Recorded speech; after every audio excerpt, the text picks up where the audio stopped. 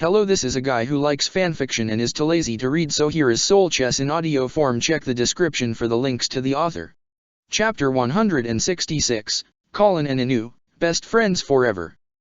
2018 ATB. Winter. A few months had passed since Tatsuki had stormed the Brighton Empire and caused quite a panic. Emperor Charles made a grand speech and covered up the fact that the Knights of the Round had been so thoroughly pounded by Tatsuki's destruction. He refused to comment on her possible connection to the Karakura Seven, calling it a folk legend. It was an absolute pain in the taint, but he managed to get the situation under control. If anything could be said about the Emperor of Britannia, it was that one should not doubt his persuasiveness. Suzaku questioned if His Majesty had used his geese to settle things, and this later facilitated Charles's decision to relocate many Brightonians living in Area 11. In one speech he declared that the threat had been neutralized, which made Kigo, Chad, and Yuri all believe it best to not go searching for Orium and hold off on the group reunion for a little while longer. They believed that if Orium knew about this, she'd become a wreck. Ironically, Orium did know about this and she was about to have a mental breakdown, but Lelich stopped her with 3 simple words. "She's not dead." What? Orium looked at Lelich only to see his strong, scowling eyes. Lelich explained himself. His Majesty is twisting the truth to cover up the facts. I don't know how he or any of the knights survived Tatsuki's onslaught of destruction, but there is no way they managed to kill her. Arisawa is alive, Inu-san, somehow. You're not just saying that to make me feel better. Orium did not want a repeat of Ichigo. Lelich tilted his head forward and blinked. I'm not. He opened his eyes. I know my father and I know he's lying to keep panic from spreading. It's how he is. Now come, let's not fall behind. Ah, yes. In the time that had passed, Lelich had spread his forces across Japan. At this point, as long as every area of Japan had some coverage, Lelich was content with letting his forces not being too finely organized. Things had been so chaotic during his second attempt at overthrowing Britannia that his memory was a little bit fuzzier regarding it, with few exceptions, though he considered that his memory lapse and problems could be the cause of his long-lived life or his time spent hollow-eyed before he was a whole. Right now, Lelich was traveling with only Orium at his side. He considered it best that the two of them travel together. Rangiku was happy that Orium was coming around, and Orium apologized for the rude way she treated her the first time. Rangiku, of course, forgave her and subsequently gave her a big friendly hug. Lelich said he would be leaving most of the cleanup for Momo and Rangiku to direct more than him. When questioned upon this by one of them after dismissal of the rank and file, Lelich simply stated that there was something he needed to investigate with Orium at his side and that if information turned up he would share it with the others. Susanna asked about it too, but Lelich told her would explain things to her at a later date and that it was not something she needed to worry about. Are you sure you don't want me at your side? Susanna asked. As much as I would appreciate it, there are details that make Inu-san a better choice. Besides, you can direct a squadron of Soul Reapers, Inu-san does not have that authority. Okay, Susanna accepted this explanation. Infidelity was not a concern of Susanna's regarding her relationship with Lelich. She had been bold enough to ask for his companionship, against all expectations that he would accept, and she had received it. She wanted to be able to trust Lelich's judgment, and she knew how he was, and whatever was up she believed she would get her explanation.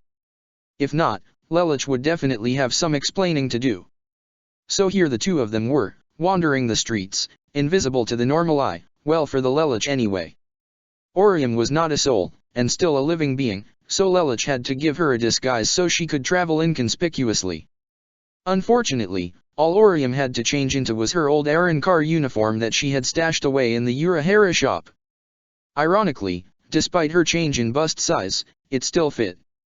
Of course, it was simply because the uniform had the same shrink/grow-to-fit tech built into it as the standard Shiakusho. Orium's hair was still blue, even after a few months. Her hair would take a while to return to its normal color. Orium had used semi-permanent hair dye, and a lot of it. And of course, sure, snow-white clothing stood out from a crowd like a diamond inside coal mine, and Orium's blue hair made her stand out even more, but thankfully Lelich was able to get a large, dusty brown cloak for Orium. It was developed by the research department and made of special fibers that sent out waves of Ryuryoku to make those without any spiritual power whatsoever pay less attention to Orium. Anyone could look right at her, but the waves emitted from the cloak would make her presence more or less ignored, especially if she threw the bulky hood upon her head, which would conceal her hair. Science could only do so much. As the broadcast finished, again mentioning Zero's death, Orium was, again, confused. "I don't understand." She spoke up as she and Lelich walked the streets together. "Why is everyone saying Zero is dead?" She inconspicuously pointed to Lelich's live self and Rollo walking together. "There you are, right there, right out in the open. My father changed my memory. He made me forget I was Zero. He kidnapped my little sister Nunnally." Lelich's hand formed a fist and he spoke bitterly, "and replaced her with that imposter. What's his name?" Orium was referring to Lelich's brother. "Rollo," Lelich answered. "What should we do?" Orium inquired. "Well, there's really nothing we can do for right now except wait until I get my memory back." After a bit more walking, Lelich said, "I'm surprised how comfortable you are with the fact that I'm in two places at once. Ishida-kun and Ichigo worked it out before the war started. You've been in the news a couple of times. We all wanted to ask you." Orium's voice turned slightly depressed, "but you weren't around." A small sense of guilt could be seen on Lelich's face. "I see." Lelich and Orium did some more walking until Lelich thought of an idea. "There was always one thing I wanted to figure out." "What's that?" Orium asked. Lelich motioned her to follow him. He led her to the security station and led her to look at the wanted posters strung up on the wall. Inu's eyes turned wide when she saw Colin's mug shot up on the wall. She saw many of the other Black Knights who were already in custody.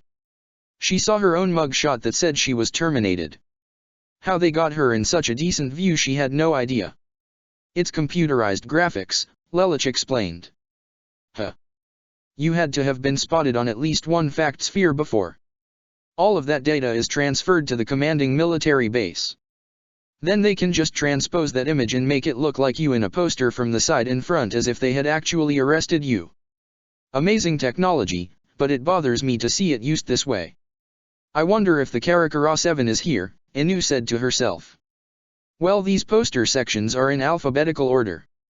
I'm sure it's here somewhere." Lelich and Orium walked farther down along the wall. Lo and behold, there was Orium and her friends. Though they were not listed as being the Karakura 7, they were, instead, listed as being part of the Japanese army. As this was a Brightonnian government facility, closed off to even honorary Brightonians, the chances of an 11 walking in and knowing that that was them was slim, even if they knew every soldier in the army, which was almost next to impossible. On the board, Ichigo, Tatsuki, and Yoshino were considered dead while Orium, Kigo, Chad and Uriah remained at large. With no body to examine, Britannia had obviously not made the connection between Inu Naomi and Inu Orium. With Nagisa in custody, however, it also meant that the Holy Sword had kept her mouth shut, just as Orium had asked.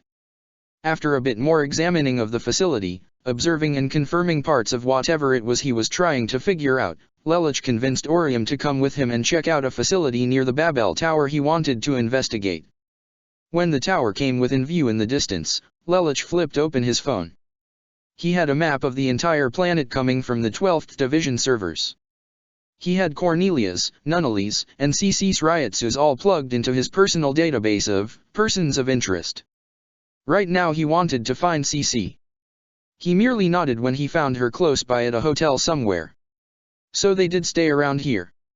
Lelich had Orium follow him.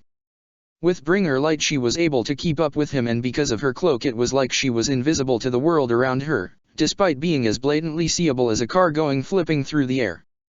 By nightfall, having crossed several towns and districts, Lelich and Orium came to a stop in front of a hotel.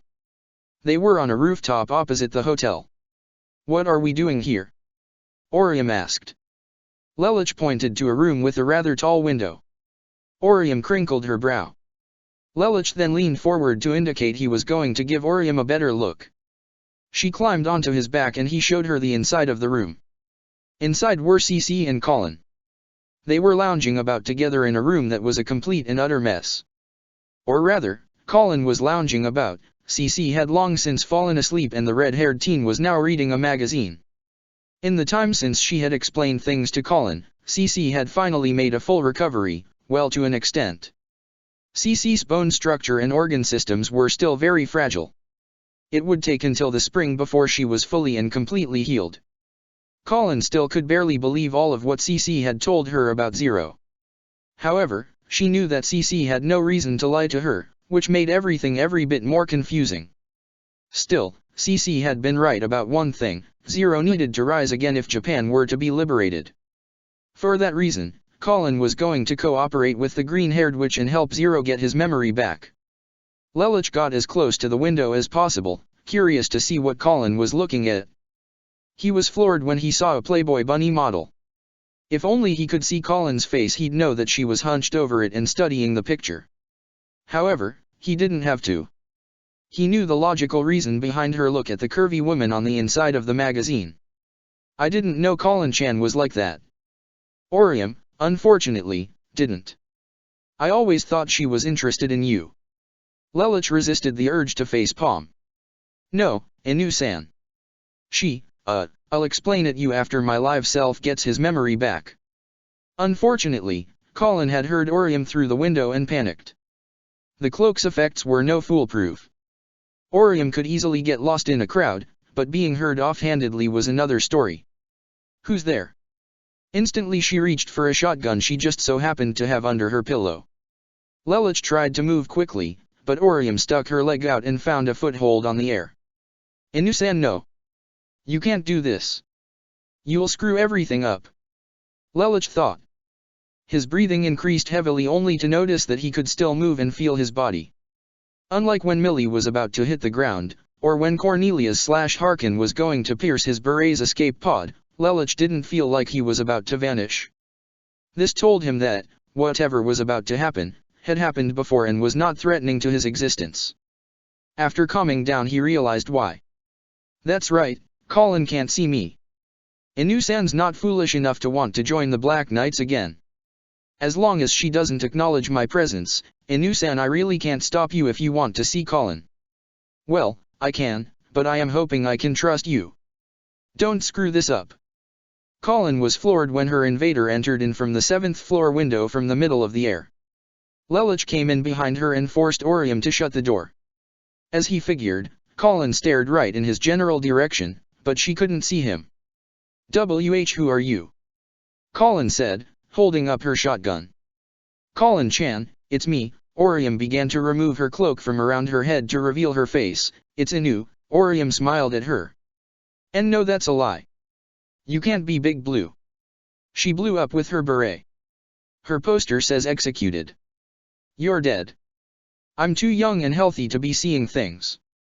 What the hell is going on? Only legally. Colin didn't back down. Anyone can just say that. Prove it. Say something only Big Blue would say. Prove to me you're really Inu Naomi and not a Brightonian or honorary Brightonian imposter dressed to look like her. You stopped me from using refrain, Inu said.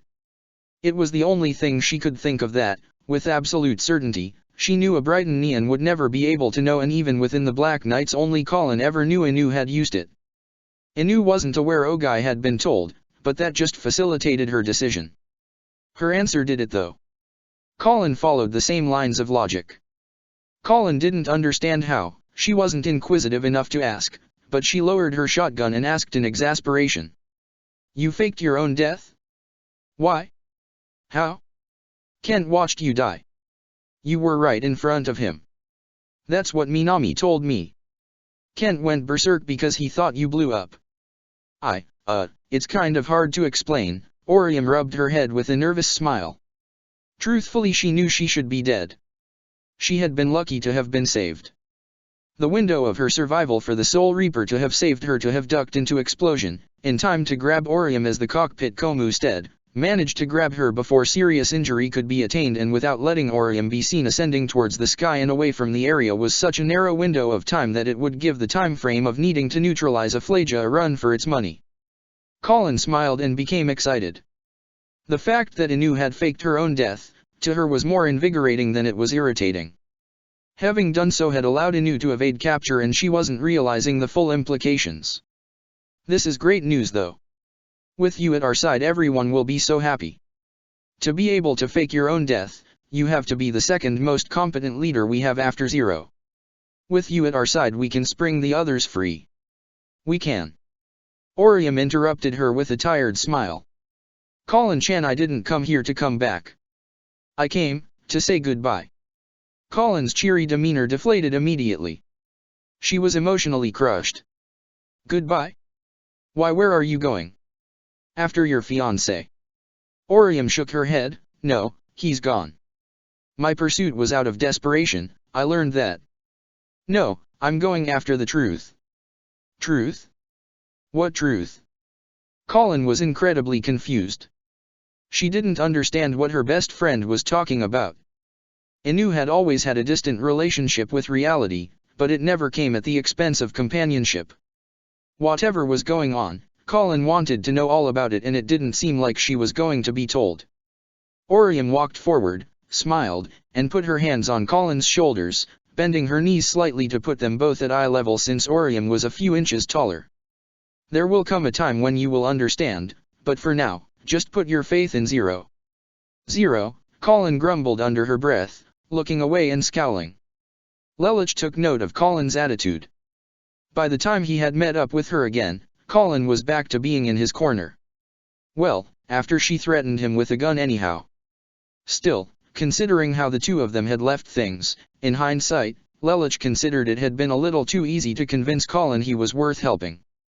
Right now though, it just looked like she and CC had grudgingly joined forces.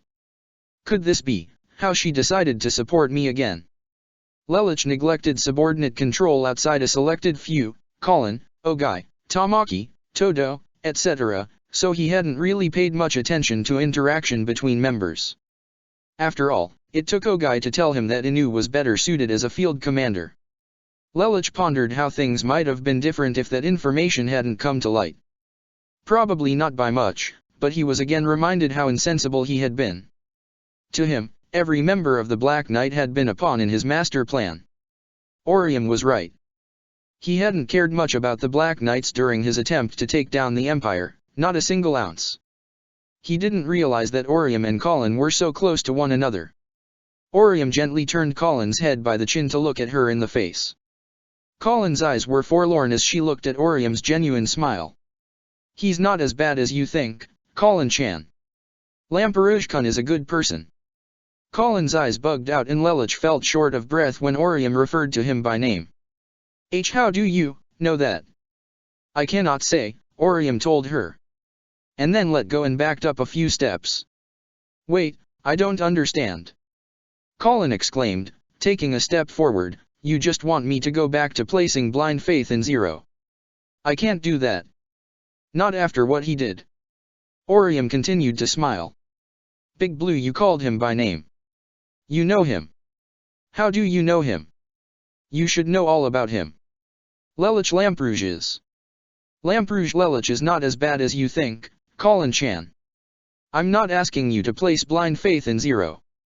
You should place your faith in him, not because of who he is, but because of what he does. If Lamperouge-kun and Zero are one and the same, then it means Lamperouge-kun can be like Zero. They're two sides of the same person. Isn't that what you've been trying to discern for yourself all this time? Colin looked confusedly at Inu. You sound like you've known Zero all your life, but how can that be? Orium smiled. Colin Chan, do you know the legend of the Karakura Seven? They're just a myth, Colin grumbled. Although gossip and speculation was abound about the Karakura Seven, there was no definitive evidence that they ever existed. Some smelled cover-up, others smelled conspiracy, and while the Brighton Neon military knew the truth for the most part, they had a gag order placed on them that would lead to discharge and imprisonment if they violated contract. In other words, if a citizen, whether Brighton Neon or Japanese in origin, believed the Karakura Seven existed, then, for them, they existed. The opinion varied from person to person. That's not true, Orium smiled at Colin. She reached into her collar and held out her necklace. I lost my hairpins, but, will this make you believe me? Orium put the necklace around her neck. She then focused her Ryutsu and performed the same action she had done to convince Nagisa of her identity. Colin marveled at the sight of the glowing necklace, her jaw hanging open. Her mind not sure how to process this. Why, your necklace still bouncing about with a glow of spirit energy, Orium spoke calmly. Naomi is not my real name, Colin-chan. I am, Inu Orium, Tenshi no Neon. The glowing stopped and Orium put her arms down. Why you? Colin's eyes quivered, what are you? Colin had never believed the legend of the Karakura Seven. She had always believed them to be a myth, a cover-up. They had to be. Given what happened to Naoto, they had to be. However, she had known Inu since the day she had joined the resistance. Was this the source of her strength? Was Inu's presence in the Black Knights the true miracle? Not Zero? No, Zero had led them to victory, and there were times when Inu was not even involved, like the rescue of Suzaku, which facilitated his own competence. So then what was the truth? There was so much more to the legend of the Karakura Seven, so much complexity that Colin could almost instinctively sense, and yet she wouldn't even begin to know how to ask to comprehend the details. I am merely human, blessed with great power. Orium smiled warmly at Colin. But I am still your friend. I was everyone's friend in the Black Knights. I enjoyed the time we spent together. What? Why Yuri going to go? Colin shook her head and then exclaimed in desperate protest, no. Stay. Colin ran towards Orium and grabbed her cloak. She looked up at Inu. If you come back to the Black Knights and reveal who you are, we can fight Britannia so easily. I know another one of your members died, but with teamwork and you leading us we don't even need Zero. Please, Big Blue. Lead the Black Knights in Zero's place. We can get your teammates. We can fight Britannia without him. Just don't leave when you can still do something. Orium pushed Colin's head into her bosom to comfort her, stroking her hair with a single arm. We stopped fighting for a reason, Colin-chan. It's Zero's turn now and he'll make it right. But you can't go, Colin said, tears forming in her eyes. She sniffed. You were my best friend in the Black Knights. You were like the big sister I never had. Colin looked back up at Inu's eyes. Her chin was nestled between her friend's breasts. Now she was crying for real. I need you, Big Blue. You said that no matter what happened in the war with Britannia that you and I would always have each other. You were always saying that your fiancé wouldn't go back on his promise, so how can you go back on yours? How can you? Inu wrapped Colin in her embrace, like she had done 4 years ago. Her embrace was both sisterly and motherly at the same time. She spoke with soothing, calm, soft kindness, you'll see me again, Colin-chan. It's not goodbye forever. One day I'll be back. Do you promise? I promise, Orium told her. Colin gave Orium a hug, while still remaining in the older woman's embrace. Take care of yourself, Big Blue. You too, Orium smiled, Little Red. At this point, Cece was just rousing from her sleep. She saw Colin and Inu and then saw Lelich in the background. I see, so you're still alive. Hi, Orium smiled as she and Colin led of each other, and Colin looked at the green-haired immortal. I hope you find what it is you are looking for, Cece told her. And I hope you will eventually discover the power deep inside you. Lelich was confused as to what Cece meant by that last part. He figured he'd ask Orium about it later. And you too, Cece-chan. You and Colin-chan, I wish you the best. Tell your companion I will see him at the close, Cece said, referring to Lelich. Companion. Colin was confused. Ah, yes, I'm traveling with someone, Orium said, smiling nervously and rubbing the back of her head. She put her arm down and smiled joyously. You'll get to meet him yourself someday. At least I hope you will. She looked back and Lelich nodded with a soft smile. She looked back at Colin and nodded with enthusiasm. You definitely will. Okay, Colin didn't know how else to respond. Orium went over to the window and opened it. I'll be going now. Lelich exited while Orium waited for Colin to perhaps say something. Hold on, you're going out the window. I am the Tenshi no Neon. I do not need wings to fly. Orium said and dropped out the 7th-story window before using bringer light. Though she had merely air-bounced, to Colin it looked like she was flying through the air. The Tenshi no Neon. It's hard to believe. Goodbye, Colin-chan. I'm sorry I could not tell you everything, but I want you to believe in Zero. Lamperouge-kun wants you to believe in Zero. We will meet each other again though, and when that time comes I will tell you everything. You're like the little sister I never had. Goodbye, Colin-chan. With that, Colin and Lelouch disappeared into the night and stopped in front of the Babel Tower. Thank you, Inu-san. What are you thanking me for? Orium was confused. For helping put Colin's faith in me back. My other self will appreciate it. Orium laughed and smiled. It was nothing, really. Colin-chan's my friend. Lelouch smiled. She's really lucky to have you for a friend. Orium beamed. By the way, what did CC mean when she said she hoped you discovered the power within you? Orium grew serious.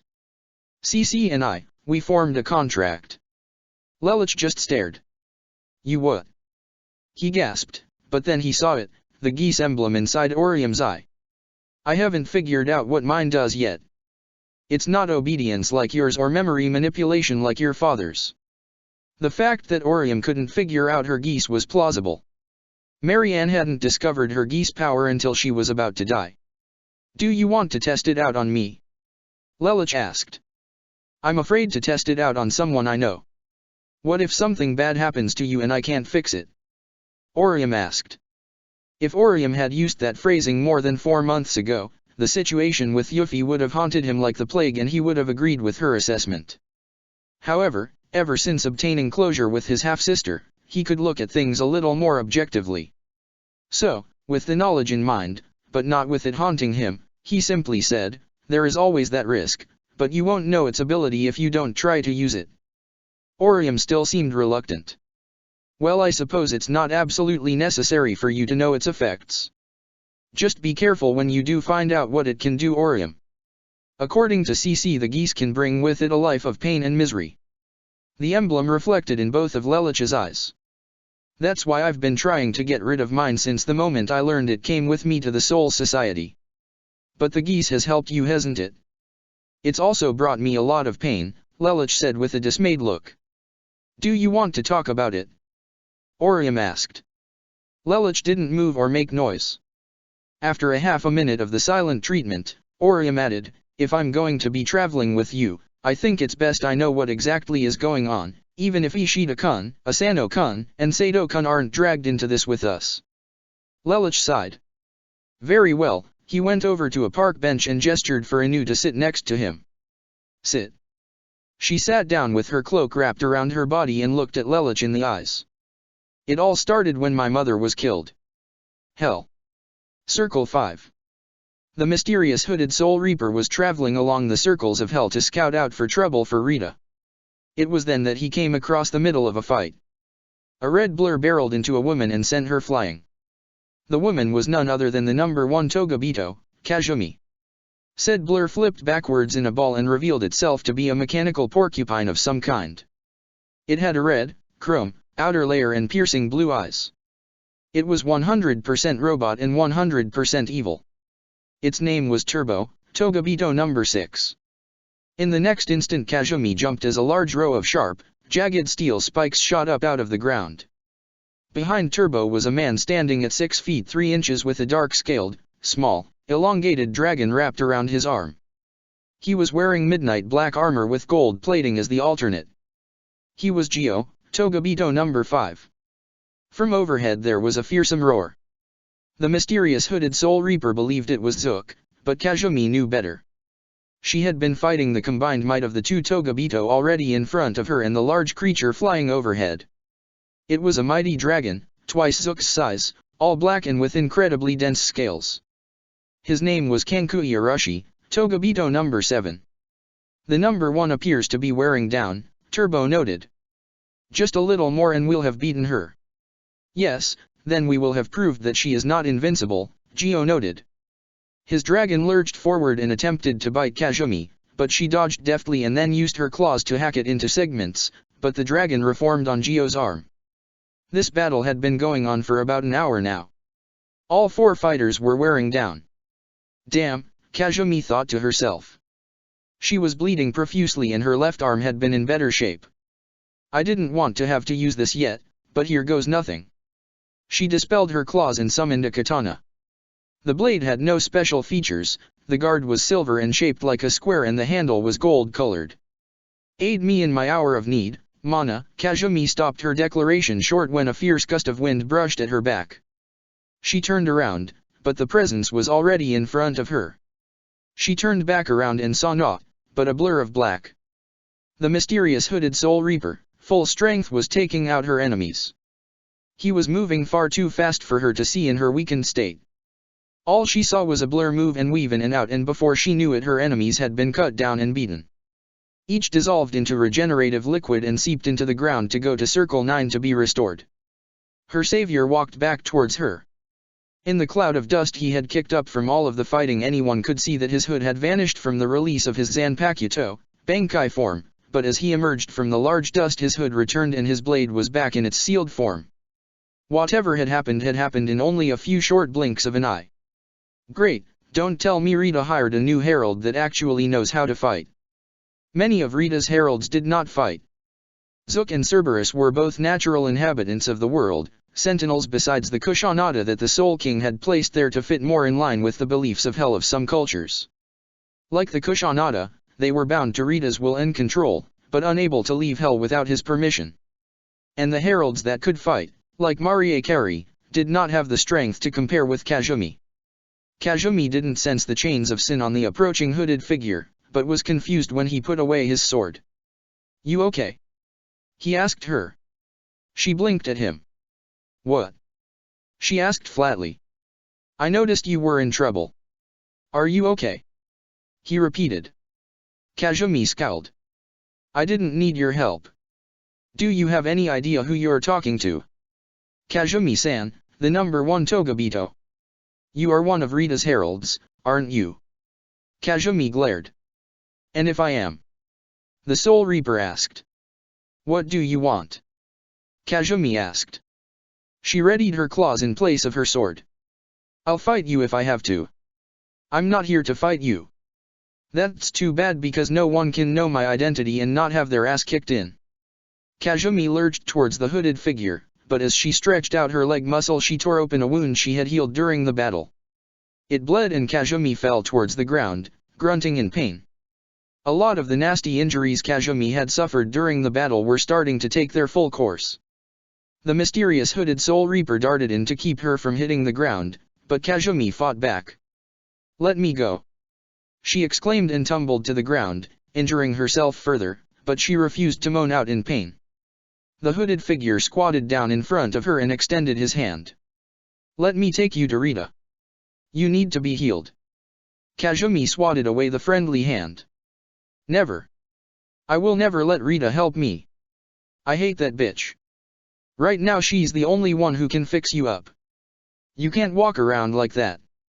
"Watch me," Kazumi said and stood up on her feet.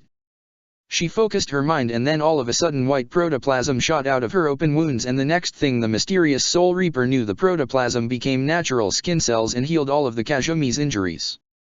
The process took a few minutes, and was a bit disturbing to watch, but at the end of it all, Kazumi was fully restored. The damage to her body was healed, though she'd have to rest up and not fight for her Ryotsu to replenish itself. Even her clothing had been restored via whatever sorcery she had concocted. However, the mysterious hooded Soul Reaper recognized the white protoplasm. "You're part hollow." "I'm 3/4 Soul Reaper and 1/4 hollow," Kazumi stated. With the snap of her fingers, using a spell she had learned a long time ago, a piece of fruit floated in front of her, a pear. She devoured it savagely and then vaporized the core with a small bolt of fire. "And that damn hollow DNA, while it's useful in preserving my body, makes me hungrier than most when I expel too much energy. Long ago I learned the ability to summon food out of thin air. I learned however that the juices from fruit are like nectar much more than any other food I could create." She paused realizing how she had suddenly dived into an exposition. "Wait, why the fuck am I telling you all of this? Why are you still here anyway? I want to make sure you're okay." Get lost. Kazumi glared. I don't need anyone to worry about me, and you can tell that to your master when you see her. I am the number one so that I will never feel pain again. Again. If she didn't tell you, I certainly won't. Kazumi extended her middle finger to her aide. Piss off. You're certainly hostile to someone who just saved your life. Kazumi swung her arm out at her side. I never asked you to save me, I was just fine. I don't know who you are or where you came from, but I don't need anyone watching out for me. It's too late now anyway. She turned around sharply. I can take care of myself. If you're going to be okay, then that's fine. The mysterious hooded Soul Reaper prepared to leave, but I'm not going to stop helping just because you said so. You're a good person, Kazumi-san. And I owe you for helping me. Kazumi was confused. A good person? That was a laugh. She was a sinner. How could anyone think to call her that, let alone someone who worked for Rita? And what did he mean by owing her? Before she realized it, he was long gone. Kazumi was left confused and dazed. What he had said, for a moment, she felt warm and fuzzy inside. For a moment, it felt like she had someone she could trust, someone she actually might like. She shook her head and laughed as she looked at the ground. What am I thinking? Look at me so quick to trust. You still haven't learned, Kazumi. She got her bearings straight and prepared to continue to venture on. At the end of the day, the only one I can really count on is myself. Spring. Eventually the moment came when Zero would make his second arrival. He was back, with a vengeance. Elevens cheered, Brighton Neons quaked in fear and Lelich's subordinates were intrigued. As per Lelich's instructions, Nemu started up the live feed again. When word reached the onlookers of Zero's return, everyone rushed back to the viewing room to see him in action. Lelich would have laughed if he'd seen this. It was like his fellow Soul Reapers were all teenage children finding out that the next season of their favorite anime had finally been released. A lot of them, like Stefan, Kendra, Ashido, Shunsui and Yuna, handled it more professionally than others. However, Rukia, Renji, Yachiro, Kayan, Naomi, Rurokiyo and Senna were all behaving like elementary school children when they heard that it was streaming time again. Kenpeki strolled in with a big grin on his face. Did I miss anything? He asked. Nope, not a thing Zaraki Teiko, you're just in time, Rukia told him. Excellent, Kenpeki said, taking a seat on the ground. You're sure humming a different tune than last time, Captain, Yumi Chika observed. Of course. Kenpeki exclaimed unnecessarily loudly, I was a little too hasty in my judgment the last time. The stream turned out pretty good overall. If we're going to see crazy shit like that, Black Rebellion incident and what happened at that mountain range when that landslide hit, you can bet your ass I wanna watch. Well, we've got plenty of popcorn, Kayan said, handing him a bowl. I still don't get why you are all treating this like a movie, Byakuya chided, this is a live documentary. Would you eat popcorn to watch the news or read a newspaper? Let them have their fun, Hisuna stated, just because they're not taking it seriously, doesn't mean the rest of us need to. Byakuya simply sighed. Hey, has anyone seen the Suteiko? Kendra asked, taking notice of Anohana's absence. Senpai said she'd be tied up for a while, Shunsui stated, besides, she knows what's going to happen along with Stefan-kun, Jushiro, Byakuya-kun, and me. Just one question, is this going to be boring to start up? Kenpeki asked with a grumble. Lelich-sama ensures that this time the action will be much more chaotic. Sounds awesome, glad I showed up. From there, the events surrounding Zero's reawakening unfolded, pleasing all of the afterlife onlookers. Pendragon, Britannia. In Britannia, Suzaku, Anya, and Gino all had their orders to go out and crush Zero. Charles had become a little bit paranoid after the visit from the mysterious hooded Soul Reaper. Still, from what the phantom being had said, Charles believed that perhaps it was someone else taking the mantle of Zero and not necessarily Lelich himself. Therefore this situation had to be handled carefully so as not to cause a big stir. Not to mention, if it was Lelich, Rollo was supposed to tell him, or Violeta. As the Knight of Seven made for his departure, Nonet came to see Suzaku, Anya, and Gino off. "Hey," she said, her statement directed at Suzaku, "you take care of yourself, alright?" "Yeah," Suzaku nodded. "If you three need backup," Nonet extended her thumb and pinky finger to represent a phone and held it by her ear, "I'm just a phone call away." "We'll be fine, Miss Enneagram," Gino told her, "the real Zero's dead. This guy has to be a fake. He'll be dead within a month. It'll be no trouble." "Well, you sure sound confident," Nonet said with a smirk, and then walked over to Suzaku and yanked on his arm and put something in his hand. It was a small crystal, oval-shaped brooch. "Call me superstitious, but think of it as a good luck charm." "Waha." Suzaku was confused. "I want it back," Nonet said bluntly. "I expect you to give it back to me when you return." She then turned around and waved her hand in the air as she walked away. "Anyway, you kids have fun. I know this isn't a picnic, but games of cat and mouse don't always have excitement sweating from your pores." She then walked into the building and disappeared from sight. "She likes you," Gino said with a smirk to Suzaku as he hunched over his shoulder. "Oh, be quiet," Suzaku exclaimed. Anya took a snapshot of the situation. Area 11. Overseeing the cleanup of the battle at Babel Tower, Lelich and Orium stood at a remote location that Lelich considered the best vantage point of the area. Lelich had told Orium only what she needed to know. He kept certain details secret and others he said flat out. However, he did answer all of Orium's questions. He expected Orium to chew him out, but it seemed her good nature was back in full swing. "While I can't approve of what you did," she told Lelich calmly, "I know that you have suffered greatly. It is up to you to know if what you have done has helped you atone for the mistakes that you have made. I won't judge you, it is not my place, but apologize to Tatsuki-chan when you see her. It won't be enough, but it's a start." Lelich could sense Orium holding back a mountain of animosity. He asked why she didn't slap him across the face at any point, but all Orium said was, violence wouldn't solve anything. Right now though, Lelich's past was irrelevant to the current situation as both waited to put a plan into action Lelich was certain would reveal to him the mysterious hooded Soul Reaper's identity.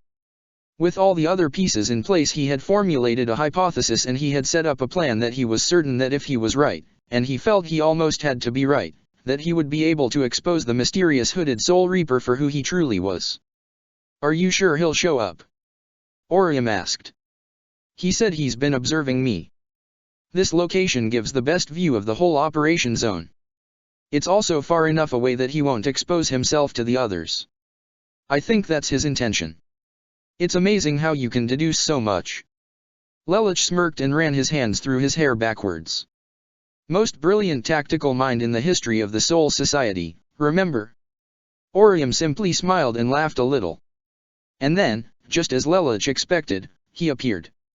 He stood before Lelich and Orium, wordlessly, standing out on the open air across the roof of the skyscraper the other two were standing on. "There you are," he said to the mysterious hooded Soul Reaper. "You can't fool me any longer. I know you're real." His adversary said nothing. He grabbed Orium's arm. "I have the girl you rescued. I don't know who you are, but I have my theories and I'm about to test one right now." In the next instant, before Orium knew what was happening, Lelich had his sword drawn and had his arm looped around Orium's shoulders with the blade pressed up by her neck. "Make one false move and I slit her throat. Take off your hood." Lelich and the mysterious hooded Soul Reaper locked mental horns. "If you are who I think you are, you'll attack to protect her. Show me your true nature. Reveal yourself to me, Kurosaki Ichigo." Lelich watched the mysterious hooded Soul Reaper's hand caress the handle of his Zanpakuto. He seemed to be considering attacking, just as Lelich had calculated. "That's it. Draw it. I know you want to. Protect the woman you love." However, much to his complete shock, the mysterious hooded Soul Reaper then completely and utterly vanished, making no attempt to rescue Orium. This surprised both Lelich and Orium. Lelich dropped his sword and stared into space. Orium then trotted a little bit away from Lelich and looked at his shocked expression. "Lamperouge-kun. He didn't try to rescue her. No, it was like he knew that I wouldn't attack her. He completely called my bluff." But that's impossible. No, even if he did, Ichigo would have never taken the risk that I wouldn't. Lelich's tone went from shocked to roaring frustration. Who the hell is that guy? This goes against everything I suspected. What the hell? If it's not him, what's going on? Why save Orium? Why screw with me like this? It took Lelich a couple of minutes and Orium waited for him to calm down, but he eventually, and methodically, put his Zanpakuto away. He then breathed out in annoyance. Lamperouge-kun, was that just a ruse? Orium wanted to make sure that he really hadn't intended to kill her. He hadn't told her that that was his plan. It was, Lelich said, making a fist, eyes in an irritated scowl, but how did he know that? How did he anticipate that so easily? Damn it. Even if he did, I didn't think he'd back out completely. Why though? What did you do that for? Orium's tone was more curious than it was accusatory or hurt. Lelich's gaze was downtrodden. Kendra gave me a list of rogue Soul Reapers, but none of them matched the description or data I have the individual that keeps hounding us pegged for. That's why I know that he has to be some sort of Soul Reaper that we may have incorrectly written off as being dead. You thought he could have been Ichigo. Orium wondered why she hadn't considered the prospect herself. Lelich sighed. I don't want him to be dead either, Orium. I didn't want him to die. He was a good ally. Lelich sighed again. I thought it might be him. But, after that, there's no way. What do you mean? Orium asked. Ichigo's too impulsive, Lelich explained. If he thought you were even in the slightest bit of danger he would have saved you. At the very least, he wouldn't have just left without a single word. Ichigo, Lelich raised his voice to a yell, Ichigo would have at least said something to call my bluff. But then why did he save me? I don't know. Damn it. Nothing makes sense. Lelich looked up at the sky and then shouted, Who are you? You, mysterious hooded Soul Reaper. Who are you? Seeing the stress in his eyes, Orium walked over to Lelich and put her arms around him. Lamperouge-kun, it's okay. Lelich's teeth continued to grind as his face continued to show anger. Damn you. I'll teach you to make a mockery of me. I will remove your hood and I will find your identity, even if it takes me an eternity. To be continued. Chapter 167, Kojiki Colin, Loyalist of Zero. Library of Infinite Knowledge. I see, so Zero has returned, Marianne stated as she and Charles discussed things in the thought elevator. The area was similar to the Danga Precipice world, yet different at the same time. The Danga connected worlds to the Soul Society, but the elevator was artificially created and connected directly into the Royal Dimension via the Ragnarok connection. More specifically, the Library of Infinite Knowledge. If Aizen had ever met Charles and found that he had found a way around needing the Oaken, he would have blown a gasket. Yes, Charles told his wife, NCC. She's around, Marianne said teasingly. Marianne, is there something you're not telling me? Why would I hide anything from you, Charles my dear? It's not like you keep anything from me. In actuality, Marianne's tight lip was out of spite. Charles had made the decision on his own to capture and rewrite Lelich's memory without telling Marianne. In fact, he hadn't told Marianne about a lot of things since Vivi killed her. The late Empress had had to learn everything on her own via CC and observing the world of the living with clairvoyance that skulking about the Library of Infinite Knowledge had provided her. Charles let the matter go. Never mind, how goes preparations on your end? I'm nearly finished. Soon we will only need the 2 codes to complete our work. And CC remembers the plan. Yes. Good. Soon Marianne, soon we will slay God. Area 11. It was several days after Zero's reappearance and the Chinese Federation acting as a cover for them to keep them safe. After some inner searching, Guilford thought upon what Cornelia would do in this situation, trying to think of a way out to draw Zero into the open. He landed upon calling for an execution at a precise hour.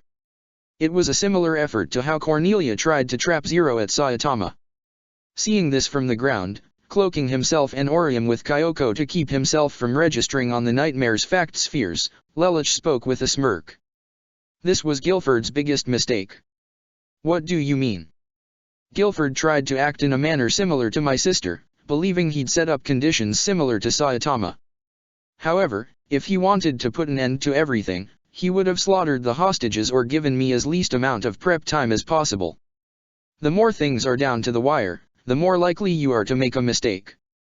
A full day to plan is plenty of time for the likes of me. Lelich and Orium camped out and waited for the next day to come, watching and waiting for Zero to appear. Meanwhile, the members of the Black Knights were bickering to each other about Zero. Zero betrayed us when we needed him the most. Nagisa said bitterly. I doubt he'll show up to save us. And because of that, Inu, and then her best friend, 4 of Japan's 7 hopes are gone. He's gonna come. Tamaki exclaimed. If he's the real one, if he's alive, somehow, someway, he'll make a miracle happen. It was easy to see Tamaki's fear since the hope that Zero would show up was the only hope any of them had of surviving. A miracle, huh? Todo was beside himself, trapped in thought. A miracle? Puh, Nagisa scoffed. The only miracle that could happen is if somehow the sky opened and angels rained down from upon heaven and turned Britannia to dust. That's not true. Tamaki argued. Zero can make his own miracles. Zero betrayed us. Nagisa snapped. This man is just a poser. You'll eat those words and beg Zero for forgiveness when we all get out of here alive, Tamaki told her. And I'll make sure to tell you I told you so when we're moving to the realm of the kami, you simpering, cowardly, ba. Both of you be quiet. Ogai shouted, silencing Nagisa and Tamaki, if these are our last few moments, let's not spend them bitterly griping at each other. I thought we all agreed we'd face our deaths with dignity and that despite Zero's betrayal we'd do this all over again. Ogai's right, Kent stated, and hey, maybe if we are dignified and spiritual enough, we'll get the miracle we deserve. I have to be strong. Kent thought of Inu. She would want me to be strong. Ogai nodded to him and that seemed to calm the group down and fill them with strength. Zero, if it's really you, free us. Even if it is not you, try anyway, New Zero. I do not regret a thing. Colin, be safe. When the time of the execution came, Guilford made a speech about Zero not appearing and called the man a coward. All of the Black Knights prepared to face death with dignity, except Tamaki, who shouted in desperation. And, of course, Zero came, appearing in his old beret. To the untrained eye, it seemed like he had made a foolhardy move, falling directly into Guilford's trap, but the untrained eye, the unenlightened masses, was why Zero could move like the player sitting behind a chessboard. You're all pawns. Zero thought to himself as a cruel smirk flashed across his face for an instant.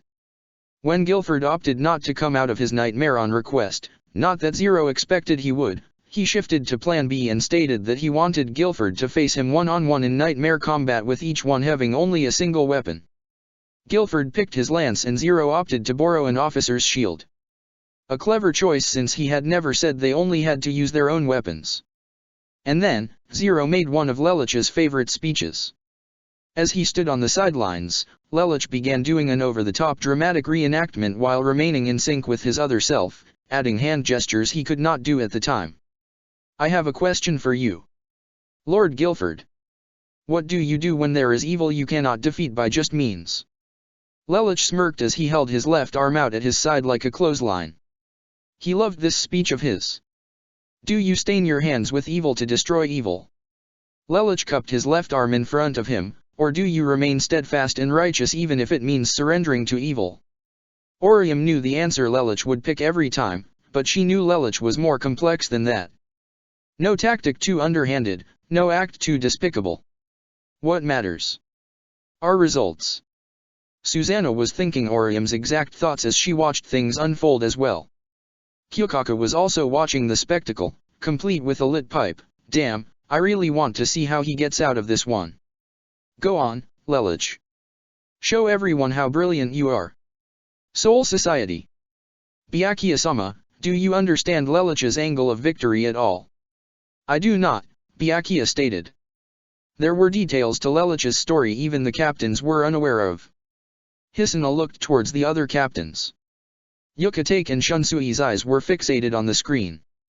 Anohana still had yet to arrive. Even with the special situation going on, she apparently had a dire and pressing matter to attend to. Hisuna looked at Jin since he was also a clever tactician, but the R&D department leader just shrugged. Lelich, his name passed her thoughts as she contemplated what he was about to do. Guilford and Zero were heard over the monitors. In the name of Princess Cornelia, Guilford revved up his nightmare's land spinner. I choose justice. I understand. In my case I commit evil to destroy the greater evil. As if it could be anything else, Yuna said with a smile. And then, Zero pulled through. He activated the same strategy as the Black Rebellion. Here we go again, Kyan said with growing enthusiasm as he reached into the large popcorn bowl sitting in Renji's lap that he, the 6th Division Vice Captain, Rukia, Rurakiyo, Senna, Kenpei, and Yachiro were all sharing. And then, Zero used the riot shield as a surfboard down the tilted slope. Yeah. Score 1 for Lamperouge Teiko. Naomi clenched her fist with enthusiasm. Hisuna saw the look on Byakuya's face. Byakuya-sama, is something the matter? It's nothing, Byakuya half lied. Truthfully there was no problem, but he would have preferred that if Lelich was going to commit to one-on-one combat that he followed through with it, not pull deceptions. All was fair in war, but Byakuya's love for honor felt itself churning within his stomach. A brilliant mind must always use whatever they have at their disposal, but such dishonorable and disgraceful combat perturbed Byakuya somewhat. And then he noticed how it was all done to save Lelich's comrades, causing his scowl to lessen. I had almost forgotten. This warfare is not set on the same level playing field as ours. Lelich follows his own moral code to get his desired result. One-on-one combat does not suit a tactical fighter like you, Lelich. You prefer to manipulate combat to your advantage. Though I despise your tactics, I cannot deny the results you derive. Dishonorable conduct, to achieve honorable means, you are the very epitome of utilizing this concept all too well. The broadcast continued, and when Zero saved Rollo, Yucatec had to explain it to those who were confused. After his explanation, Anohana entered. Suteiko, everyone who was standing, dropped to one knee in respect, and those on the floor turned to face her and bowed their heads with their hands on the ground, except for Kenpei, who just acknowledged her presence with a simple head nod and direct eye contact. At ease, Anohana stated, walking into the room. Everyone returned to their original positions. So, what was that urgent business you were called away for? Shunsui asked. You missed quite a show. I'll explain, Anohana began. A few months ago. Upon spawning in the Rokanga, Yuffie was spotted and recognized by citizens of the area, who immediately marked her for death as the Massacre Princess. Wait. Please. I can explain. It's all a big misunderstanding. Misunderstand this, you murderer. A man rushed forward with a woodsman's axe to hack away at the woman who had ordered the death of him and his fellows. However, he was stopped by a woman with a brown, updo hairstyle, with the right eye of her green irises covered by her bangs, and wearing a shiakusho. A face mask covered her nose and jaw. On her left shoulder she sported a lieutenant's armband. The woman before him stopped the axe with only her unprotected right index finger, avoiding damage due to the sheer Ryotsu difference, before she leaned back on her left leg and kicked him away with a sideways turned, upwards, frontal kick into his face, knocking him to the ground. She then stood her ground and took a left lead stance. By order of the Godi 13, cease your actions at once. What? Do you have any idea who that is? That's the Massacre Princess of Britannia. She slaughtered thousands. We understand more than you all do, the woman deflected. I have orders to take this woman into the Siridi. The woman held her sleeve up by her face mask, flexing her hand to reveal a previously concealed, serrated knife. Her Zanpakuto was too good for the likes of these folk. I am allowed to use any means at my disposal to ensure that ants like you are of no consequence. If you attack me to get to her, it is considered treason against the Godi 13. What the hell is the Godi 13 doing protecting murderers? How is that justice? A protester shouted. You don't understand everything, so you cannot claim to know anything, the woman spoke coldly. My orders were given to me by Zero himself. What? Zero. But Zero's alive. Zero is neither man nor beast. He is an entity that surpasses both the mortal and the physical realm. The woman gestured to Yuffie with her free hand. This one is part of Zero's Grand Master plan, or so I have been told. She glared. Will you go against your savior's desires? Since when does the Godai take orders from Zero? Another civilian, much older than those who wished Yuffie harm, stepped forward. Until 17 years ago, Zero was an enemy to the Godai 13. And he has proven himself to be a remarkable ally. Those of you out here in poverty do not understand what occurs beyond your villages. Where is Zero now? A civilian asked. As he was, saving Japan. A few civilians looked like they weren't going to back down, so the Fukotaiko flicked her wrist and showed that she was now carrying a set of serrated knives, 3 in total between the gaps of her fingers. Oh, by all means, try me if you think I'm joking. The crowd dispersed, but only because no one wanted to mess with a Soul Reaper who looked more than capable of cutting them into tiny little pieces without remorse. Each one rationalized walking away in a different way, whether it was that Yuffie would get her due justice from the Godai or that their life wasn't worth risking going up against a trained Fukotaiko.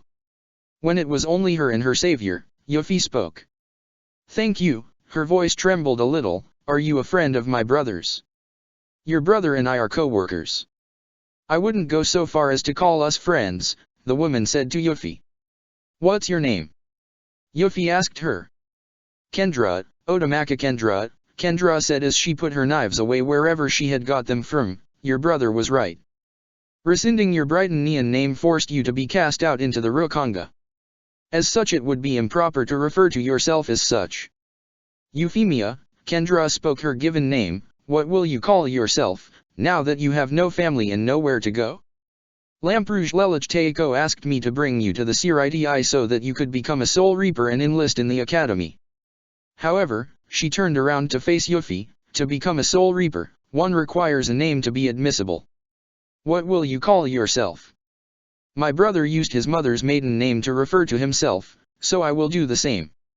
From this day forward I will be known as Euphemia Estelisa Vox. Estelisa was Yuffie's middle name. Then, Vox Euphemia-san, Kendra referred to Yuffie with her surname first. Come with me, she extended her hand, and realize your destiny. Kendra had rehearsed the entire ordeal with Lelich, following his direct orders, even to big up Zero's legend, regardless of how much of a bad taste it left in her mouth. Lelich had told her it would bring her less trouble, unless of course she felt like committing murder, and while Kendra had entertained the thought, she wasn't exactly keen on making more work for her captain through having to explain why creating a mountain of bodies was necessary when a more peaceful route was at hand. And while the matter could be swept under the rug, that was just all the more reason why it was more work. It was a while before things stirred up with Yuffie again. This time was when she and Clovis encountered one another. Clovis, a member of the Brighton Neon noble house, brought it to his teacher's attention of his and Yuffie's blood relations, and the instructor brought it to Anohana's attention. Clovis was pushing for Yuffie to enter the Brighton Neon noble house, but Yuffie did not want to. Clovis had not talked to Byakuya as Lelich had instructed. His transformation as a hollow had caused him to forget that bit of information when he passed on. Anohana had to meet with Clovis herself and explain a few things to him. When Lelich did not hear from any of the Kuchikis about Clovis, he had called Anohana when he reached this similar conclusion, knowing things would come to pass like this from simple logic. Clovis heard Anohana's information and processed it. So, Lelich, is a captain here? He is, happy. Very, Anohana said softly. Lelich is one of our greatest allies here, Clovis-san. It would be in your best interest to embrace what your brother has set out for you. Present time. I was out setting up the finishing touches and negotiations. Clovis and Euphemia-san will be taking the Lamrouge name, which will be established as a support family to the Atramirs. Wait, I thought we eliminated the lower family system, Hisuna said, puzzled. Ever since the rampage with Aizen, the remaining noble families were now considered to be the only noble families, each with equal power. It's not the same thing, Byakuya stated. A support family is a family within a noble family that holds no noble power and is essentially dedicated to making sure the family it serves remains alive, such as the relationship between the Fong family and the Shihoan family in times long since past. Ah, Yuna realized Lelich's intentions and smacked her fist into her open palm. I get it. Lelich has basically given his sister and brother a place to live, and since Clovis is a noble he can own an estate even if he relinquishes his noble name to serve another family. Exactly, politically, the name Lamperouge now denotes servitude for the Tremiers. What? But why would Lelich? Senna was in shock. Likely to make up for the pain he has caused your family in the past, Byakhia looked at the troubled blonde. Lelich trusts you, a Tremere Senna. This is his way of showing it. Senna, Rurikio spoke up, Lamperouge Lelich Teikasima has made it clear he wishes to be forgiven. He believes you will repair the name Tremere to mean something great considering the negativity it is currently stained with. He would do that, for me? Senna was touched. Lelich sensei understands what innocent victims are, Rukia spoke up, perhaps he sees some of the grief you've suffered, Senna, in himself.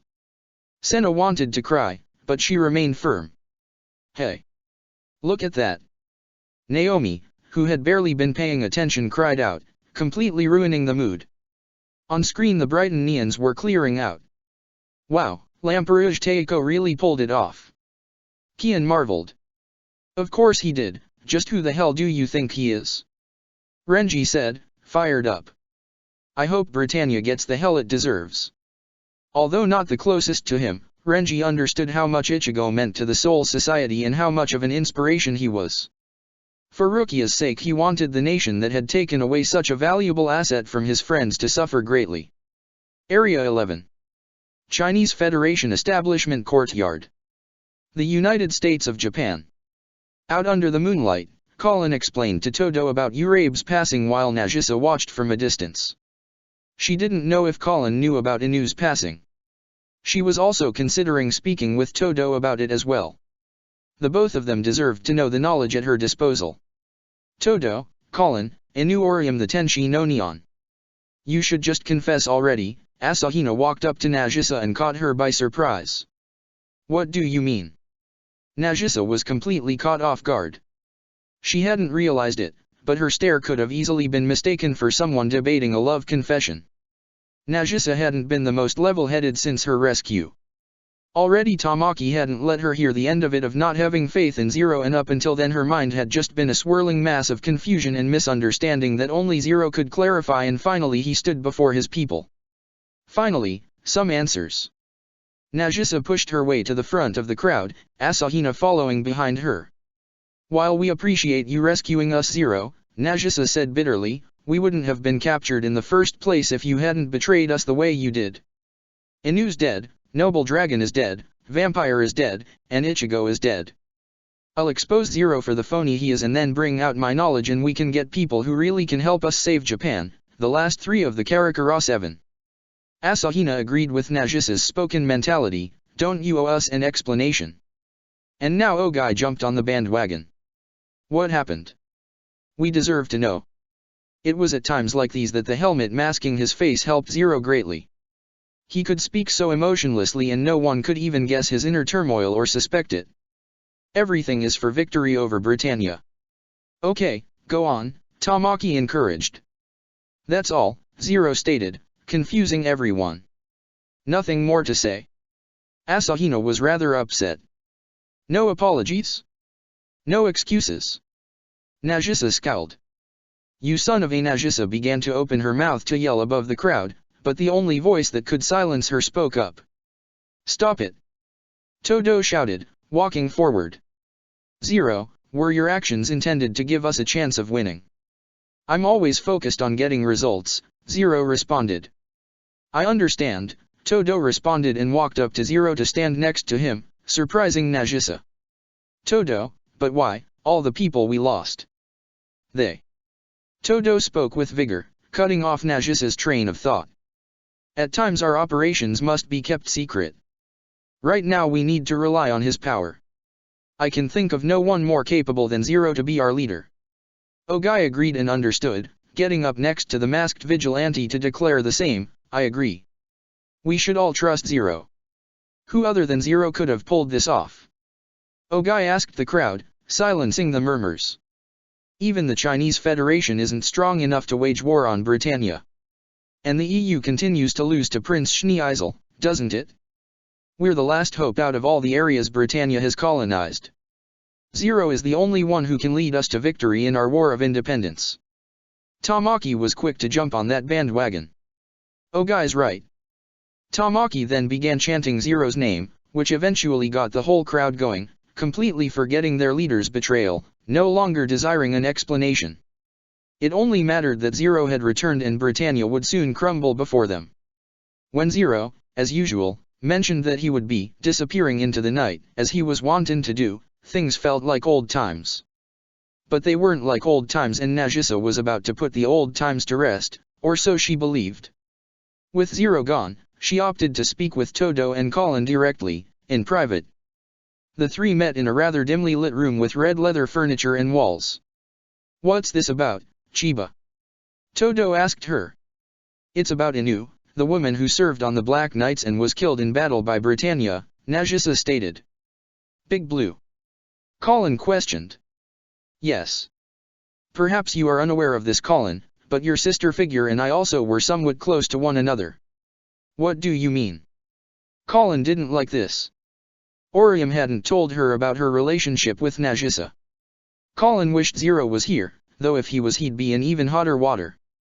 Lelich would never know of this conversation, but its weight, had he known about it, could have changed things. Both when he was Zero, and even now as a captain of the Godi I-13. "You both have heard the legend of the Karakura 7, yes?" Colin and Todo both nodded. "Do you believe in it?" Again, Colin and Todo nodded. "I believe, and I also believe the Emperor covered up the matter with the attacker of his empire, Noble Dragon. I think we can agree that those traumas were not delusions." Colin and Todo continued to nod their heads and agree with Nagisa. Colin was worried where this conversation would lead. 3 of their members were killed, 2 in the conflict, 1 on the homeland. Where do you suppose the other 4 are now? Probably in hiding, Todo speculated, given their previous failure and, if that was Noble Dragon, which makes 2 failures, they're probably trying to come up with a better strategy. They may not trust civilization, which has always been my theory as to why they don't help normal resistance. And yet Zero is the man who creates miracles.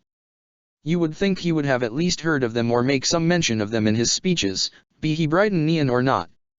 She makes a valid point. Todo thought to himself. The Karakura 7 could really help us if we had them, but Nagisa smiled, happened to have been able to meet one of them. Colin's face became shocked. The conversation was beginning to head where she had worried. Does she know? What? When? Todo was caught off guard by this revelation. Last year, Nagisa had this unsettling smile on her face, the Tenshi no Neon. She knows. Colin's eyes shook. The Tenshi no Neon? Todo asked with growing curiosity. The Tenshi no Neon was a woman with a slender figure, large bust, and kind heart. Real name, Inu Orium, later to become known as Inu Naomi, Nagisa scowled, of the Black Knights. Todo leaned back and sat up straight. He had been leaning forward with his fingers interlocked up to this point. I know she's dead now and so are a few others, but why do we need Zero? Inu was loyal and always so kind to us. Why can't we simply find the other 3 and have them lead us instead? If you prove a myth to be true, it ceases to be a myth and creates a great hope unlike anything else in the world. But Colin was about to argue the point that Orium had told her, that they left things in Zero's hands. Chiba, Todo spoke calmly, if what you say is true, ask yourself, why didn't they join us? Think about it. We became a huge name. If the Karakura 7 wanted to, they could have joined us at any time. The Karakura 7, though powerful, could not defeat the Empire. Even their strongest, Noble Dragon, was eliminated. They were defeated not because of Britannia's strength, but because of the Empire's tactical prowess. It's possible that Zero realizes this and knows that if they wanted to join us, they would. Who knows, maybe he had been searching for them himself and still is. But Chiba, Britannia cannot be overpowered. They can, however, be outmaneuvered. The only thing the Karakura 7 would gain right now, by appearing, is to inspire Japan. Zero has already done that. He rose from the ashes after they fell. Perhaps they intend to let him succeed where they fail. That's exactly what they're doing. Colin finally found their voice. Koja Kiteiko. Nagisa hadn't expected such a loud, vocal declaration. Big Blue told me her secret. I always knew that wasn't true, but it was better than saying that she faked her death, Colin figured. What she didn't figure was that she would sound like she was about to cry. Big Blue told me that the Karakura 7 lost someone very important to them during the battle, and that's why they no longer fight. They were a group of 7 friends. Although Orium had not said everything directly, the pieces were starting to form together in Colin's mind. They fought bravely against Britannia, not wanting to lose their homeland. They stopped because they lost their leader, Big Blue's fiancé, Kurosaki Ichigo. Nagisa felt a wave of dread wash over her and tears started to form in Colin's eyes. Don't you see? It's not that they cannot fight. It's that they will not fight. Todori Kusho is right, Colin said using the suffix for general. Zero rose from the ashes where the Karakura 7 failed. Big Blue told me, Colin grit her teeth together. She missed her honorary Nasan. She missed her terribly. She told me that Zero is the spiritual successor of the Karakura 7. She declared in anguish. Todo and Nagisa both stared at Colin, who was now staring at the floor. Zero needs us and we need him. Colin looked at her allies with strong, but still troubled, eyes. We don't need an apology or an excuse. Zero will lead us to victory. We've lost too much, and I'm sure Zero has lost things near and dear to him as well. Zero is human. He really is. We must follow him no matter what. He's Japan's hero. Todo smiled, reached out with his left arm, pat Colin on the head as the tears started to form in her eyes. Well said, Koja Kiteiko, well said. He looked at Nagisa as he put his arm back down. Have you anything to add? No sir, Nagisa said, standing up and staring at the floor. Forgive my doubts towards Zero. I understand his importance to us. With distress, Nagisa turned around and walked away. Nagisa, as she headed towards her bed to rest for the night, felt naive and stupid for distrusting not only Zero, but Todo as well. As the brief memory of Todo jumping to Zero's defense earlier that evening played in her mind, Nagisa gripped her shoulder and anguish was expressed upon her face. So stupid of me, she chastised herself. You really think you can convince the Black Knights not to accept Zero? Nagisa whirled around to see CC standing behind her. What the how did you dash? I was eavesdropping, CC said casually as she walked past Nagisa, admitting to such an immoral act so shamelessly. Angrily, Nagisa reached out and grabbed CC's shoulder fiercely. If you're going to hit me, don't hold back, but think carefully about who you let your anger out on. CC didn't even look at Nagisa. Nagisa let CC go, unable to go through with the action after that sentence of wisdom. She palmed her face and tensed as she grinded her teeth and then opened one eye and peeked through her fingers at the green-haired woman before her. I just don't understand. I want to understand. Understand what? Zero didn't give any excuses. He didn't apologize at all, Nagisa stated as she dropped her hand at her side. In a way it means he's not going to try and justify his actions, but it also means it didn't matter that we lost and we're nearly killed. There was a pause. Have you ever heard the phrase, one must lose the battle of today to win the war of tomorrow? Nagisa hadn't actually and didn't want to admit such. That's precisely what Zero did, not that that was his original intention. We, that is to say he and I, with the Gawain, intended to try something a little complex that would clinch victory. We were outmatched and outmaneuvered in a way we could not fathom or prepare for. However, we persevered. We waited until opportunity allowed us to strike again, which is now. CC glanced back at Nagisa. Now, isn't that enough? Are you saying we weren't betrayed? You were not betrayed. I cannot tell you exactly what we were doing, but you were not betrayed. Nagisa clenched her fist and her face became anguished again. Then why did you wait? Nagisa then shouted at CC. Zero is the man of miracles. Why did you wait? CC turned her body halfway towards Nagisa.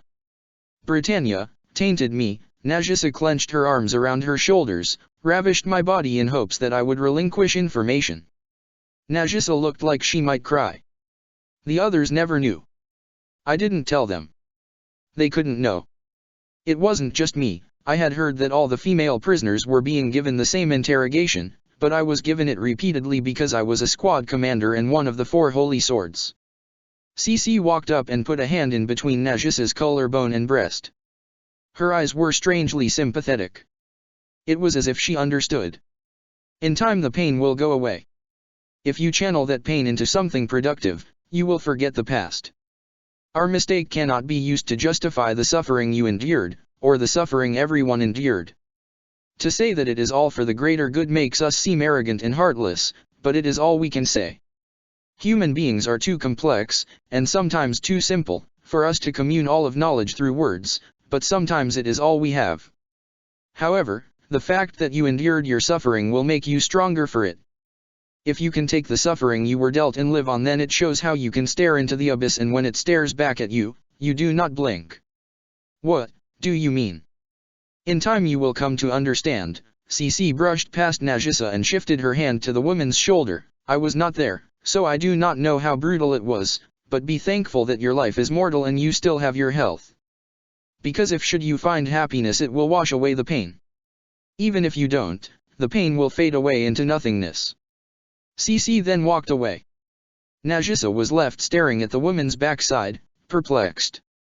All this time she had considered Cece just a woman zero left hanging around, but it seemed that Cece had her own role within the Black Knights, a role that Nagisa could not figure out, but felt was important.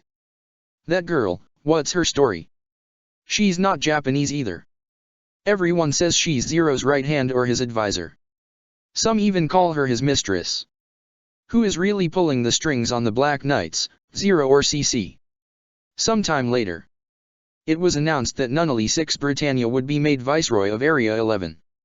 Since the end of the Black Rebellion, Kigo and his band were blacklisted and forced off the stage, so he and Chad were currently mooching off Urayu, the attorney of which was content to let them stay in his home. It was a comfy 4-bedroom house that Urayu had spent most of his savings to get, as well as what Yoshino had left behind. It allowed him to live comfortably and stay within the know-how of the upper class.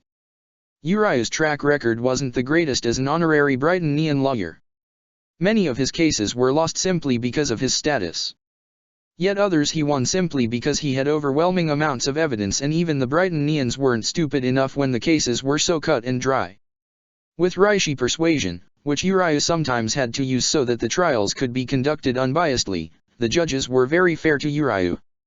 It was this fairness that was sometimes genuinely shown that let Urayu let his friends stay at his house.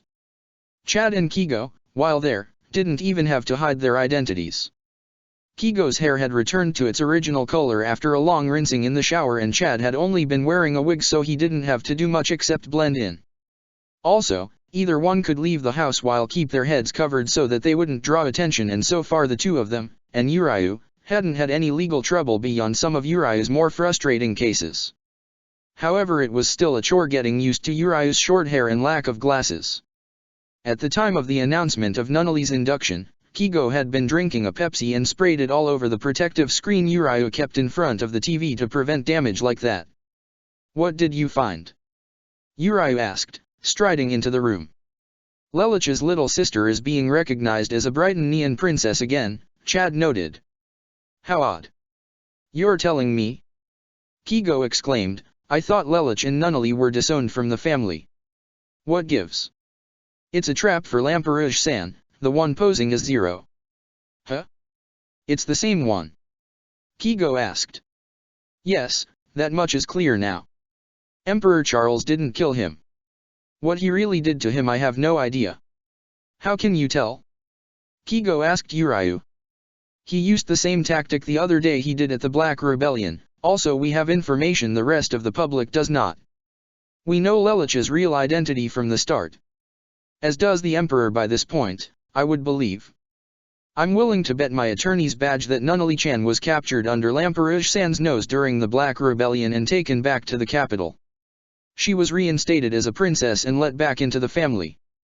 However, with Chief General Cornelia gone and Schneeisel-san's busy schedule, I wonder who had been taking care of her." Several months ago, upon being revealed to be alive, Nunnally was taken straight to Charles by Vivi to be welcomed home. However, Nunnally was not happy about being home. Lelich was all the way on the other side of the world and she pleaded that he be brought home immediately, but her father had told her that Lelich was still dead to him and that he considered Nunnally worth bringing back to the family. Nunnally began to cry. Knowing he needed her for the sake of his plans, but unwilling to put up with it himself, Charles had Vivi take Nunnally elsewhere. Nunnally was afraid and alone, having no idea what was going on. She had no idea who this Vivi was or why she was being brought home. All she could do was cry like a baby. Nunnally. Nunnally was still crying and therefore didn't hear her name called. The woman looked at Vivi. And who the hell are you? Vivi looked at the tall, silver-brown-haired woman, with dark green eyes, at the other end of the hall. She was wearing a purple gown that showed massive amounts of cleavage and had a tattoo on her left breast. She was wearing a hair decoration that made it look like she had feathery horns extending from the back of her ponytail. She was also wearing a large cape with a white outside and red inside. Yes, I suppose she'll do for a caretaker. Vivi backed away and to the side and slung his right arm over his chest as he bowed to the woman. His Majesty asked me to retrieve her ladyship from Area 11, upon finding information she was alive.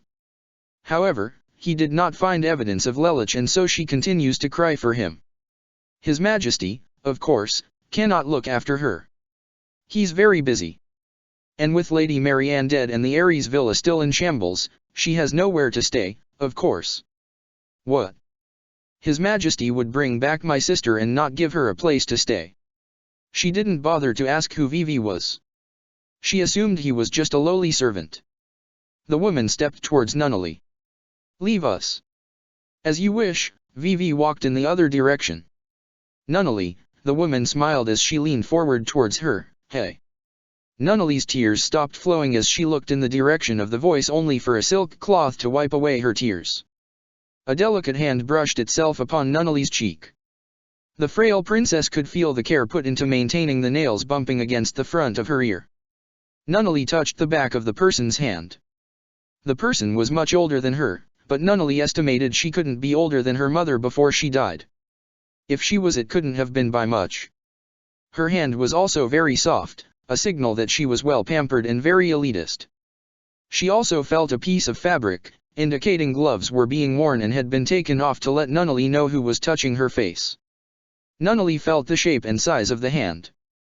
The finger bones were long and thin and the nails had nail polish upon them. Nunnally only knew one woman who could fit the description of the people she knew from home. Since a stranger would not have taken off their glove, or spoken to her so calmly, Nunnally knew she could only be talking to one person. She sniffed. Guinevere. You remember me? Guinevere smiled. I'm so happy. My, how much you've grown. You were really little when I saw you last. I only remember how much you and Cornelia used to fight all the time, Nunnally said, not happy that that was all she could remember about her older sister. Guinevere laughed. Ah yes, Cornelia, I heard she abandoned the empire. What? But why? Nunnally had not been told this. Heck if I know, Guinevere said, molding her language for her younger sister, but you being home is wonderful news. Aren't you happy to be home? Guinevere smiled. I don't want to be home, I want to be with my brother. Lelich is alive, so why isn't he being brought home as well? I want my big brother. Nunnally started crying again. Guinevere gave Nunnally a hug around the shoulders, having no choice but to drop to her knees. The palace halls were not filthy, so Guinevere's biggest fear was the strain she would put on her gown. Still, Nunnally needed comfort. She understood that much. Guinevere might have been everything Cornelia wasn't, which would lead the siblings to bicker with each other constantly, but Guinevere still cared a lot about her family members. She was saddened to see Lelich and Nunnally go. Charles had made it clear that if anyone attempted to associate themselves with Lelich or Nunnally, that he would have them also disowned from the family as well. The first Princess Guinevere had a lot of pull, but loving her cushy lifestyle, the woman didn't like taking risks. So while she could have easily stopped Lelich and Nunnally from leaving, she didn't want to risk her own exile for their sake. Nevertheless, even she shed tears by the fact that Nunnally and Lelich were forced away. True, Guinevere didn't understand why Marianne's death was made out to be such a big deal when there were 107 other wives Charles could put up as the next empress. Guinevere, being the high-standing bureaucrat she was, did not understand the dreadful implications that an empress had been murdered. However, it was her children that mattered and they had done nothing wrong. Even Guinevere felt that exile was a bit much. Lelich and Nunnally were only children. After Cornelia beat her senseless and she woke up in the hospital, Guinevere learned of her siblings' final fate and that Cornelia had actively tried to help them.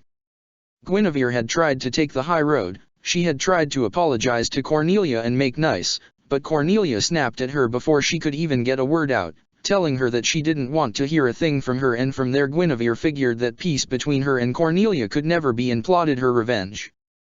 And now, Guinevere would be able to get another leg up. While Cornelia was out doing who knew what, Guinevere could do one thing that would make her half-sister prickle with jealousy: take care of Nunnally. "Why don't you stay with me, Nunnally?" Guinevere asked her sister. "My mother and I will take good care of you." "You'll," Nunnally sniffed, "let me stay in the Lady Lake Manor." "Of course, my sweet little sister. You deserve only the best while you're home." Present time. Uriah, Chad, and Keego knew none of this, of course. Contrary to what Cornelia would have believed, Guinevere treated Nunnally properly. In fact, it was Guinevere who went and got Nunnally a motorized wheelchair since she wouldn't be caught dead wheeling it around. The tough times were at night when Nunnally would constantly ask for Lelich to be brought home. Guinevere did everything in her power to soothe her sister. Depending on how upset Nunnally was, that particular time would depend on how long it would take to calm her down. Sometimes Nunnally would simply cry in her sleep, which only made Guinevere sigh in frustration that her younger sibling was suffering so greatly. Guinevere had tried to stick her nose where it didn't belong to find the truth about Lelich since things seemed fishy to her, but she sensed danger and quit after the first attempt. She would not be losing her social status over her younger sibling. To her, it wasn't worth the risk. It was enough, she believed, that Nunnally was safe and sound. Lelich could be found eventually and then she could rub it in Cornelia's face later. It probably doesn't matter who took care of her. The Brighton nobility is all the same. I mean, seriously, what the heck was up with that Euphemia chick?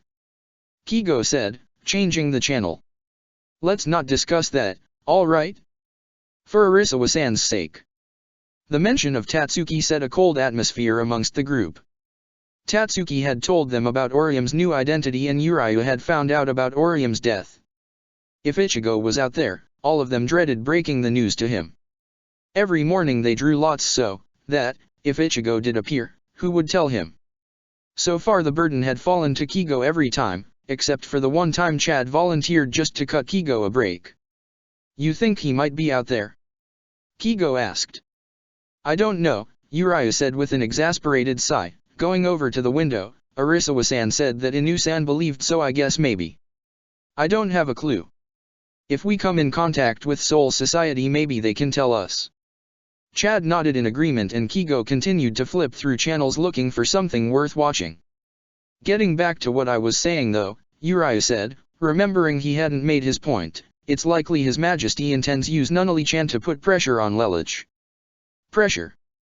Keego questioned, stopping at the Ecology channel to listen to Uriah.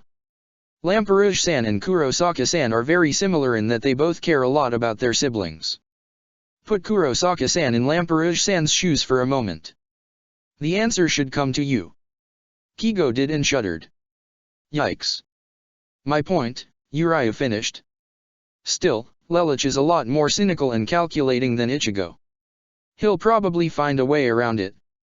"I was thinking the same thing, Sato," Uriah said as he continued to stand by the window. "But what? Lamperouge-san, what are you going to do next?" "Library of Infinite Knowledge."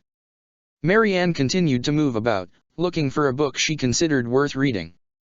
Although the world was pretty much her oyster at this point, Marianne only read the books she considered would be beneficial to her, or would catch her interest, like the book that had provided her with 2 extra geese and then some. She could read every book in sight and obtain so much knowledge that she'd make her son, and Schneeisel, look like a brain-damaged 2-year-old by comparison, and everyone else even less, but she moderated her study to only what she considered necessary. Currently she was reading a book on the history of one of the captains of the Soul Society, one of more than 5 dozen. Her current book was that of Akari Mari, the former captain of Squad 10. As she read though, she could hear Charles and Vivi out of the corner of her ear, talking to each other in the dimension between worlds. She placed her bookmark inside her book and decided to open communications. "Well, hello, Vivi, glad to see you alive and well," Marianne's disembodied voice echoed from on high. Vivi was struck speechless. "What sorcery is this? What are you talking about?" Charles pretended not to hear Marianne's voice, hoping she would get the message that revealing herself would compromise the plan. Marianne picked up on this and then did her best to sound insane as she let out a cackling laugh. Her laughter echoed all around. "You don't hear that, laughter? Laughter?" Charles questioned, gesturing his pinky to his ear, pretending to clean it out. Never mind." Vivi began to make his way out of the thought elevator. "Please excuse me." When he was gone, Charles looked up at the image of Jupiter hanging overhead. "Was that necessary?" "Oh Charles, it's all in good fun," Marianne stated. "Can't I haunt him just a little?" "No," Charles said firmly. "Ah, that's no fun," Marianne said playfully. "How are things over there, anyway?" "Hard to say. I've been so busy reading, I've hardly paid attention to the goings-on in the Soul Society." "Why not?" Charles glared. "I've just been so busy reading all of these magnificent books." She looked out into the center of the library a bit away from where she was, "although I finally did manage to carve a hole where necessary so that we can strike directly from the library and wipe out C's palace." "Excellent work. And how are things on your end?" "Everything," Charles smirked, "is proceeding as planned." Area 11. People freaked out when Nunnally revealed she wanted to try the SAZ again. A lot of people thought she had brazen audacity. And, of course, the 11s thought she was crazy and would not fall for the same trick twice. At this point in time, Lelich called upon all his comrades and gathered them in one place. "My fellow Soul Reapers," he began, "the battlefield is about to be changed. You will all be coming with me to the Chinese Federation to continue this expedition. Those who do not wish to can remain here as backup and clean up the area until the situation changes. However, that unit will be led by a single unit head who must make that decision now." "I'll do it," Shisato stepped forward. She wanted to be in the least amount of danger. Kiyaki needed her to stay alive no matter the cost, even her curiosity of her captain's intentions. She realized that was why he had her at Common Island. He didn't want Shisato in a situation where something might befall her and leave her son. Shisato knew she was not helpless in the slightest, but any risk she could minimize she would take, for her son's sake. "Thank you, Shisato. I appreciate the lack of hesitation. The rest of you, follow me and prepare to head out." "I'm going to stay behind too," Orium said. "I was going to suggest that myself. If we split up, there's a better chance of one of us running into that person." Orium nodded in agreement. As Lelich prepared proper transportation alongside the Department of Research and Development, Susanna noticed the slight hint of despair in his eyes. When night fell, with most of the Soul Reapers camping out on a thick sheet of solidified Ryshan in the middle of the ocean, she noticed Lelich looking up at the stars and approached him. "Lelich Dono, what's wrong?" Lelich sighed. He was hoping he had hit it well enough, but Susanna was right with what she had said at the SAZ massacre. She could read him incredibly well. "There's something I don't want any of you to see, even by accident. I don't want any of you seeing me looking pathetic." "Why, what happened?" "I nearly used refrain," Lelich admitted. He had told Susanna the same story he had told the captains, so, of course, there were details she wasn't aware of either. "And before that, I used my geese to commit acts you wouldn't want to see." Lelich explained the situation with him and the men picking on that 111. "You said you knew what I would and would not do, but go ahead and said it." "I'm a monster." Susanna gave Lelich a hug from behind. "Don't ever say that about yourself." Lelich wasn't convinced even when Susanna put her hands on his heart. "You have changed over the course of a century and a half, Lelich Dono. Your heart is softer." "No, it isn't. Don't you remember what I did during Muramis's attack? Do you not recall the brutal methods we used to draw out criminal scum as the phantoms? I haven't changed at all. I do it less, but the fact of the matter is that I'm still me." Lelich looked disgustingly at his twitching left hand. There is a reason that Zero is the man who destroys and creates worlds. Even now I want nothing more than to change the future, angry that I cannot. There are so many people that I just want to take my hands and clamp it around their throats. You say that I've changed. Lelich's geese flashed in his eyes momentarily, but I'm still the same as ever. Susanna promptly let go of Lelich, ran in front of him and harshly slapped him across the face. Lelich had not expected that at all. Susanna was the last person he expected to actually strike him. He saw the angry, hurt tears in her eyes. Stop talking like that already. Lelich was in too much shock to say much of anything else as he put a hand to the cheek where he was struck. You have changed. Does it matter that you still are so bitter?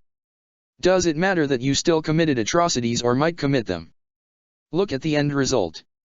Somehow, someway, the Soul King saw fit to make you a whole after you were purged. You are not evil, Lelich Dano. You steep yourself into the darkness, but remain ever vigilant and stand on the side of light as though you are a part of it. You said it yourself, you choose to commit evil rather than surrender to evil. But evil remains. No, it does not, Susanna insisted, it's not evil. She took a step closer, not from where I'm standing. She put her arms around Lelich. Not from where Yuna is standing. Not from where Nimue is standing, or Kyukaku-sama. Not from our fallen comrades and not from those currently following you now. You have always stood in the light, stealing from the darkness and rejecting its tempting offers. Susanna looked up at Lelich. I should have every reason to stand in the darkness too. I was outcast from society because of the way I look, so I just stayed away from society, and then you showed me that life was worth living and that I can live without needing to be dark. Susanna reached up for a kiss and Lelich obliged. They broke away. If I am not evil, what am I then? You are simply a dark hero. You are not afraid to fight the darkness on its level when many would shy away from it. It's a risky thing to do and you remain ever vigilant on this side. But I told you that the temptations come back. They always do. And you resist those temptations. You flirt with the abyss, stealing things from it and never staying within it. And one of the things you stole, Susanna looked at Lelich with longing eyes, was my heart. As the moon shone overhead, Lelich and Susanna's lips met yet again. The next day, Colin had become aware of Zero's turmoil and was going to find him in order to console him. She found him in Shinjuku where development was being done for the SAZ. He had a device in his hand that looked oddly familiar. Is that refrain? Lelich said with a tired smile. You're familiar with it, aren't you? It brings back memories of the good old days. Colin stared in shock, but instinct took hold of her. Images of Orium and her mother flashed through her mind and she suddenly became very angry. Don't give me that crap. She ran forward and broke the refrain onto the ground. She was not going to let Zero turn out like Orium. Not Zero. Anyone but Zero. Colin began lecturing the former Brighton prince. So what if you failed this time? She snapped with both arms at her sides.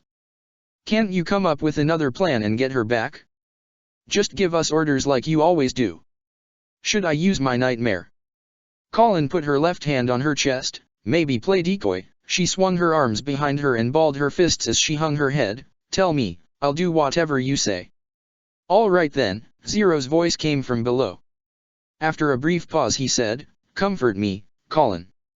Colin wasn't expecting to hear that and stepped back half a step in shock.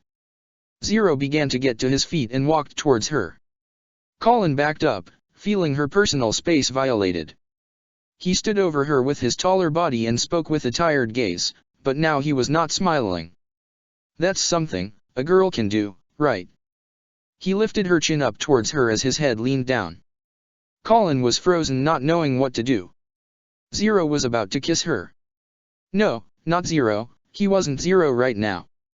Right now he certainly wasn't acting like Zero. His identity didn't matter. Although there was a difference between them at times, Zero and Lelich were the same identity. And Zero didn't act pathetic. That wasn't the Zero Colin admired or the Zero she followed. It's not the Zero I fell in love with. Colin trembled and her body took hold of her, realizing the situation for what it was. She wanted to let him kiss her, but she couldn't let him kiss her, not like this. She didn't want to be his out of pity. Colin would give herself to Zero out of gratitude. When things are all over, you may have me as your reward. And things were certainly not over yet. Colin blinked. No, she half gasped and swatted Lelich across the face. He looked at her with his hand where she had struck him with the same tired look as before, but now more confused and hurt than moments before. Colin looked at Zero in anguish and explained herself. Snap out of it, Lelich. You're Zero now. You have an obligation. You have to live up to the dreams you once gave us all. Colin could feel the tears threatening to fall. She closed her eyes for a moment and looked back at Lelich. So please, keep fooling us until you no longer can. And now the tears were impossible to hold back as they emerged from the corners of her eyes. We need you to be Zero this time with all your heart. Colin had lost too much for Zero to give up now. More than that, Orium had said she could trust him, that the Karakara 7 entrusted the future to him. With so much at stake, she couldn't let Zero just give up. It wasn't fair to the losses she or Orium had suffered to reach this moment. Tears fell twice. Play your role like you mean it. Colin then ran away from the scene. She kept running until she was out by the sunrise and then looked back momentarily before continuing to walk away. We've sacrificed too much to get here. Big Blue, I need you. I need you now more than ever. When things were hard, your smiling face could always cheer me up. How is he doing?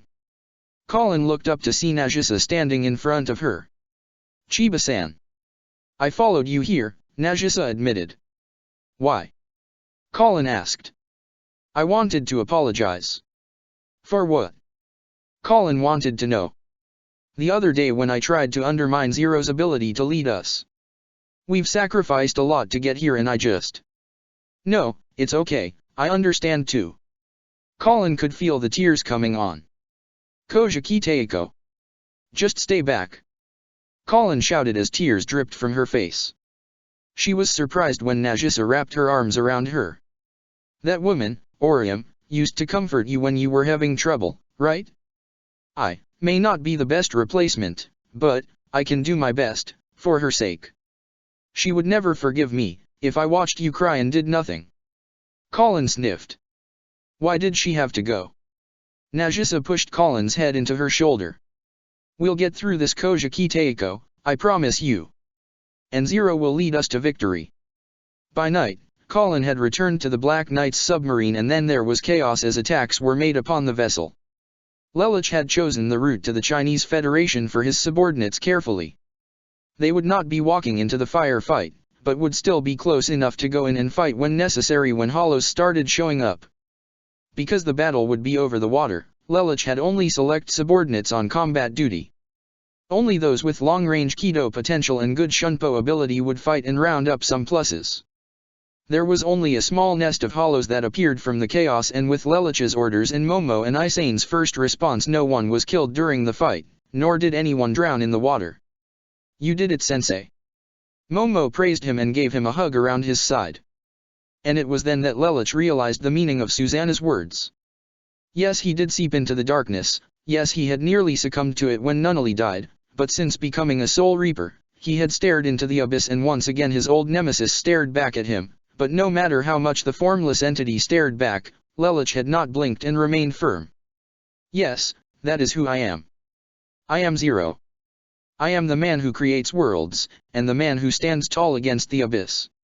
I commit atrocity when necessary, but prefer not to soil myself unless faced with such a great evil that I have no choice.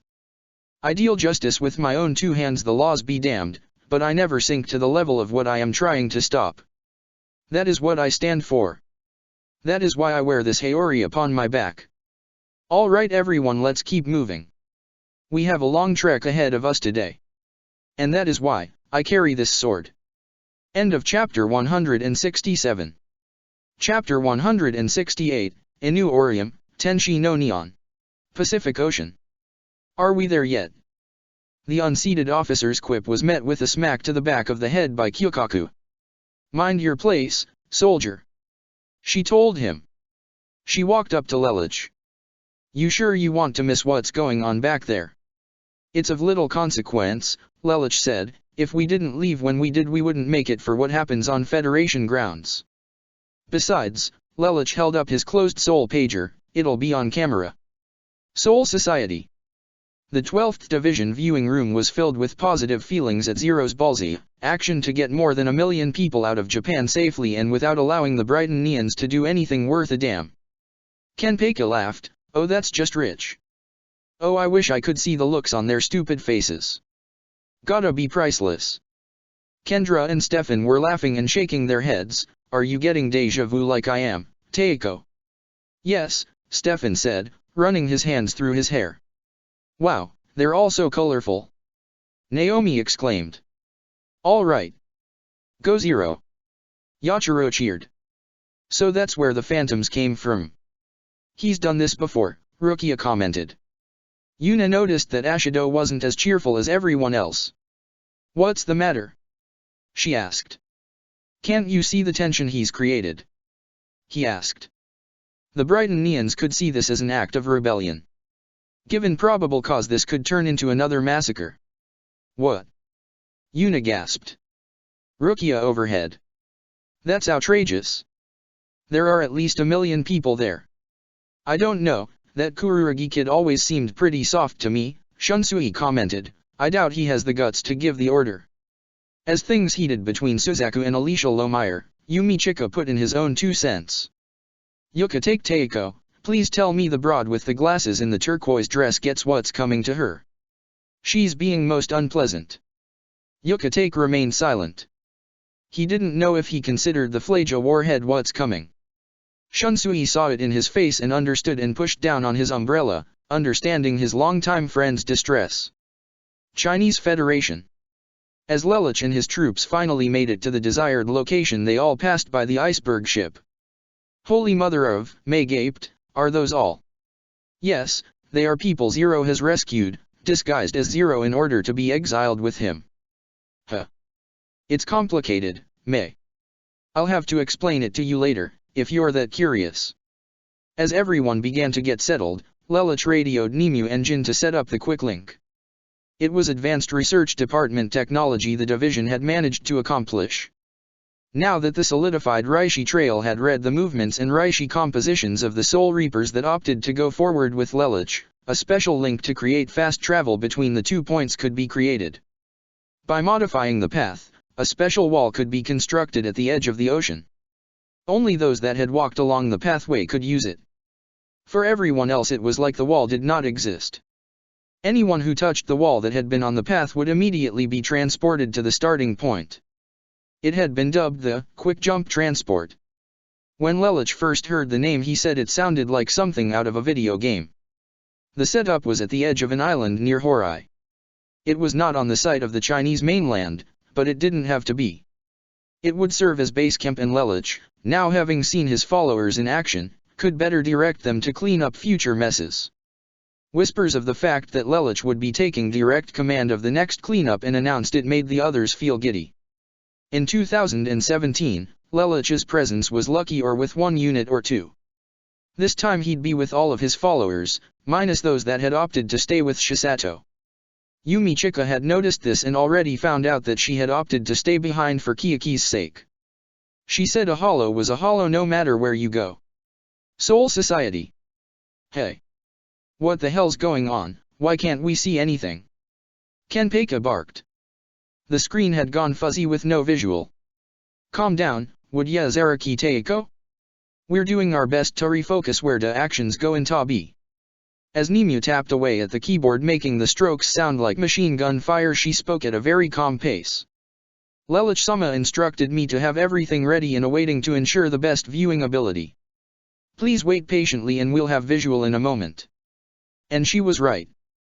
Soul Reaper technology far surpassed that of the living world, and soon Nemu had complete visual of the inside and outside of several buildings of the Chinese Federation and an overview of Horai.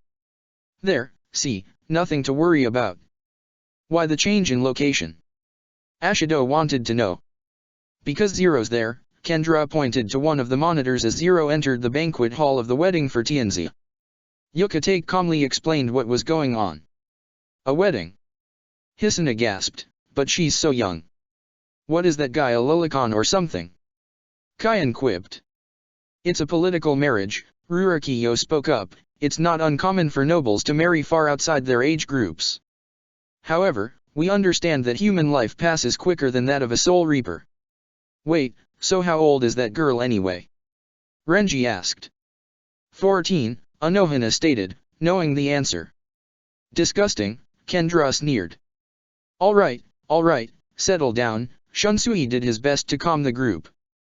Yuka, take Teiko, do those men with those garish hats get what is coming to them? Yumi Chika asked. I dare say they're treating the young empress quite poorly. We agree, Rurokiyo glared at the screen. Settle down and just keep watching. I promised Lelich not to give away any spoilers, Yukatake laughed, rubbing a hand behind his head. How did you get the cameras in there anyway? Stefan asked. How do you think? Naomi stood up and flexed her arm. Onisama and I took care of it. Kendra. Stefan looked at her. Kendra tapped her index fingers together and avoided eye contact with her captain as she laughed nervously. I asked them to, Anohana spoke up. Lelich said there were delicate locations he wanted cameras placed. She smiled at Stefan. Is that a problem for you, Luska Teiko? Stefan coughed hard. Of course not.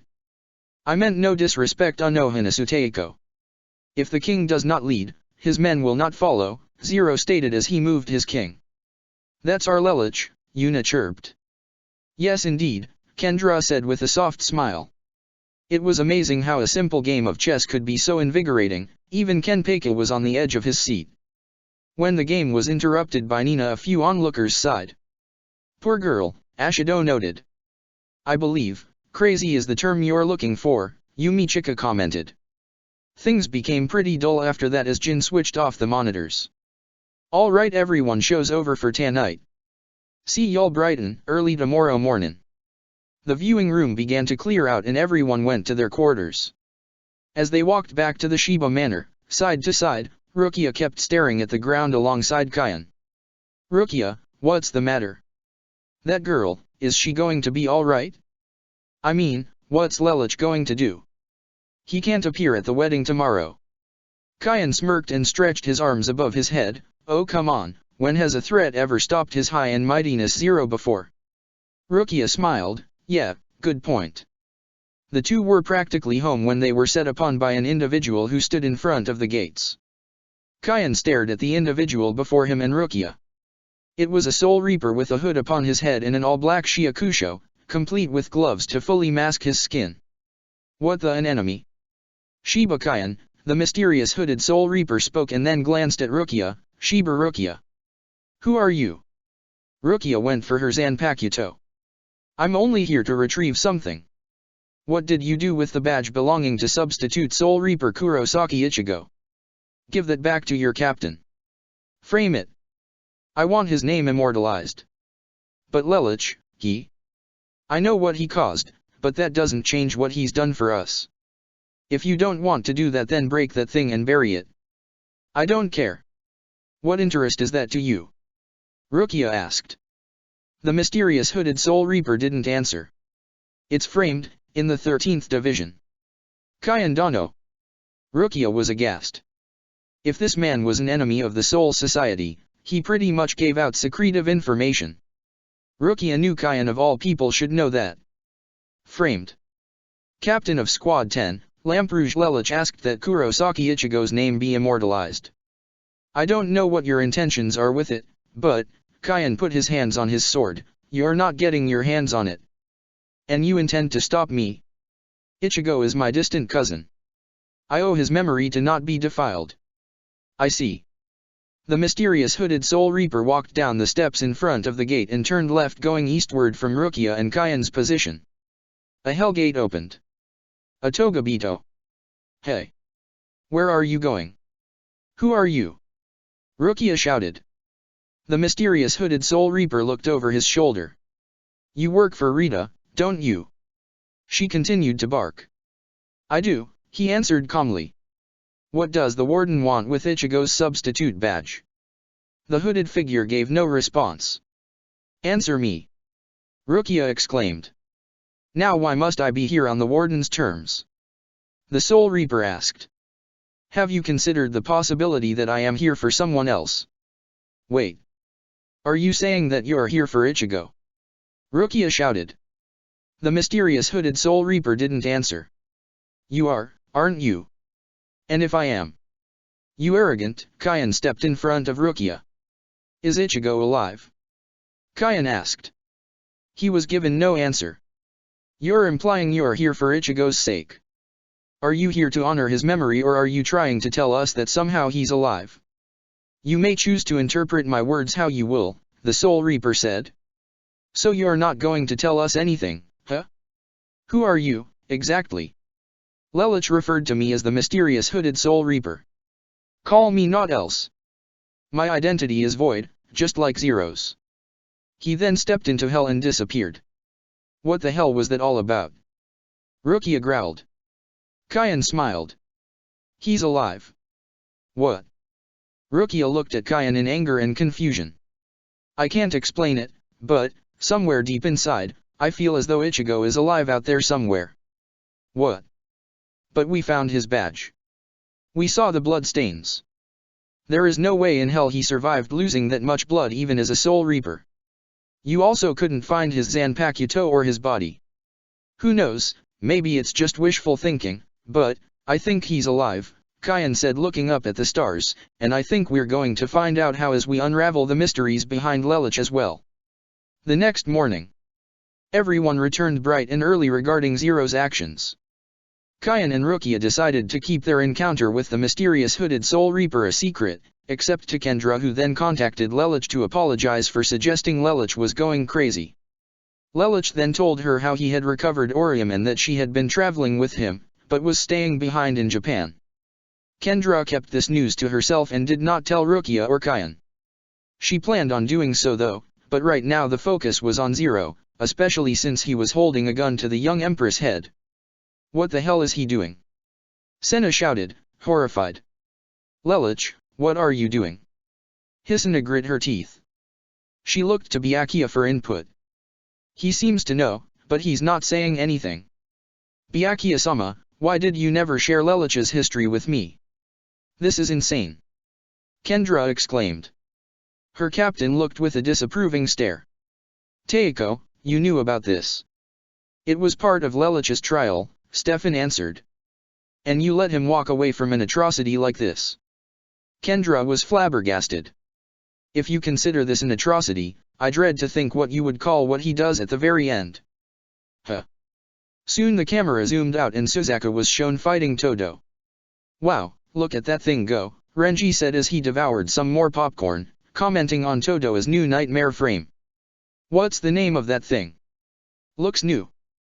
Lelouch-sama said that Todo Kyoshiro's nightmare frame in 2018 is called Zanjutsu, Nimue stated. Shocked faces were shown all around the room. What? Nimue said with no flicker of emotion except genuine confusion. Will you all relax? Shunsui asked, it's just a coincidence. The Zanjutsu was developed and given its name by Chavla Hata. It's not possible for it to have any connection to Ichigo-kun. Deflated faces now were across the crowd, showing how the Soul Society hoped that maybe Ichigo was still alive, somehow. As the Black Knights headed on, Yukatake spoke up and explained Lelouch's rationale. He explained that he had kidnapped Tianzi in order to establish a United States of China as well. Why didn't he just talk to Zinc? Kendra questioned. The Lelouch of today? This isn't the Lelouch of today though, Stefan told her, the Lelouch of today is much softer, more trusting. Back then, Lelouch couldn't trust a single person, using deceptions and convoluted plans to outsmart and outmaneuver his opponents. He reveled in chaos. He enjoyed disharmony. Ah man, the bridge is out. Renji exclaimed as he watched. Oh my, now is he going to get out of this one? Yumi Chika pondered. Byakuya smirked knowing what he would do in this situation, ambush. As if on cue, Lelouch's troops appeared from behind the rocks and ravines like the Walking Dead, surrounding the Chinese. Ah yeah, go Zero! Naomi exclaimed, pumping her fists. Area 11. As Shisato walked amongst the country, Orium did the same. You don't have to travel with me, you know? Aren't you going to look for Ichigo? Orium shook her head. Ichigo is gone. I want to find that mysterious hooded Soul Reaper that keeps showing up. And he always finds me. Mysterious hooded Soul Reaper? Shisato asked. Orium explained. Shisato looked puzzled as she brought her fist to her chin. How strange. And Teiko has no idea who it is. Neither does the Research Bureau apparently. Well, as long as there's no trouble, let's say we go out and search, yeah? Okay. Orium beamed. Hell. The mysterious hooded Soul Reaper and Rita were currently sparring against one another. Well, not really sparring. It was more like Rita was letting the hooded warrior clash against her furiously, while she blocked his strikes as he tried to land a blow. In the 96 strikes, so fast that Byakuya and Stefan would never be able to dodge without the use of Shunpo, and only if they saw it coming, that he had made, Rita had blocked every last one without fail. In previous spars though, she had been able to dodge his attacks with ease, and even earlier she could counter-attack. Now blocking was her only option. You're getting better, she told him as the lower end of her pyrite staff blocked one of her subordinates' incoming attacks, but not good enough.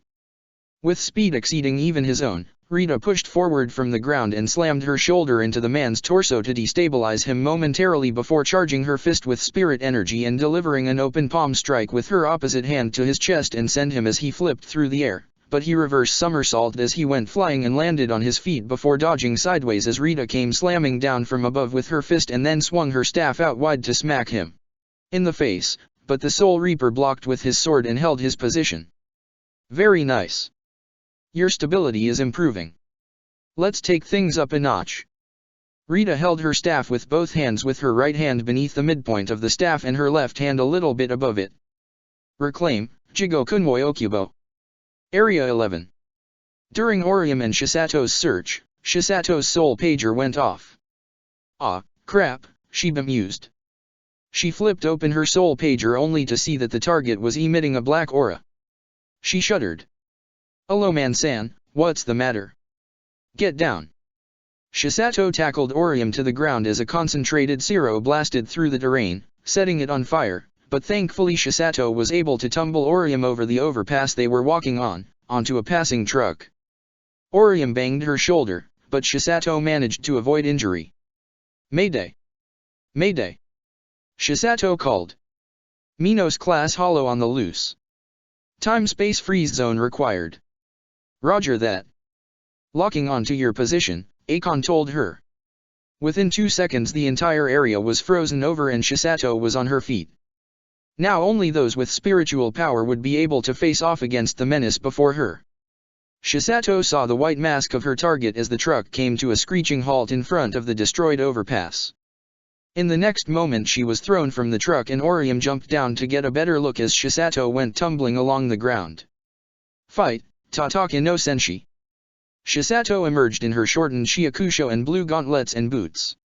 With a fierce battle cry, Shisato lunged in the direction of her opponent, but her punch was caught. Her opponent stood before her and gripped her fist so tightly he begun splinting her finger bones. Her opponent's white mask was skull-shaped like a human skull, but with no mouth or nostrils. He had light red eyes and a navy blue body. His torso had an endoskeleton to show off his ribcage with a whitened bone running down where the sternum should be. He had an array of white spikes jutting out of his back and had a blade running parallel to his arm jutting from his wrist. He had similar white spikes around his feet and ankles, which were human-shaped, if a size 11. His shoulders extended as if he was wearing pauldrons. He also had a spike jutting upward along his left kneecap. Vastu, lords! Shisato wheezed from the massive spiritual power. With a powerful uppercut he sent Shisato flying into the air and backwards, drawing blood as she banged her back on the ground. Hello man-san. Orium cried out in worry. What should I do? I don't have my powers. I can't fight. Orium, get away from here. You can't fight it. But what about you? I have to last until reinforcements arrive. Go and get Teiko. But. Go. Shisato then screamed as the Vastu Lord's fist connected with her stomach and ruptured her liver. Blood poured from her mouth. Aloman-san. Orium shouted only to feel a stinging sensation in her gut. The hooked blade in the Vastolord's wrist had gone sailing into her stomach. Ichigo, help. Orium fell forward. The Vastolords looked at the destruction he had caused. He could finish off his enemies each with one attack. Greatest guitar ever. However, before the Vastolords could attack any of the others, he was attacked by a blast of violet electricity. He dodged the attack, but as he leapt into the air he was cut off by a half-2-half-11 man who attacked with shield-shaped gauntlet growing off his right arm. El Directo. The Vastolords dodged and went near another building, but the guitar user was already ripping a sound wave that sent him flying, chipping the bone on his torso. A short, black-haired man in a white suit ran to Orium's side. Don't worry, Inu-san, we'll take it from here. Ishida-kun, Orium shed a tear. While Urayu patched Orium up, the Vastolords found both Kigo and Chad on either side of himself. Humph, so it looks like this'll be more of a challenge than I thought. The Vastolords had a voice even darker than the legendary Vanguard. Don't underestimate us, Kigo told him, we're Fullbringers. Fullbringers, huh? The Vastolords said with a small chuckle. Do you know what my kind calls Fullbringers? Faster than Kigo could blink, the Vastolord smashed his blade fist into Kigo's stomach and sent the boy flying into the hood of the truck by Urayu and Orium. Cannon fodder. Chad rushed forward to attack the Vastolords, but his fist was caught by the Vasta's unbladed fist. Your skill is rather impressive. In fact, I'd say it's closer to our kind than any other of your kind I've encountered. What's your name? Sato Yasutura, what's yours? Scourge, the Vastolords answered, and the battle continued as Chad created his white and red left arm and locked it with Scourge's blade arm. Not bad, Scourge complimented. This could actually prove worth my time. Scourge's left eye flashed for a moment. Zero.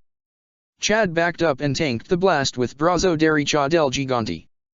Scourge rushed forward and with his right arm slashed Chad across the face with his wrist blade. Chad recoiled but threw a punch and smacked Scourge in the stomach, damaging his endoskeleton.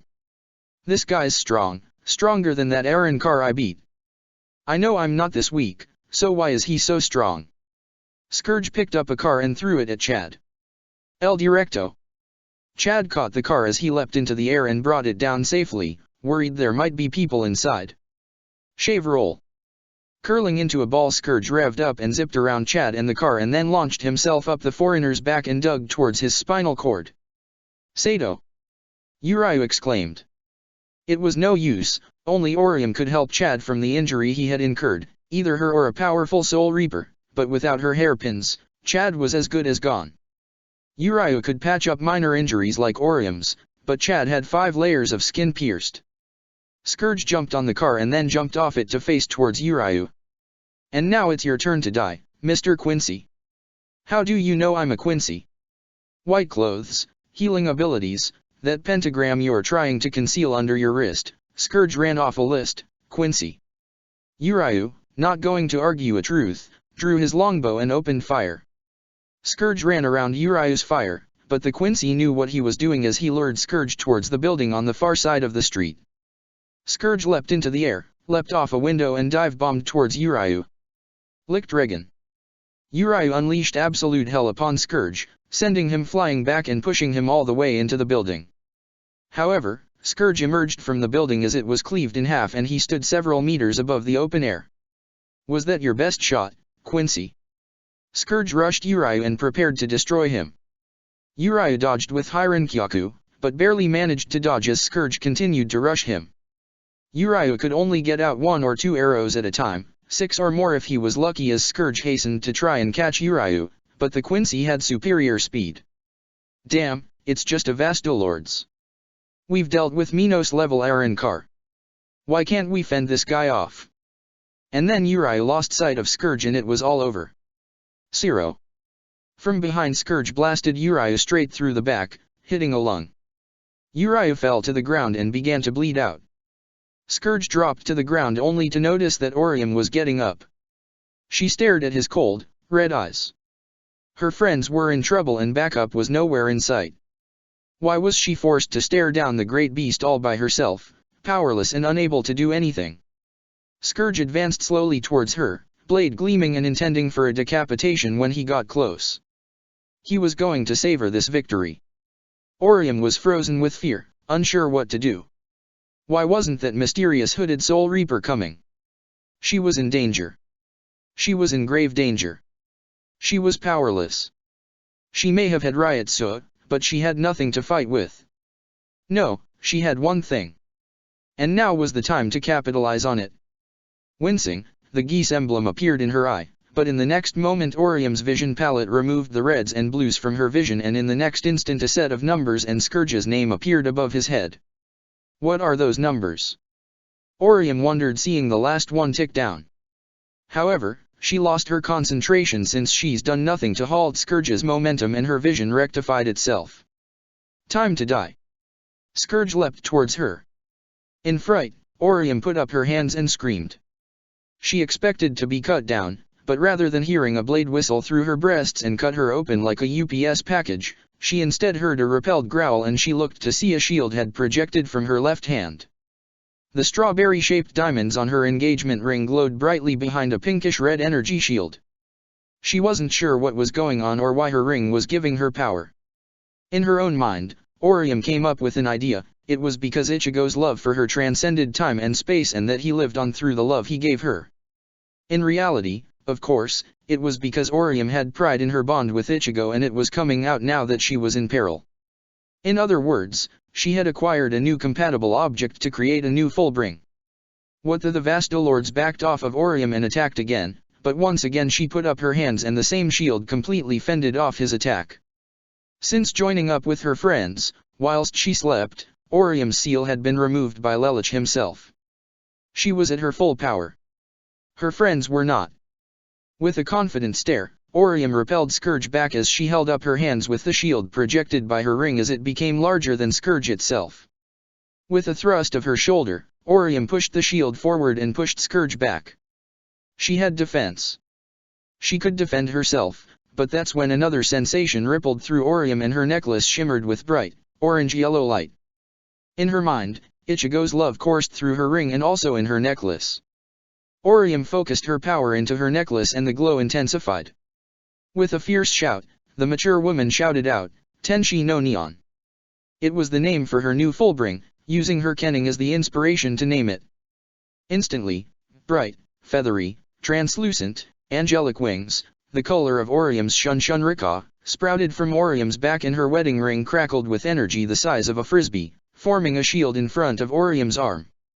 Damned woman, Scourge rushed towards her, but she lifted up her left arm and created her own impersonation, strawberry red in color, of Ichigo's Getsuga Tensho. The blast went barreling towards Scourge and sent him flying. The impact had broken his wrist blade and the spikes on Scourge's ankles. Orium brought her hands together in prayer. Light shined high in the sky as a red swirling portal formed above Scourge before lances of energy struck down upon him with the divine wrath of Orium's full Ryotsu. Gah! Scourge recovered with the help of high-speed regeneration, but Orium was already flying into the air. "You hurt my friends. And now, you will pay the penalty." Orium hadn't gone insane, she was unleashing her concentrated fury the same way Ichigo would, focusing her mind and channeling her anger into righteous fury. It gave her strength, brought her solace. Her body, mind, and spirit were being channeled together to utilize her Ryotsu to its fullest potential. Insolent wench! Scourge leapt towards Orium from the ground only to be repelled as she smacked him into the ground with her wing. Orium had realized the moment she activated her power that she could use her Ryotsu in conjunction with her ring to create any sort of energy-based attack she could think of. And her wings could be used just like natural appendages, but imbued with her spiritual power. Now that this had sunk in, Orium's brain hatched an idea. She knew one attack from one of Tatsuki and Ichigo's favorite animes from their childhood, and she was going to use it to annihilate Scourge. She cupped her hands and smacked her wrists against each other in front of her. "I sure hope this works." She drew her hands back and turned her body. Rose-colored energy began seeping in between Orium's palms. "What's this?" Scourge looked up with interest. "Kaa!" Orium yelled out, "Me!" The energy took the form of a strawberry red circle as it sparkled with lightning. "Haa!" Orium charged as much energy as she could think into the attack, me. She then thrust her arms forward and, with all her might, unleashed the attack. Hey. The attack came rocketing out of her hands as big and destructive as a fully powered Hiryuge Kazoku Shintenreiho. 0. Orium and Scourge's blasts collided with each other, blood red clashing against Strawberry. Give up. My power is superior. You're outmatched, human woman. Scourge added to the power of his Zero with his other eye and pushed the tussle of his and Orium's blasts all the way to her side. Orium breathed deep. I won't let you beat me. My friends are always protecting me. I'm always the one who's weak. Well, no more. I am a new Orium, Tenshi no Neon, member of the Karakura 7, and I will protect Japan. Orium's resolve steeled as she began to push Scourge's power back. Ishida-kun, Sato-kun, Asano-kun, Soma-san, Tatsuki-chan, Ichigo, lend me your strength. Lend me your strength from the friendship we have with each other. Our bond will not be separated even by death. Help me. Finding her resolve from her friendship, Orium found the strength to pour more of her energy into her attack and pushed Scourge's attack back. What? I will not falter. Orium declared and then let out a furious battle cry as her energy blast was supercharged with her Ryutsu and plowed straight into Scourge and created a huge explosion on his location. Feeling dizzy and weak, Orium lowered to the ground, her wings vanishing as she disengaged from Fullbring. That did it. No, it did not. Scourge had, unfortunately, survived Orium's attack. He was still standing though he had suffered great injury. Most of his blue armor was falling off, revealing the black skin and white bones underneath. Damn, you, woman. Scourge rushed forward to strangle Orium, but was stopped as the mysterious hooded Soul Reaper blocked his path, blade drawn, and Scourge skidded to a halt. It's him, Orium gasped. The mysterious hooded Soul Reaper looked around at the destruction caused by Scourge. He put his blade away. Get lost. What? I could kill you right now if I wanted to, but the limits of the time freeze are running out and I don't have time to play cat and mouse. Get out of here and I won't pursue.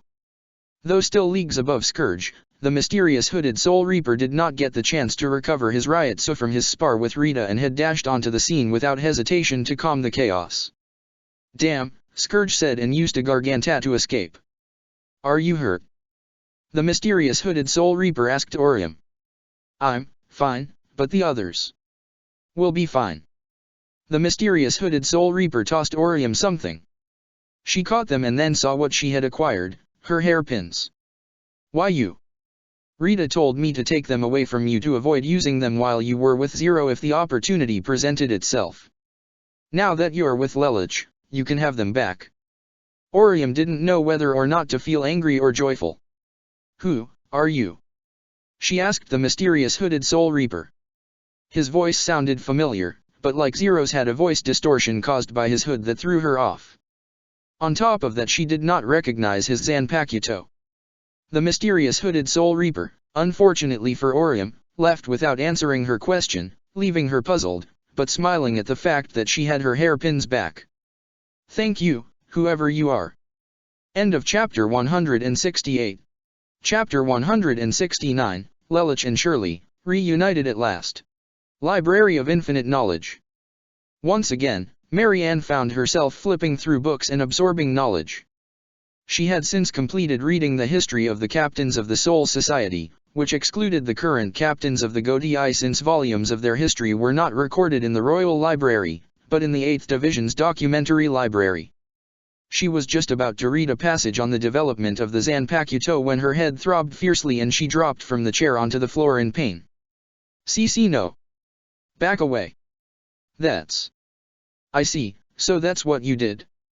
On the battleground against the Chinese Federation, Anya and CC had made indirect contact and it was sending CC's code haywire to be so close to Marianne's geese due to its very nature. Marianne cringed and waited for the swirling damage in her head to cease and eventually it did after Asahina cut one of the Mordred's wings and sent the nightmare, with Anya inside, plummeting to the ground. Marianne breathed deep and looked over at the twin-sized bed she had set up. Maybe I should take a nap. The Library of Infinite Knowledge, though the knowledge was limitless, came at a price. Absorbing too much knowledge directly could cause an individual to lose their grip on themselves or turn their brain to absolute mush from information overload. The Soul King had managed this by modifying his mind to be able to know only certain information at any given time, but if he wanted to know something he could exchange some information for others. An average human mind meanwhile could only read from roughly 48 books without overloading their mind. Marianne had read and absorbed knowledge from more than 2,000 different books in the 8 years she had been inside the library, and yet her mind was completely unstrained. It was a truly remarkable feat, even by a captain's standards. Even the late Mayuri Kuratsuki and Aizen Sosuke, and the living Urahara Kisuke, could have only reached 1,000. To the untrained mind one would think Marianne was a godsend, but Lelich's tactical mind had to come from somewhere. Marianne's trick was only reading what she needed, knowing how the library functioned, and on top of that, she rested her mind every once in a while to minimize strain. She only read things with a clear, untired brain, and it helped her resist the maddening effects reading so many books could bring. The real question was, why read at all? She and Charles intended to overthrow the Soul King, and, as far as Marianne knew, there were no books of knowledge transfer. She'd already read through the indexes.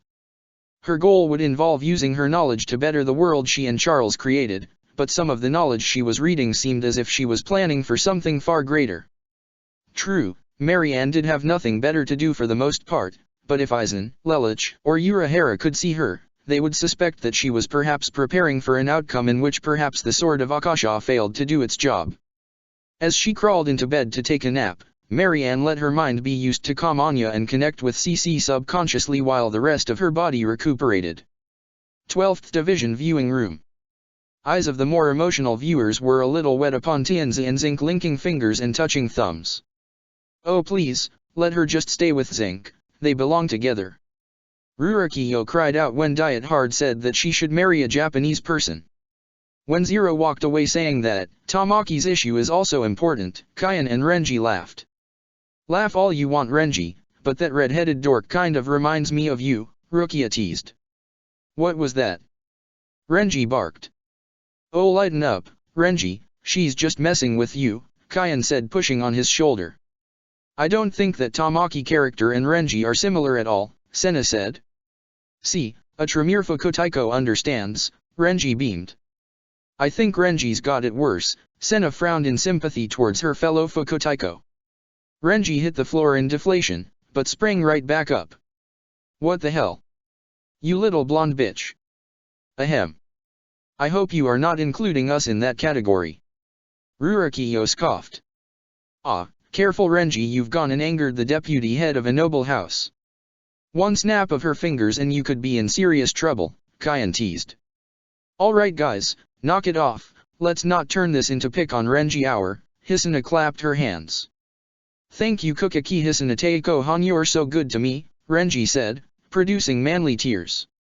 I'm only doing it because your stature has improved over the course of time. Every time teasing breaks out you always seem the designated target. Geez, when did you become so philosophical? Kyan scratched his head. I'm merely saying we need to cut Renji a break once in a while. Kick a dog too much and it bites back. Yeah, hey, what's the insult for? It's just an expression Renji, calm down, Kyan told him. Renji sat back on the ground steaming. Oh hey, Zero's coming back. Naomi exclaimed. Your Majesty. Zero declared, striking an over-the-top dramatic pose. This unnecessary gesture caused Kendra to palm at her face. He never changes. Your future belongs to you. Zero extended his arm towards her. Rurokiyo and Senna cheered and hugged each other in delight. You decide your own fate. Zero, Zinc was moved. Oh, I knew you'd understand. Kagaya exclaimed. But we need to establish a position of power, Diet Hard grumbled. The human heart is the source of all our power. That's why the people rose up against the High Eunuchs and the Black Knights fight like titans. We fight with the power of our hearts. Ugh, Kendra was displeased at how corny that sounded, but she agreed that Zero made a good point. Shunsui laughed extensively. Not much changes over the course of a century and a half, does it, Lelich-kun? Yes, you got that right, Ogai nodded. Power of the heart, is that it? Diet Hard muttered to himself. Zero, Zinc stepped forward. I'm starting to see what kind of man dwells behind that mask. He extended his hand to Zero and the two shook hands. The path ahead of us is arduous, Zero said. That's precisely why tomorrow belongs to us alone. We'll keep in touch, Zero told him. Yes, though you have repaid your debt for my assistance to you back in Area 11, I consider the debt you have paid me to be several times greater than what I owed you. Should you need our help, we are your allies. Of course. As I expected. All according to plan. Pendragon. Several of the imperial siblings were in assembly, discussing thing about Charles's decision to invade China. Amongst them were Odysseus, Schneeisel, Carine and, of course, Guinevere. Bismarck was the one bringing them the news. I agree. Carine declared with the sweetest smile. I say we take out the Chinese Federation for good. Guinevere had a vengeful look upon her face. Those savages humiliated Odysseus and we can never forgive them for that. Guinevere, Odysseus said calmly, I harbor no grudge for the incident that occurred with the Empress. The war with the EU is ongoing and Area 11 is on the path to peace. So I'd prefer to settle this. Carine interrupted her older brother, oh as if anyone cares about what Nunnally does there. Carine, Nunnally is around your age. You should make an attempt to be friends with her. This would be an easy matter to solve if Cornelia were here, Guinevere said grudgingly. As much as she and her younger sister bickered a lot, Guinevere understood that Cornelia's mind was best suited for military politics. On top of that, her position as general-in-chief, should she choose to return, would put her in charge of the army. Currently no one had stepped up or selected to take the 5-star rank, so leadership kept vibrating between the remaining 4-star generals. Bismarck, have you heard anything? I haven't, and she apparently hasn't contacted Lord Guilford either, Bismarck stated. Then who will lead our troops? Guinevere was more worried about who would take command than not having Cornelia at the helm in the act of war. We can station 2 divisions along the Mongolian border, Schneeisel stated. Huh? Odysseus asked, leaving his jaw open a little, are you offering to take command, Prince Schneeisel? Battle is unnecessary. The Chinese Federation has fallen apart. We can gain half their territory through negotiations. Will that placate the Emperor? Schneeisel asked with a cool glance. I will ask him, Bismarck responded. Bismarck, what about Nonet, has she heard anything? No, the Knight of Nine has not heard from Her Majesty, either. I'm surprised to see you so concerned, Guinevere. Normally you and Cornelia are at each other's throats, Schneeisel teased. My concern goes as far as what is necessary for this country. Though I'm loath to admit it, Cornelia is an excellent military commander. Only in her hands does the army dance well. I see, so this is about Britannia, Schneeisel said with a smirk. Everyone in this country has to do the roles they are assigned, Guinevere scowled, our sister is shirking hers. This looks like it's about to become personal. Please excuse me, Bismarck left the room. Guinevere, though you say that, what exactly have you done to benefit Britannia? Schneeisel asked her. Schneeisel is right, dear sister.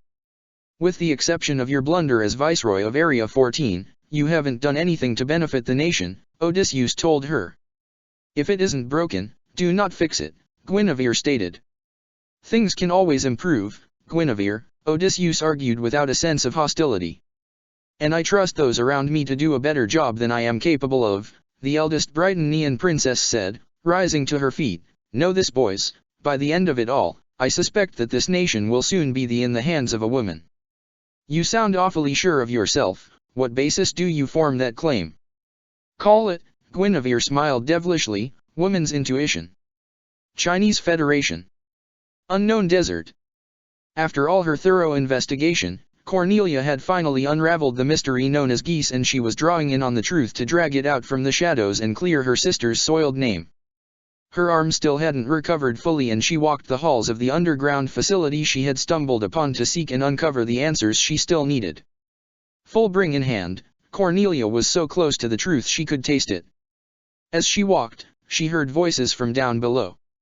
Wait, if that theory is true, we'd be the worst criminals in all of history. We'd be abandoning our nation. Bartley? Cornelia recognized the voice of that slovenly excuse for a man easily. She found a vent cover nearby and saw that it led straight down. She jumped in without hesitation and dropped down to her knee and stuck her gun in Bartley's back. "Freeze," she said calmly. "That voice, Princess Cornelia. Why are you here, Bartley? Thank heaven you've come, please save us." "Save him? He's not behind this like with the circumstances surrounding Clovis' pet project. We were ordered to be here, by the Emperor. My father." This was unexpected even to Cornelia. She hadn't expected her father to be involved in something like geese. More theories began swirling about her head. One in particular made her wonder if the murder of Marianne connected back to Order of Geese. "The world is racing down the path towards destruction," Bartley told her. Cornelia scowled. "To think that corruption seeps this deep into the Empire. Father, I was right to hound you. Your misdeeds are right in front of me. My blade will soon be at your throat figuratively and literally. Go on, I'm listening." Cornelia withdrew her weapon and stood up, letting Bartley take a few steps forward and turning to face her. "Follow me," Bartley told her. He motioned her to follow him and led her deeper underground. Soon they were surrounded by buildings of bizarre architecture and violet-hued lighting. "If you've made it here, I assume you know quite a lot already." "Yes, I managed to find a lot of information myself during my investigation," Cornelia shared her knowledge with Bartley. "I see. You've learned quite a lot already." Cornelia acknowledged Bartley silently and made no segue to get back on track. "What did you mean by this world is racing down the path towards destruction? The Geese Order, the nameless organization you say you've been hunting, they say they're going to kill God." "God?" Cornelia found such a notion both funny and audacious to even try. "I thought they were speaking metaphorically," Bartley explained, "but now, at the very least these people believe what they're saying." He and Cornelia were now walking down a rather spacious corridor along a red carpet. It was the deepest part of the Order's headquarters. "Ridiculous to believe in God, there's no such being," Cornelia scoffed. "There's simply the other side. There is no God, just a bunch of weird people with black clothing, and I still don't have answers for that." "That's right," a voice from behind her and Bartley called, forcing both of them to turn around, and even Cornelia was a little jumpy. "No winged goddess, long-bearded men in white gowns, or kind goms in the clouds. No, not that sort of God." Cornelia scowled as she launched a dagger straight into the forehead of the small child that emerged from the side of the room. "Princess Cornelia!" Bartley gasped in shock. "Who knows what type of geese he controls? You must never let your guard down even for a child." "Yes, that's correct." Again Cornelia and Bartley halted and whirled around to see the small blonde boy get up with the dagger still lodged deep in his forehead. "Cornelia, you do live up to your reputation, don't you?" He removed the dagger from his forehead. "As your uncle, I'm very proud of you." "My what?" This was news to Cornelia. "We made a solemn vow. If there was ever a god that made men fight each other," the young blonde boy tilted his head and blood trickled down his forehead, "we'd kill him and his divine rule." "You're a little young to be the Emperor's brother," Cornelia teased. "That's what having a geese code does to you," Vivi responded. "You gain immortality and retain your youth from the moment you obtained it." "Immortality, huh?" Cornelia's hand twitched as she reached for the gun behind her back. The wound on Vivi's head began to close up. "Self-regeneration? Although, I am surprised." "Surprised?" Cornelia questioned. "You found out about the Order and didn't seem all that bothered by its existence. I thought a woman like you, a military professional grounded in facts and strategy, would have never accepted the existence of an otherworldly concept so easily." "You clearly don't know me well enough," Cornelia asked, and with a swift motion drew her gun and shot Vivi in the forehead. With her spiritual power behind it, amplified on purpose, the injury was even nastier than before. Vivi's skull ruptured and he fell backwards onto the ground. Cornelia had shot right into his brain and her blast had been a through and through. She had hoped with the power of her shotgun that she would have completely blown his head off, but blasting his skull to pieces was good enough. "Princess Cornelia. Let's see the immortal little brat come back from that," Cornelia chuckled. "Not a problem," Vivi got back up despite his entire face being drenched with his own blood. "Wah, but..." Cornelia stammered. "No matter what you do to me, I'll..." Cornelia whipped out a kunai from her back pocket she had been carrying and lodged it into Vivi's frontal lobe, hoping she'd struck deep enough to hit the thalamus, but when she saw the kunai slide through with the covered in brain matter and slide along the ground, there was no doubt in her mind. And yet, Vivi remained standing. "It's useless, Cornelia." Cornelia, frowning, shot Vivi in his heart, hoping that would shut him up, but all it did was piss him off. "Would you let me just finish a sentence, you crazy bitch?" The brain damage was having a notable effect on his psyche. Darn, where's a hammer when you need one? If she had one, Cornelia was hoping to flatten Vivi's head in or smack it off his shoulders. She figured maybe that was possible with spiritual power. She smirked. "Well, at least you're human enough to name call." Vivi seemed to calm down on the spot. "Too right, my dearest niece. As I've told you, Charles and I intended to kill God for forcing men to fight each other. You're going to kill God for the sake of peace? Are you nobles or cultists?" Vivi glared. "We have spent more than 40 years looking for a way to create a world of peace. Are you intending to stand in our way? If we can strike a deal, I'll leave." "A deal?" By this point Vivi had recovered most of his face and the muscles in his heart. With his much younger body, he could regenerate faster than CC. "I need to be able to drag geese out into the open for the sake of my sister. Do that for me and that's all I will need. Then you and father can go back to chasing ghosts." "Ghosts, huh? Is that what you think? Earlier you said I don't know you well enough, but you didn't let me finish. I said I thought a woman like you would find geese strange, but I know better. Charles and I both know about your gift, Cornelia Lee Britannia." Cornelia readied her gun again. "I thought so. What do you know?" "Plenty, such as the fact that the god we aim to kill is the very god that governs the world of Soul Reapers." "Soul Reapers? Let me explain." One short explanation later. Unlike Ichigo, who thought Rukia was crazy, Cornelia seemed to be nodding her head as she listened intently to Vivi. She had already encountered strange monsters and developed her full brain. At this point she couldn't think of any reason for Vivi, claiming to be her uncle, to lie to her. "I see, I think I get it. Now here's my problem, dear uncle," Cornelia glared. She drew her gun out again, having put it away when she became intent to listening to Vivi. "Why overthrow such an organization? Because the Soul King, their sovereign ruler, does nothing to benefit the world. He stands by idly and forces us to scavenge and fight. You consider inaction to be malice?" Cornelia debated. Would a benevolent god allow poverty to exist? Would a benevolent god allow Yuffie to die? "Don't you dare drag Yuffie into this!" Cornelia snarled with massive hatred. For a moment Vivi was intimidated by the frightening tone she had unleashed. "I've heard just about enough of your whining, uncle. You claim to have immortality, but I wonder what would happen." Cornelia smiled fiendishly, "If I crush you until there's nothing left but blood." Vivi shook his head and held out his palms with a tired smile. "I tried to reason with you, but I guess I have no choice." Vivi removed a rock from his pocket and held it up. Philosopher's Stone. The normal, oval-shaped rock turned into a glowing, jagged, green crystal. Vivi began juggling it. "This rock was given to me by Charles when we were 4 as a gift. It was a joke, of course, but when you're young you tend to believe inanimate objects can be pets. Eventually I took pride in my rock and well, he stopped juggling the rock. I think you know the rest." A powerful green energy beam with a radius the size of the human torso blasted towards Cornelia. She dodge-rolled to the side as Bartley backed away.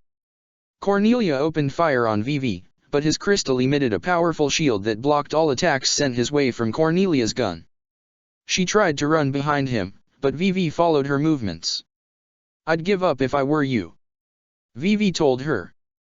"You can't kill me. Says you." Cornelia continued to fire countless assaults from her weapon. Vivi advanced towards her slowly, tanking them behind his shield. "Isn't that the sword Schneeisel once gave you? I'm amazed at how you modified it so. You were exposed to Sakuradite and now your full bring is permanently active." "No, better to say your Fullbring is forever incomplete. If you want a strong Fullbring, you'll have to find something else to take pride in. Vivi lowered his shield and attacked Cornelia with another powerful energy blast. She dodged out the way again and fired, but with his spiritual power imbued into his hand, Vivi deflected the bullet as it nearly hit Bartley. What? Cornelia, I've had spiritual power for 50 years, more than. Do you really think you can defeat me? Cornelia growled and kept shooting. You need a better tactic. Vivi got behind her with bringer light and shot her in the back. Cornelia was blasted out into the open and fell on her stomach. Cornelia, my niece. I don't want to kill you. I think you could be useful to me. Cornelia pushed up off the ground with only her good arm. You and father, you would kill the god for inaction, calling it malice. Bartley was right. Cornelia turned her head towards Vivi. You will run this country into the ground. Cornelia stood upright. You want to talk about pride? Cornelia asked as spiritual power flowed beneath her. There is no greater pride I feel than as a big sister. Cornelia sheathed her gun. I've always wondered as to the key behind my power, and now you've told me that it's pride. Then see my pride manifest. Cornelia reached into her uniform and held up a key of sorts. This was used to pilot my Gloucester. My nightmare gave me the power to protect the things I wished to protect. And so, though my Gloucester is not here with me, it is still a part of me. Cornelia made a motion as if she was jamming the key into ignition. It is, she turned the key, in my soul. Instantly a matrix of light formed around Cornelia and she was immediately surrounded in a biotechnological armor resembling her Gloucester, weapons, and all. This is my pride, Cornelia spoke, Knight Templar. A Harkin shot out where they were known to be on her Gloucester. Impressive, Vivi said with a small smile, but still incomplete, my dear niece. Vivi blocked Cornelia's attack with his shield. Cornelia activated her armor's land spinner system and went towards Vivi with her lance at the ready. Your Fullbring has size, but that's all it has. Without control or understanding, Vivi blasted Cornelia's Fullbring with his Philosopher's Stone, eradicating the armor completely, surprising Cornelia. I can demolish it with ease. My Fullbring. Cornelia fell forward and passed out from spiritual exhaustion. Bartley, please bring her somewhere where she can't hurt herself. There's a small cell section behind a Sekizeki glass door, if you please. Why yes Vivi, right away. You impress me, Cornelia, Vivi said as Bartley carried the unconscious princess away. Perhaps you would be worth inheriting the power of geese yourself. Area 11. With his troops scattered throughout the area once again, Lelich checked his calendar and the date and time.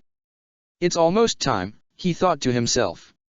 Lelich wandered over to the mall where Suzaku had just hoisted his live self and Shirley back up onto the rooftop. Lelich took a deep breath to steel his emotions and mind. Susanna couldn't be here this time, not for this. Unfortunately the Soul Society would be seeing this and how Lelich lost the first woman he ever dated. He wandered into the mall past the screaming people, and smirked and chuckled as he saw Jeremiah Gottenwald. He was completely invisible to the world around him and he knew exactly where he needed to be. He remembered the location. All he had to do was park his feet and wait. First Shirley showed up, then Rollo. Shirley was armed with a gun, talking about how she wanted to bring the joy back to Lelich's life. And then Lelich heard her utter that she wanted him to be with Nunnally again. Lelich tensed up. That's all she wanted. Rollo, why did you? In the next instant Lelich lost his sense of time. Despite being a Soul Reaper, Rollo's geese could affect him and, like other geese, it blasted right past his spiritual power and trapped him in time for those scant few moments when Rollo shot Shirley. Rollo walked away after shooting her and when time resumed Rollo walked right past Lelich, oblivious to his presence. Lelich stood there, fingers twitching. It was taking every ounce of his strength not to reach out and strangle Rollo. You selfish little, I'm glad you died. This one moment Lelich absolutely hated his fake brother for. Up until this point Rollo had been as useful as some of his more loyal subordinates and now he had crossed the line. Lelich hadn't known exactly what was said in context. Although he loved Shirley, for all he knew Rollo might have been telling the truth, there was always that possibility, but no. Rollo had been a selfish little brat and shot her out of jealousy. The only sibling I need? Lelich tensed up. I don't control the reincarnation system, but I hope you go straight to hell. In his time as a Soul Reaper, Lelich was hoping that his anger could subside for the sake of dealing with Rollo, but not anymore. After witnessing firsthand what he did to Shirley, the little bit of mercy Lelich had stored up for Rollo's sake was shot dead along with his first girlfriend. Lelich had to wait though. Like Yuffie, and in a few moments surely, he would have his opportunity to lay into Rollo. For now though, the anger could hold. Lelich had waited for this moment before him for 144 years, 7 months, 3 days, 26 minutes, and 44 seconds. The moment in which he and Shirley would finally, after such a long time, be reunited. Slowly he waited as the time ticked by ever so slowly. He watched his live self frantically try to keep Shirley alive with his geese. It was like watching a soap opera. Even in the Soul Society, there were eyes wet with tears. Yuna's were the saddest. Senna and Rurakiyo had their hands linked as their eyes became wet. Yachiro's were watering and her lip was quivering. How mean, she whined. Nemu's fists were balled at the keyboard. She remembered a long time ago when Lelich and her had had sex for the first time. That was Lelich Sama's first time. Nemu was crying not for herself, but for Lelich. She didn't realize that she had meant that much to him at the time. As she had observed Cece, Colin, and Shirley, she had thought that maybe one of them had shown Lelich such joy, but to watch the one she thought would hopefully win the arms race die like that was too cruel. Turn it off! Rukia shouted. I can't bear to watch this any longer. She pointed at the corner of the screen. Look. There's Lamperouge Teiko, right there just outside the camera. Let's give him some privacy. Agreed, Nemu said, shutting off the camera. Back in the living world, Rollo walked back into Lelich's field of vision to talk with his live self. It was a conversation Lelich remembered about Rollo telling him that Shirley knew his secret and therefore deserved to die, but now Lelich knew a lot better. Rollo, I am going to pull out your small intestine and lynch you with it from over a flagpole. Lelich's eyes were nearly bursting from their sockets. It was this action, Rollo's murder of Shirley, that made Lelich realize that geese needed to be wiped out. It was why keeping his geese when he passed on to the next world felt like a curse. He was married, in a position of high-standing power, had so many people that trusted him and safely felt he could trust back, but still he felt that, in the end, it would crumble apart. The geese brought with it pain and suffering. Every geese user he knew met that end, and Jeremiah, a geese canceller, had lived. Rollo, Mao, Marianne, Charles, Bismarck, and Lelich himself had all suffered a premature end, and all because of geese. No, that's wrong. Cece still lives and she was subject with geese, but her life is in shambles from having lived for so long. Geese is nothing but a curse. He waited for Shirley's body to be collected, and soon, slowly but surely, her soul did appear. It appeared in the exact same position Shirley died, in the exact same spot. Shirley stared up at the ceiling. Where am I? She wondered. This is the train station, but I could have sworn she noticed she could breathe. She felt no blood rushing down her body. I'm not in any pain. She held up her hand only to see it was see-through. What, am I some sort of ghost? What's going on? Her panic caused her broken chain of fate to rattle. She sat up and looked at it. A chain in my chest? She began to pull on it. Don't pull on that, unless you feel like suffering a fate worse than death. She turned her head and gasped when she saw Lelich. Lou. She shook her head. No. No, you can't be Lulu. You're just a spirit taking his form, to make me feel safer, to guide me. Isn't that right? That's why you're dressed like that, right?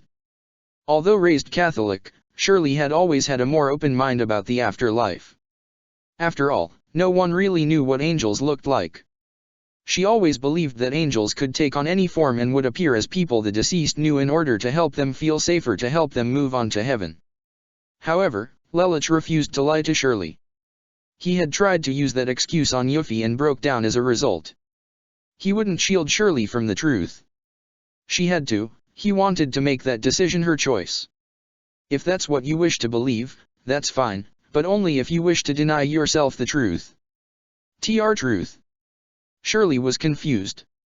Lelich pointed to her chain of fate. Shirley, that chain in your chest is a symbol of your existence as an untainted soul.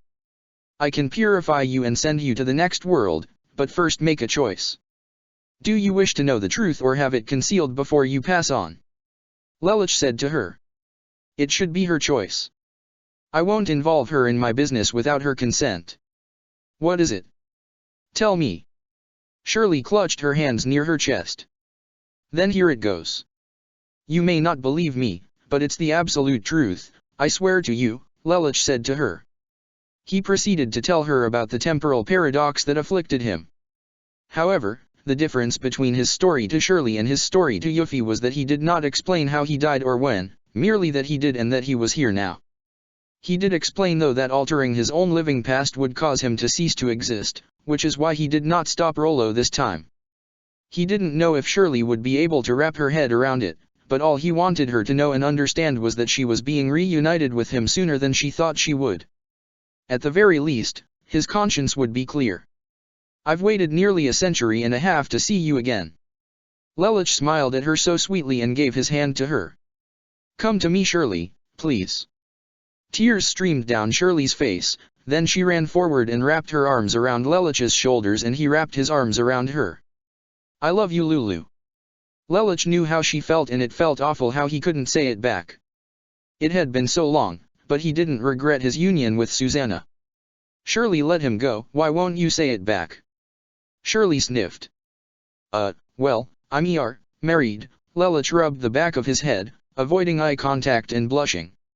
Shirley stared blankly into space. She didn't know if this was a bad joke or what. Am married. It's been so long, Lelich said and sighed. Shirley, I'm sorry if this breaks your heart. Your death was one sin I still regret to this day. He held Shirley tightly to him, squeezing her shoulders. I can never ask you for forgiveness for. Why? Why, Lulu? Shirley looked at him with trembling eyes. How could you?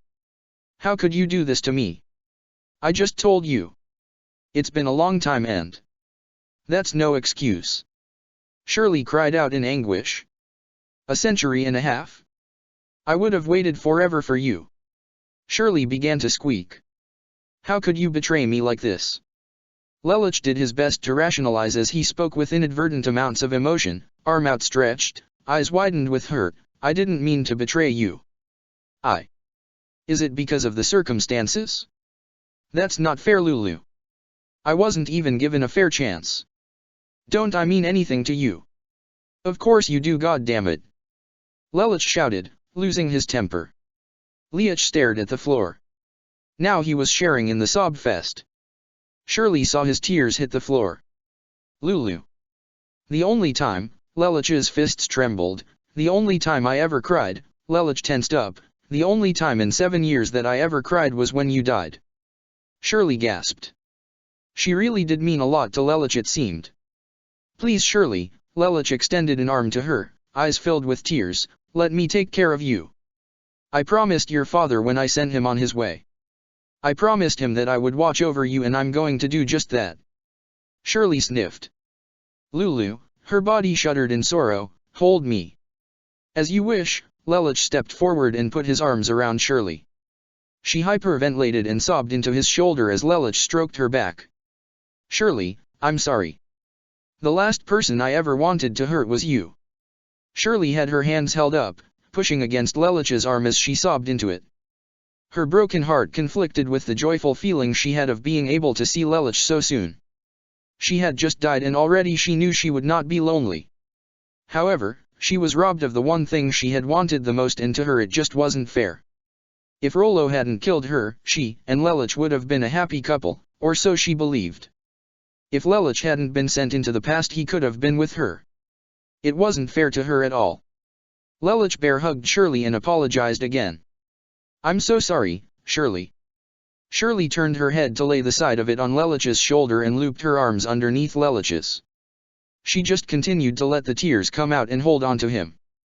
As long as she held on to him she could pretend, if just for a few seconds at a time, that Lelich's was still hers. After she felt strong enough to stand on her own, Lelich and Shirley stood apart from each other. Shirley took a deep breath and asked, "The woman you're married to, do you love her?" "With all my heart and soul," Lelich spoke with a solemn look. "And does she," Shirley choked, "love you?" "With all her heart and soul and then some," Lelich acknowledged. "Is she better than me?" Shirley asked. Lelich stroked the side of her face with his palm. "That's like comparing an apple to an orange. Are you happy with her?" "I do believe I made the right choice." Lelich's smile increased a little. "Choice? Whoops. What do you mean choice?" Shirley was getting agitated again. Well, you smooth, Lelich, real smooth. Why, you see, there were other women who I was, intimate with." "How many women were you toying with?" Shirley got angry and then began flailing her arms at Lelich. "Stupid, perverted, philandering, two-timing, ekalulu. Enemy of women. Hentai." Living in Japan had given Shirley a bit more of an extensive vocabulary. "First you fool around with other girls at Ashford, and even in the afterlife you play with the hearts of other women. You gigolo. Heartbreaker. I was just another one of the girls you played around with, wasn't I?" Lelich promptly grabbed both her forearms and stared at Shirley in the face with a serious look. "Don't ever say that." Shirley couldn't exactly tell what it was Lelich was feeling from the way he said that. Was he insulted? "What we had was not a lie, Shirley. The time that I had you for was very real to me." "Then why?" "There's no way I can answer that without making the situation worse than it is," Lelich said to her. Really, what was he supposed to say? Shirley had a compelling argument on all accounts. She was a victim of the circumstances. She hadn't been given a fair shot at his heart. He had fooled around with other women in the Soul Society. However, he had never forgotten her, not once. His feelings towards the redhead were still there in a locked part of his heart. He had made a commitment though, and that commitment he would stick with. Lelich had considered these factors already. What he wasn't counting on was how much it would crush Shirley and simply add to the weight of his guilt. A balance of wants versus needs played out in his head, his, Susanna's and Shirley's. Ultimately, though, he knew the decision, no matter how much it hurt the third party. "Were you lonely?" Shirley asked him. "I was." That was true on a certain level. Lelich had felt a bit of loneliness without her, or any of his familiar companions, for quite a while in the Soul Society. He had grown used to the many years he had spent at the side of the people in the Soul Society, and his former companions faded in and out of his mind, but slowly crept into his mind as time drew ever nearer. Why had he so desperately wanted to see Shirley again? He found himself asking this very question. Was it closure, like with Yuffie? Did he want to apologize for letting her die? He was already trying to make up for that. There was something else in there, something that desperately wanted to jump out, but Lelich buried it like a corpse. He knew what it was, and he'd be damned if that would ruin what he had built up, but still, what about Shirley? Nimue and Yuna, other women he had strong feelings for, would be all right. They had lived for so many years and knew so many people, but what about Shirley? She knew no one. She would be all alone. No friends, separated from the only family there, and no chance of having the one thing she wanted. As a pursuer of justice, how was this part of his ideal? Lelich figured he'd definitely be adding this to his report files for Anohana to look at. In all the time Lelich had been thinking to himself about this, Shirley had remained silent. Lelich then let her arms go and just looked off to the side. Was it regret in his eyes? Shame? Sympathy? Whatever it was bluer than the sky itself. "Your wife is a very lucky woman." Lelich's eyes went from downcast to shock as he looked at Shirley, who was now smiling, most likely forcing it. "I envy her, but if Lulu is happy, then..." Although she was smiling, tears formed in her eyes again. Lelich heavy-handedly put his hands on Shirley's shoulders. He looked at her with vigorous seriousness. "I promise I'm going to make it up to you. All of this. Your dad, your life, your heart, all of it is my fault. However, I won't fail you again. You won't be alone. Shirley could tell from the look in his eyes and the tone of his voice that Lelich really meant that. Lelich held her close again. Shirley, I know this isn't fair to you and I won't ask you to smile for my sake. Don't lie to yourself. I'm sorry for hurting you. I did my best to consider your feelings.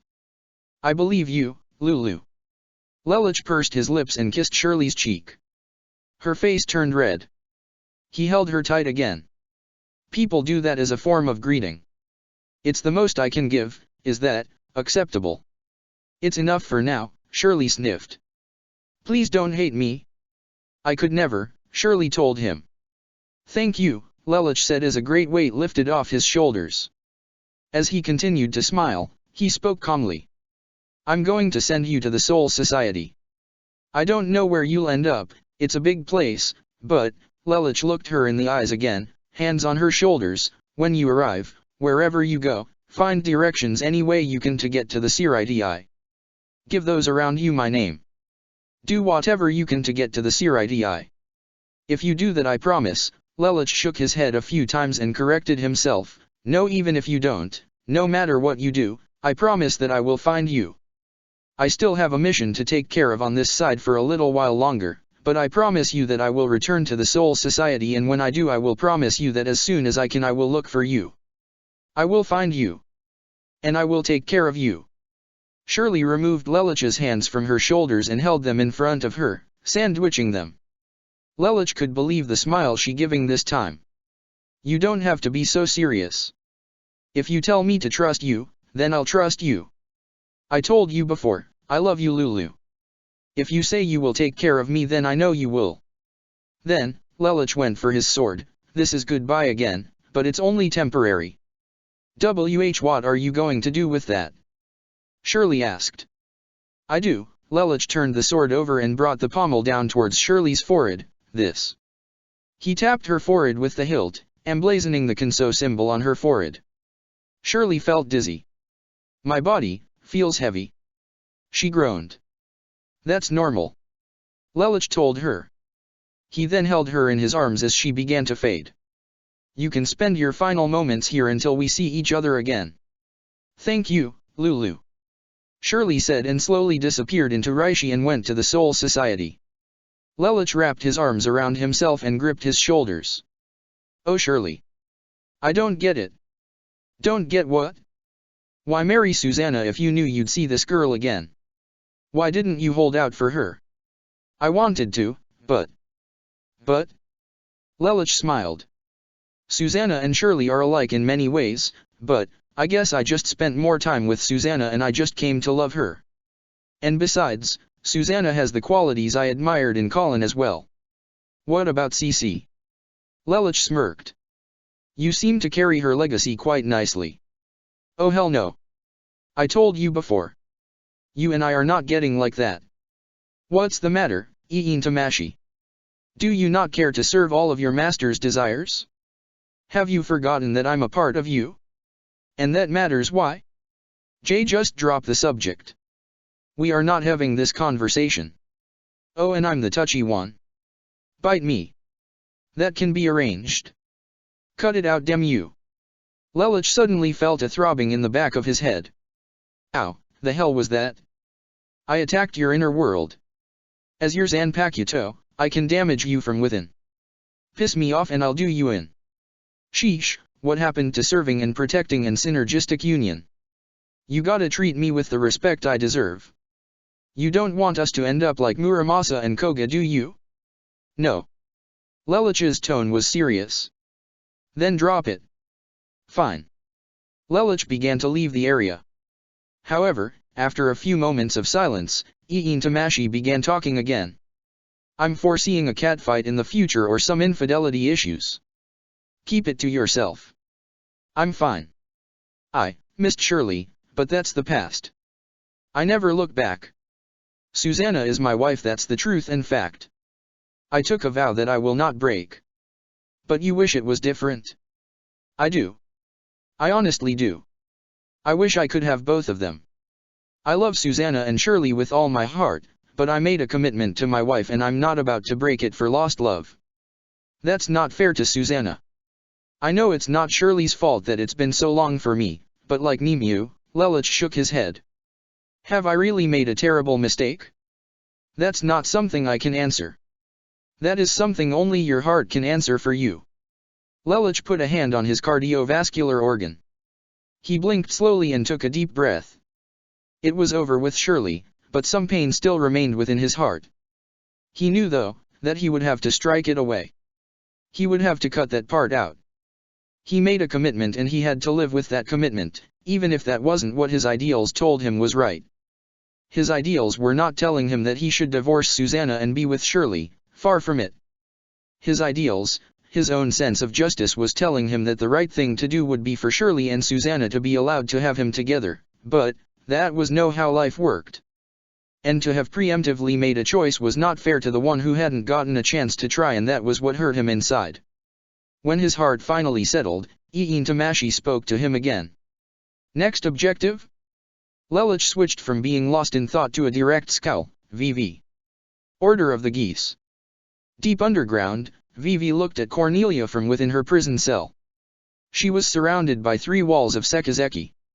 Even the power of geese was somewhat ineffective behind such an ore, and Cornelia didn't have the gall to cause a cave-in by blasting the wall behind her, not that she even had any inclination or thoughts of escape. She woke up and sat on the mattress pad on the stone slab she had been resting on and swung her feet over the edge and onto the floor. She saw Vivi nearby. Ah, you've awakened. Don't worry about your injuries. I had my medical team patch up your injuries, though your injured arm is still recovering.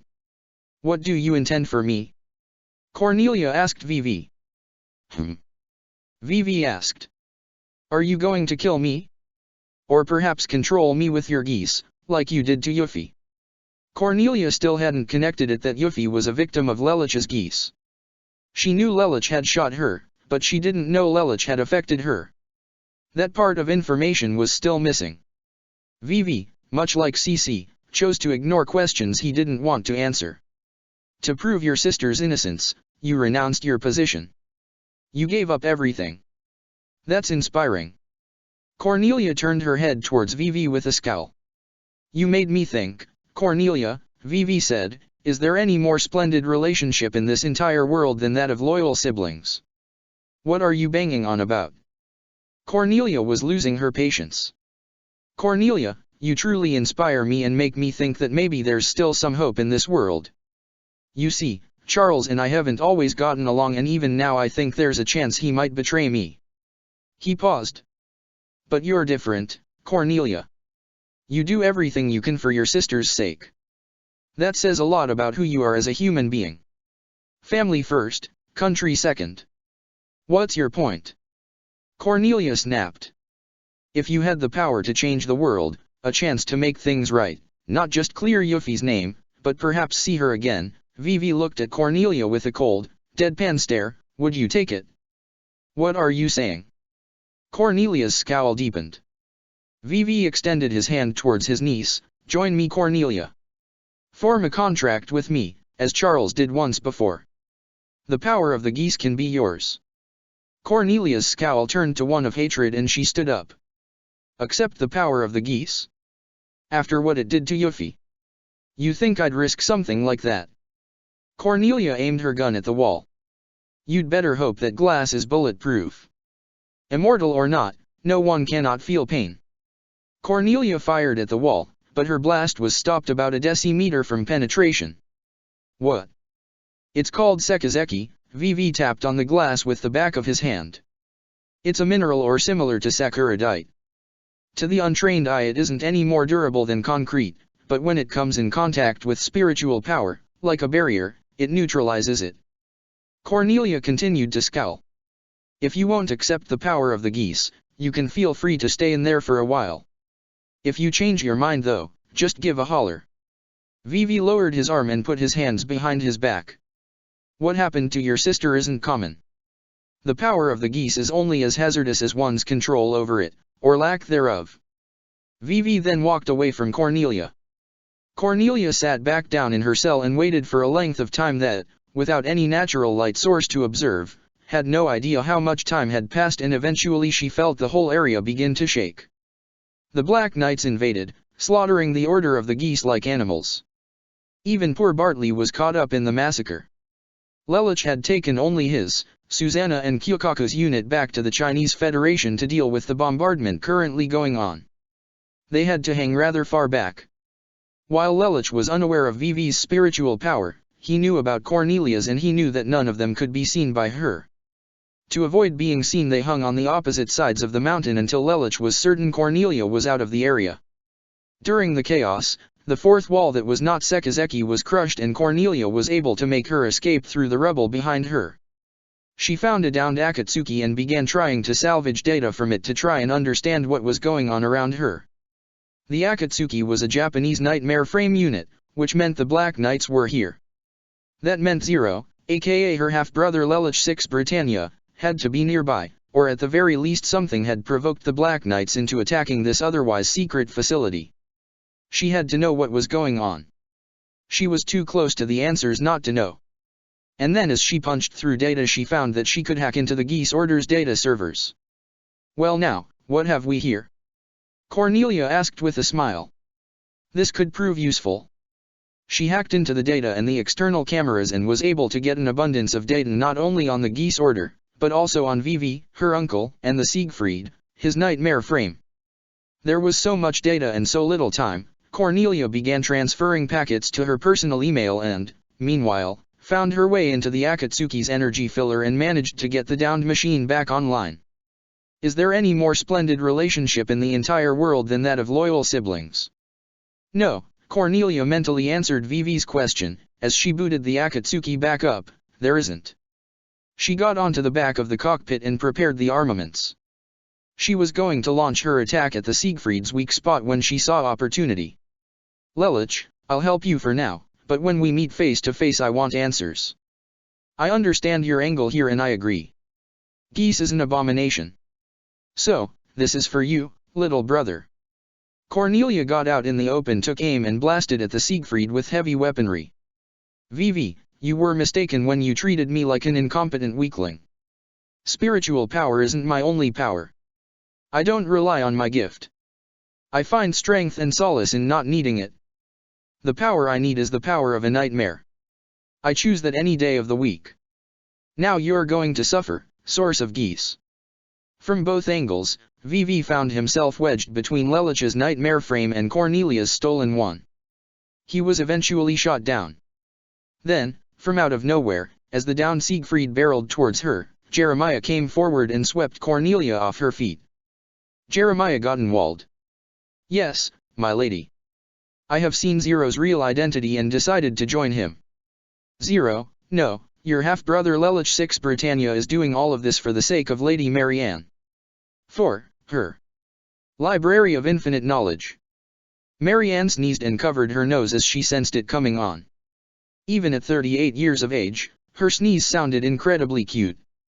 She took out a handkerchief and blew her nose.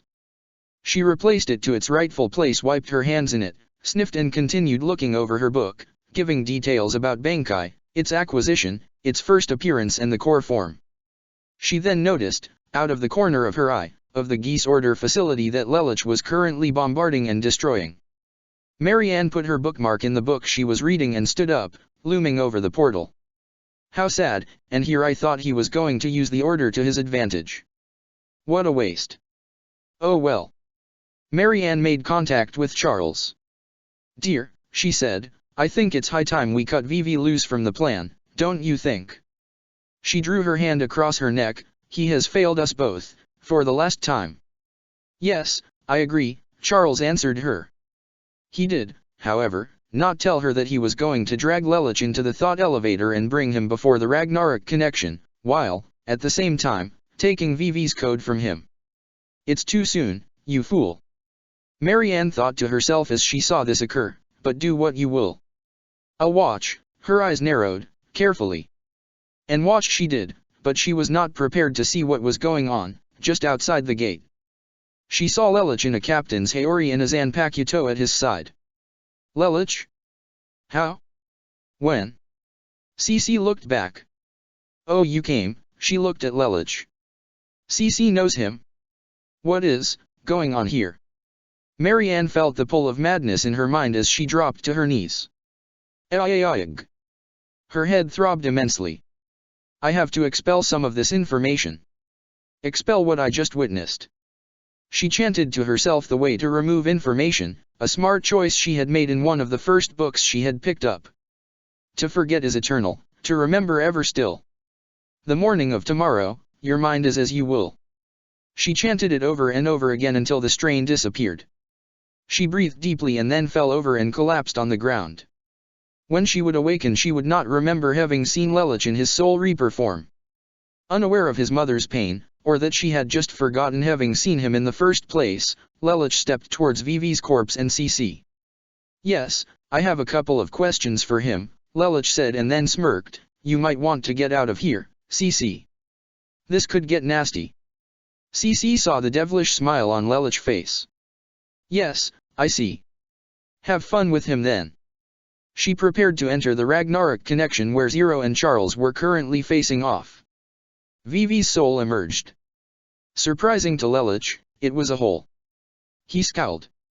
Vivi smiled. Well, this is certainly a surprise, Vivi chuckled at Lelich's form. I never thought you would go and become a Soul Reaper and be misplaced in time, Lelich. So you're intuitive enough that you understand what's going on, but that doesn't explain how you know what I am.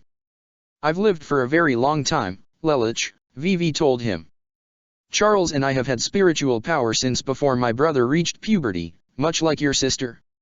Lelich didn't know Vivi was referring more to Nunnally than Cornelia. Vivi, I never knew you, Lelich stated, never wanted to, but now I am in a position where I need information from you. I don't have to tell you a damn thing, Vivi smirked. Oh no. Lelich chuckled. Gone from your code you aren't immune to the geese anymore, Lelich's eyes glowed red as he scowled, and I still have mine. Vivi smirked wider and then, all of a sudden, his body burst apart at the seams with white protoplasm and he was suddenly a somewhat bulky hollow. His head had a V-shaped crest on it, his body was green and he had rows of sharp, shark-like teeth. However, Vivi was only B-class at best. There, Vivi smirked as his voice echoed, much better. You bastard. What the hell are you doing?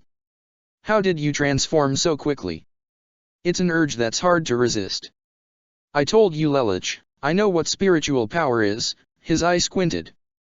Naturally this means I understand all about the afterlife. I hid some of the information from Charles of course. I knew I'd become this creature when I died, if I died, but I could sense your presence before Charles took my code. He was too obsessed to notice. So now, Lelich, what will you do about it? Hollows, I've learned from my research, have a natural resistance to the geese unless they're up close and I'm just far back enough that you can't properly see my eyes. So what are you going to do about it? Just why? I hold nothing against you. I just want to talk. In truth, Lelich knew very little about Vivi other than that he was his father's brother. I have nothing to say to you, nor do I care to. I hate you. I hate you and your sister, Nunnally. It's because of you and Marianne that Charles abandoned me and left me. He forgot our bond as siblings and he stopped caring about me. He only had eyes for Marianne. And so, I will. Vivi roared as she spoke, I will tear out the throat of what he holds near and dear to his heart. Die. Lelich 6 Britannia. Vivi pounced, but Lelich was already behind him. Vivi struck around like a child having a tantrum. Lelich was only not killing him so that he could maybe use his geese, but Vivi wasn't going to give him a setup. I will kill you. You son of a common whore. You should rot in the ground like the filth that you are. When Lelich finally drew his blade to attack, Vivi never saw him coming. He was struck before he could even react. So fast. Vivi, you don't have much time, so I won't explain it to you, but if you understand so much, you got two things wrong. Number 1, I am a captain. Cannon fodder like you cannot defeat me, Lelich looked towards him, and secondly, I threw away the 6 Britannia title long ago. I am Lamperouge Lelich, captain of Squad 10. Thirdly, though it does not pertain to knowledge of the afterlife and is simply the reason I cut you down, no one mocks my mother, Lelich scowled at Vivi, regardless of her sins. With that, a hell gate opened and swallowed VV into its bowels. Lelich prepared to head out. I had so many questions for you, VV, but I suppose asking filth like you isn't worth my time. I've waited for so long. I can wait a little longer. Lelich looked back at the gate where CC, now surprisingly devoid of spiritual power, and his live self had emerged. No, it isn't gone, it's sealed within her due to the memory loss. Lelich looked forward. But where was I? Lelich recounted his train of thought. Ah yes, that's right. CC, when this is all over, I will come back to you and I will ask you what it is I wish to know. I hope that you will answer me without a fight. End of chapter 169. Chapter 170, The Deletion of Charles Z.I. Britannia. Library of Infinite Knowledge. Charles was forced to make his escape into the library and found Marianne passed out on the ground. A gentleman would have gently roused her from her unconscious state, but Charles was anything but gentle. Wake up! He snapped and roughly smacked his foot into Marianne. It wasn't a kick per se. That would have required a little more force. The jolt to her system woke Marianne up and she jumped to her feet. Charles. You picked a fine time to pass out. I could have really used your help back there. Lelich ruined it all. CC has betrayed us. That's preposterous. What happened? Charles informed Marianne of what had occurred between him and their son. And what are you doing with all these books? Gaining knowledge, Marianne said with a pirouette. The new world free of lies we create will require a ruler with knowledge to sustain it, won't it? I've read through many of these books already. You should read some yourself, my dear. Marianne told her husband. She wasn't lying. She was more dancing around the subject. Charles grinned in agreement, buying the half-truth. Yes, good show, Marianne. You've really been hard at work. Yes. What better god to take C's place than a goddess? Charles then laughed madly as Marianne smiled fiendishly behind his back. Yes, do as you will, Charles, but I shall plan for my own plans. I will plan for the chance of everything falling to pieces. Marianne. Yes. Let us not hesitate, prepare the sword of Akasha. We will bring Lelich to us. Marianne smiled, as you desire. Also, open a gateway between here and the thought elevator on Common Island. As you desire, Marianne said again. Since Charles was in the library, the Brighton Empire was in a panic as it was stated that he had disappeared. Thankfully for them this was kept scrutinized. Zero was especially happy and, as a bonus, Jeremiah had brought his older sister, Cornelia Lee Britannia, into custody. Her right arm was hoisted into the air while her left arm was curled under her bust, still having not properly healed. Her legs were tied together. Cornelia had turned hostile on Jeremiah and he was forced to subdue her. Zero now stood before her with a smile. I see. You got her out of there inside the Akatsuki's cockpit. Please, forgive me, Jeremiah bowed in apology. You ordered me to destroy them all, but killing a member of the Brightonian royal family was just. Forget it, Zero told him, or rather I should say well done. Cornelia scowled at her younger brother. Tell me, Lelich, what is it you are seeking with that accursed power? What am I seeking? I am seeking to save a sister that I adore.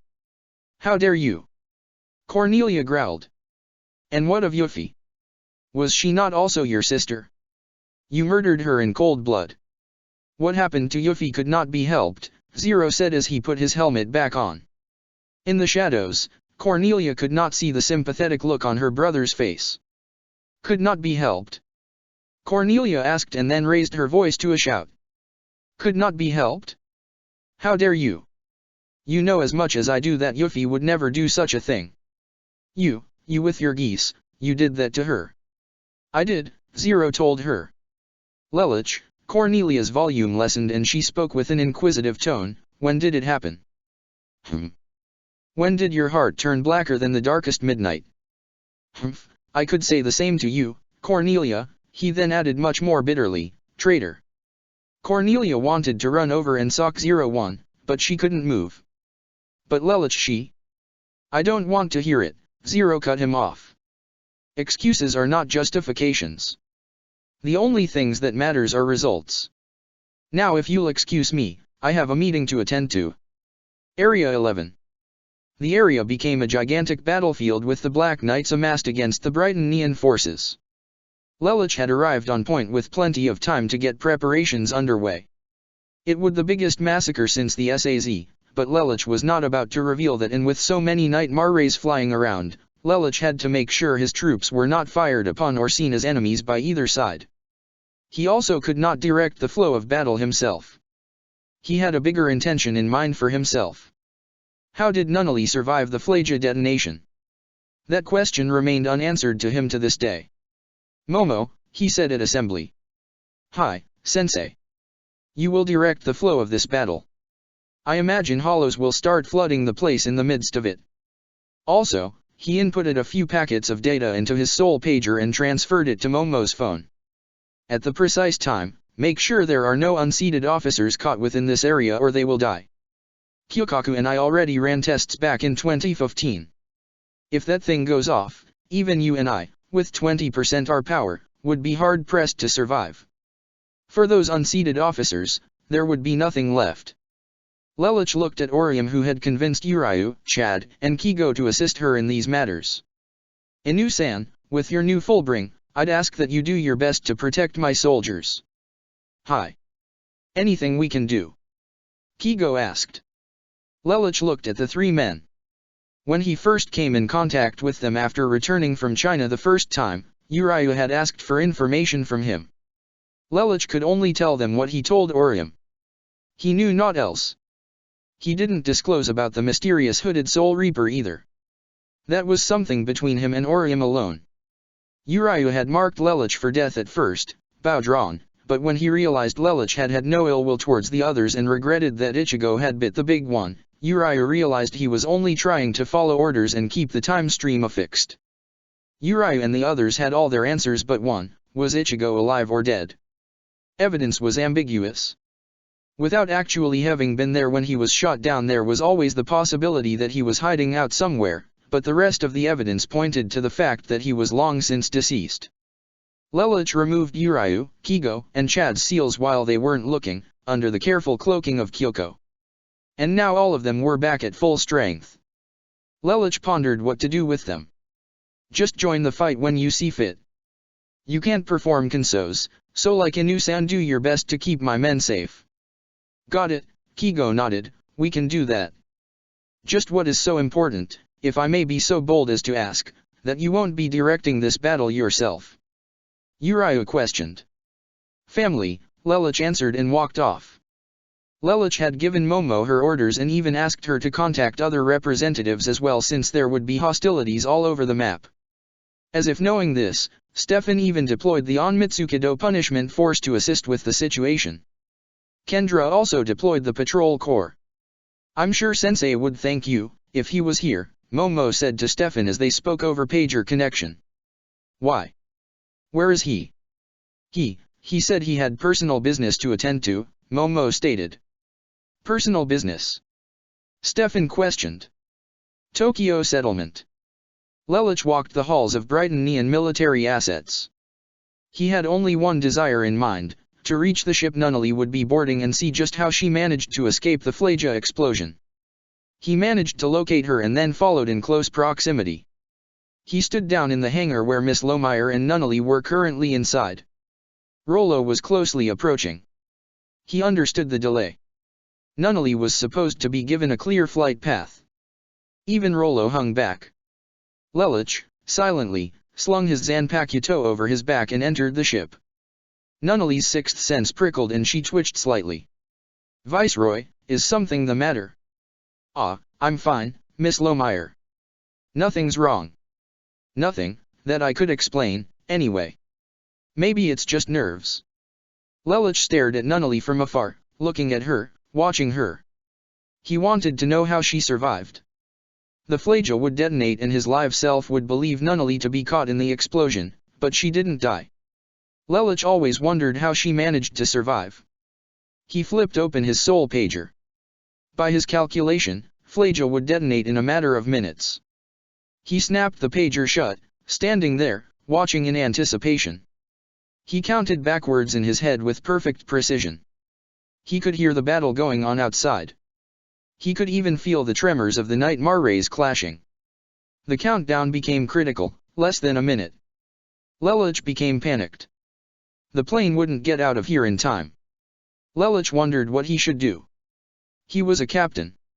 He knew he wasn't supposed to interfere with the world of the living, but this was his sister, for crying out loud.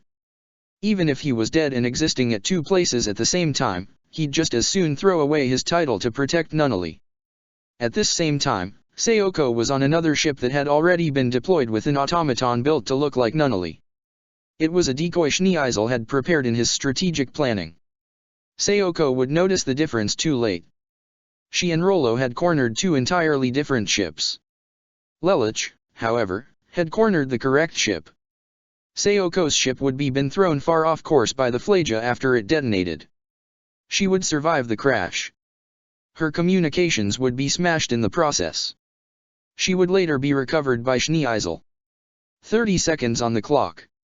The Flaja would be fired any second. A thought struck Lelich. What if, Lelich pondered, teeth clenched in anxiety, sweat dripping down his face, heart pounding, what if she doesn't survive this time? What if I messed up the time stream? He shook his head. No, if that were the case, Lelich's throat tightened, I'd start to feel like I was fading away.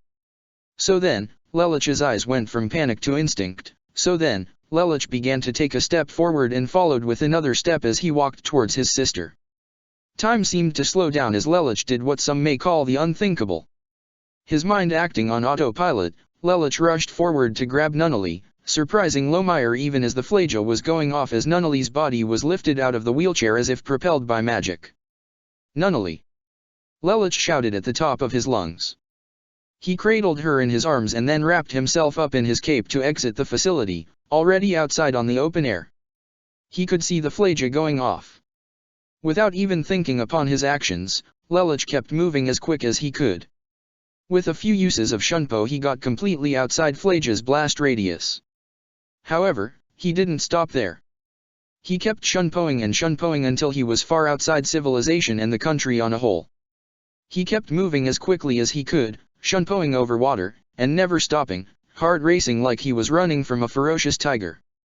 He finally ran out of breath several miles south of the nation on Aogashima. He had traveled such a far distance in such a short while, non-stop, and using Shunpo.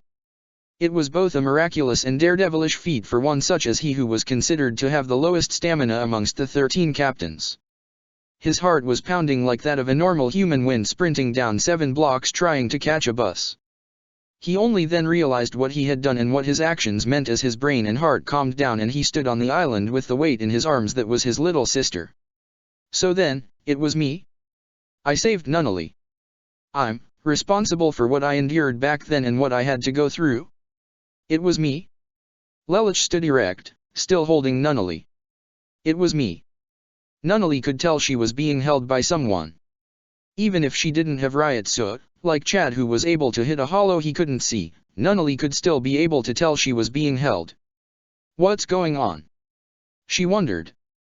The last thing I remember is hearing Big Brother's voice and then I felt like I was flying through the air. Now someone's holding me and I think I can hear the ocean. Nunnally reached up and felt Lelich's chest. Because of his increase in muscle tone over close to the last century and a half, his chest didn't feel quite the same.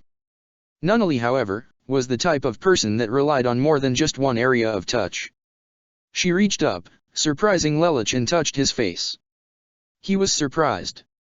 He didn't know if Nunnally was doing this because she could tell she was being held, like any other human would, or if she actually could sense the supernatural. Hesitantly, he put his hand on her hand and stroked it before clasping it around her hand. Nunnally recognized Lelich's touch instantly. Be Big Brother. See, can she sense me? Lelich wondered, eyes quivering with shock, fear, and a dash of hope. Or is her lack of sight able to let her be unafraid of what no one can see? Nunnally slid her other hand upon Lelich's heart and placed her ear next to it. Why is your heart beating so fast? Lelich became filled with surprise. He didn't know what he should do. He was going to get in enough trouble for interfering with the natural order of things. Nunnally having spiritual power would only add to the weight of his offense. I am so fired.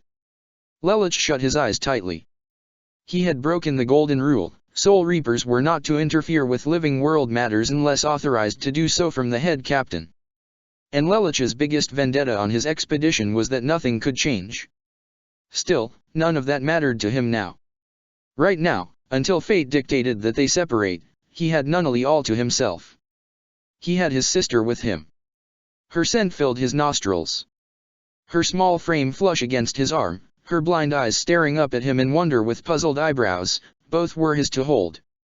He opened his eyes and swallowed, lips trembling. And Nunnally, he stuttered, if you can hear me. He swallowed and looked at Nunnally with a combination of fear, anxiety, and a feeling he couldn't even describe. Respond. Of course I can hear you, Nunnally said happily. I even heard you shout my name right before I heard that big explosion. She can hear me, she can sense me? I didn't know Nunnally had spiritual power. But I guess that only makes sense then. Vivi and Father both had the gift. Father must have passed it on to not just Cornelia, but to Nunnally as well. Are they the only two? I'll have to do some digging. Lelich wouldn't discover any others though. Spiritual power, though a dominant gene, was uncommonly distributed amongst sperm and eggs. Not every sperm carried the gene, and there were less than 25% of all sperm that carried it within them, less than 10% if the genotype was hetero, which was what Charles was. So out of all the children of his 108 wives, Charles had only passed the trait to just Nunnally and Cornelia genetically. As for Nunnally's situation, although she could no longer see, she never lost her gift of spiritual power. Due the loss of her eyesight though, much unlike her sister Cornelia, Nunnally was unable to grow to learn the truth about her ability to see ghosts. It was unknown whether one should consider this a good thing or a bad thing. Either way, right now, it didn't matter. Lelich knelt down on the ground and slowly dropped to his knees. He cradled Nunnally like she was a newborn baby. He held her and he cried. He didn't know why he was crying. He should be indifferent, or at the very least happy. After all, he had been the one to save her life. Or perhaps, these were the tears he had meant to shed for her, for lying to her for so long. He could be with her for as long as fate would allow. No, maybe this time he would change history. It didn't matter if Nunnally was dead or alive, his live self would commit to zero requiem regardless. He knew though that if he started to feel like he was fading away that he would have to return Nunnally to Britannia. Until then though, he could be her brother. He could take care of her, just like old times. Nunnally, Lelich sobbed, holding her so tightly in his arms he pushed her face close to his. His tears splashed her cheek as he held her. Big brother, your tears are cold, Nunnally told him. Lelich didn't say anything, he just continued to cry and pour out his heart at the joy of being able to hold his little sister in his arms after so many years. Area 11, Mainland. Teiko. Teikuru. Rangiku called out. She was in the middle of that crater caused by the explosion. She had sensed Lelich's riot so vanish from the area and escape the blast, so she knew he didn't get caught up in it, so why wasn't he here now on cleanup like he promised he would be? Lelich hadn't anticipated that he would have to be the one to save his own sister, not that Rangiku, or anyone, knew what had occurred. So he had said that he would be around for cleanup after the battle ceased. Fukutaiko. There's a restless one over here. Some squad members were calling to her. Rangiku sighed. I hope he comes back soon. I hate being in charge. Coming. Rangiku said, bounding towards the shouts of her name. Aogashima. Lelich sat with his back against a rock, with Nunnally in his lap, her head against his chest, his hand upon her head pushing it against him with his other arm wrapped around Nunnally's back as her paralyzed legs hung over the side of his bent ones. Lelich slowly stroked Nunnally's hair, unsure what to do. Unlike him, Nunnally was not a soul, she would starve without food. He'd have to provide for her, like he had when they were children and had been first sent to Japan. Big brother, where are we? Nunnally asked. What happened earlier? Everyone said you were missing. I wanted to see you. Big brother. Nunnally began to cry herself. Lelich wanted to comfort her more than he was, but he couldn't lie to her. The big brother she sought for was not him, not yet anyway.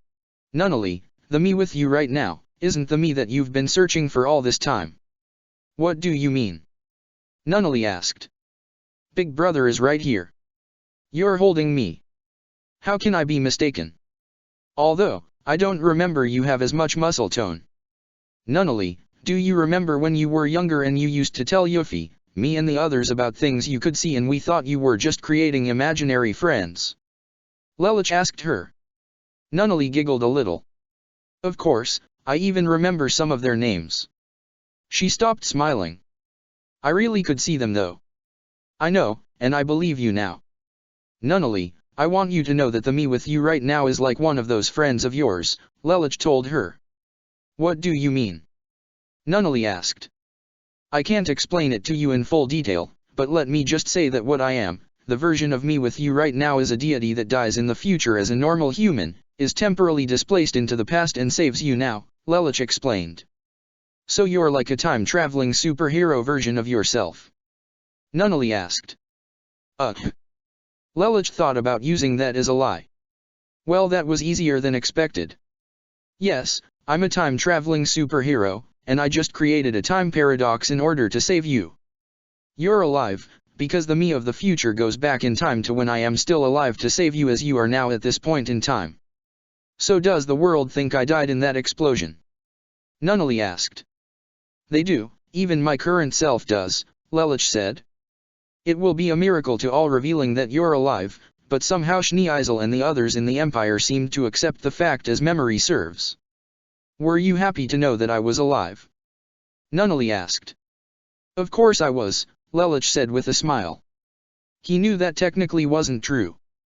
In fact, when he found out Nunnally was alive his brain nearly shut down, because he didn't think it was physically possible. However, he was glad she had survived. It gave his heart the feeling of knowing that he hadn't lost his purpose. You always do your best to take such good care of me, big brother, Nunnally said and nuzzled further into Lelouch's embrace. Lelouch simply stroked her gingerly as he savored every passing second he had with Nunnally. After a brief silence Nunnally spoke again. What's the future like? Nunnally asked. Come on Lelouch, think of something. Lelouch antagonized himself. Well, I haven't lived in the future in a while. I went back in time once and I've lived in the past for close to a century and a half. While I was in the future I created an eternal youth serum, so I've been living for a long time now. The future must be an amazing place, Nunnally said. What's my future? Now that much I know, Lelouch said with a warm smile, you become the Empress of Britannia. Really? Nunnally asked hopeful. Absolutely, Lelouch said confidently. Yes, as part of Zero Requiem, that is the future I give you, even if it was the future you didn't want. I'm so happy. If I'm the Empress, then I can start doing good things for those that Britannia has oppressed. Nunnally said, only to become saddened. If only Euphemia was here to see this with us. But it sounds like to me that you too have suffered as well. Please stop punishing yourself for something you've worked so hard to atone for. Please show me the world that you die for when it's your time to come. I'm sure you've done your best in the time you've had. I will see that progress for myself, won't I? Lelouch held Nunnally tighter. If that's how you feel, then you should honor her memory and use her benevolence in conjunction with your own. I know. That's why I recreated the Special Administrative Zone of Japan. I'll have to, she yawned, do more things when I become Empress. If you're tired, then rest. I'll be here for you, Lelouch told Nunnally. Her yawn is as cute as I remember. Okay, Nunnally said sleepily. She then added. Lelouch, how long do we have together? I don't know, Lelouch told her. Less than a season, I'd presume. Lelouch told her. Maybe a little over a month. Then, stay by my side, Nunnally pleaded. The you of the present wasn't around much a lot last year and I haven't been allowed to see you for a year, so I just want to be with you for as long as I can. Lelouch stroked her with the backside of his hand, gently. I had every intention of staying with you for as I possibly can, to make up for lost time. In the future, our destinies separate us. I haven't been able to see you in nearly a century and a half. So to hold you, to be with you, makes me so happy. Nunnally turned her body and gave her big brother a hug. With warm arms, Lelich embraced his sister tightly. Please don't cry again, just be happy. I know I am. Nunnally, Lelich said, holding back tears. Nunnally started drifting off to sleep. I love you, big brother, she mumbled as she drifted into her subconscious. I love you too, Nunnally, and I always will, Lelich said, and became Nunnally's blanket and pillow as she lay sleeping in his arms. The Icariga. Having been left alone, Cornelia had managed to free herself from her bonds and escape onto the main deck. She ran to the edge of the top of the deck when she noticed how high up the Icariga was. She pondered her options. If I use my super steps, no, bringer light, I could probably get away from here. But, with so many eyes upon me, could I slip away without being noticed? That's far enough, fugitive. A voice called out to her. Cornelia turned around to see a familiar face in the middle of a small group of black knights and smiled. So it's you, newsman and turncoat. Aim for her legs. I want her taken alive, men. Diet Hard exclaimed. Cornelia went for her gun on a reflex, but before a single shot could be landed, a Brighton neon plane landed and Schneeisel stepped out. Schneeisel. Cornelia was overjoyed. If there was one person who could help her right now, it was Schneeisel. With Lelich turned into a monster, Euphemia dead, and Nunnally's fate unknown, Cornelia did not know she was caught in the Flagia. Schneeisel was a sight for sore eyes. Schneeisel turned towards his sister halfway. Cornelia, how unexpected. I didn't expect to see you here. He looked at Diet Hard. I'd like to meet with the higher UPS of the Black Knights, I have business to discuss. Oh really? Diet Hard asked. The soldiers around him took aim. Schneeisel held up a finger, I wouldn't if I were you. The Mordred landed, on board with it a Flagia warhead. I'm here to discuss politics. Give me cause to do so and I detonate this warhead and destroy everyone on board, including Zero. You wouldn't. You're mad. One must be mad in order for one to make hard decisions, Mr. Reed, Schneeisel said and then gestured to Cornelia, I am liberating your prisoner as well. I'll overlook this if we can settle things like gentlemen. Diet Hard scowled. I will discuss this with the others. Of course, meet me back on board my ship and we can have a proper chat in the conference room. Yes, Diet Hard said bitterly, of course. He turned away. Cornelia, Schneeisel asked, now facing away from her, where have you been all this time? Our family has been worried about you. Schneeisel chuckled. Even Guinevere showed some concern. Cornelia smiled warmly, taking Schneeisel's jest for what it was. The family, or just you, dear brother? Schneeisel turned counterclockwise to face almost all the way towards his sister. Why don't you and I meet inside the conference room with Kanan and you can tell us all about your travels? Cornelia's face turned back to its default look, a slight frown, very well. She explained all of what she saw to Schneeisel, except for the things involving spiritual power and her discussions with Vivi involving it. She did however explain to Schneeisel Vivi's relationship with the rest of the family, geese, and everything else. Schneeisel had a look in his eye as if he, all this time, had been putting together a jigsaw puzzle and Cornelia had just brought him the missing pieces. Thank you, Cornelia. With this information I can. Schneeisel was cut off by the opening of the automatic door at the other end of the room. Sorry to keep you waiting, Diet Hard told him as he, Tamaki, Nagisa, and Todo entered the room. Tamaki made an ill-mannered joke about the Flagia going off, which Diet Hard chided him for and then, in his own words, told Diet Hard to get lost. Schneeisel however thought it best to let Tamaki sit in and listen, even going so far as to inflate his ego and encouraging his faith in Zero. After some icebreakers, Schneeisel finally dropped the bombshell he'd been withholding and revealed that Zero was in fact a member of the Brighton Neon royal family. Even Tamaki couldn't believe his ears and did not like where things were headed. However, Diet Hard did not lack a cool head and the 4 Black Knights at Assembly didn't seem to care of Zero's identity now, despite now knowing it. He stated that it was Zero's miracles and actions that mattered, not his lineage. Unfortunately for the Black Knights, and would soon be unfortunate for Zero, Schneeisel was one step ahead, countering Diethard's argument by asking what would the others think if the miracles Zero performed were actually tricks, revealing the nature of Geese and Lelich's ability with it. Tamaki refused to believe it, of course, since Schneeisel's words were mere words, but that's when Ogai appeared and denounced Zero as a simple con man. Even with this all out on the table, just as it began to seem as if the seeds of doubt could be planted, Diet Hard stood up with another counter-argument. To him it didn't matter. To him it still didn't erase what Zero had accomplished. To him it was like exposing the tools a magician used to create an illusion. Ogai however countered, saying that that would make sense if he only used it against enemies. Are you saying he used it on us? Nagisa asked. Of course, Cornelia said bitterly, he used Geese to control his own sister, Euphemia. He made her slaughter the 11s in the special zone. Tamaki was still in denial, and that's when Schneeisel whipped out evidence. It was Suzaku's conversation with Zero. The advantage to Schneeisel is that with sound only, and Zero's refusal to emote, none of his allies could see the regretful eyes he had looked at Suzaku with the entire time.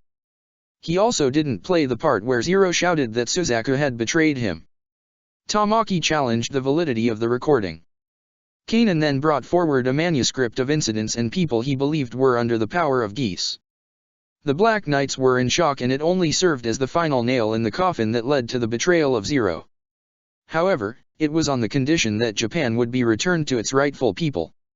Despite what he had done, he couldn't betray Zero without getting what Zero had been trying to get for them all along. Despite his actions, that fact had not changed. Zero's goals had not been challenged.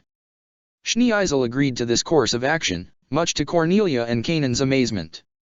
When it came time for confrontation, Zero let the betrayal happen.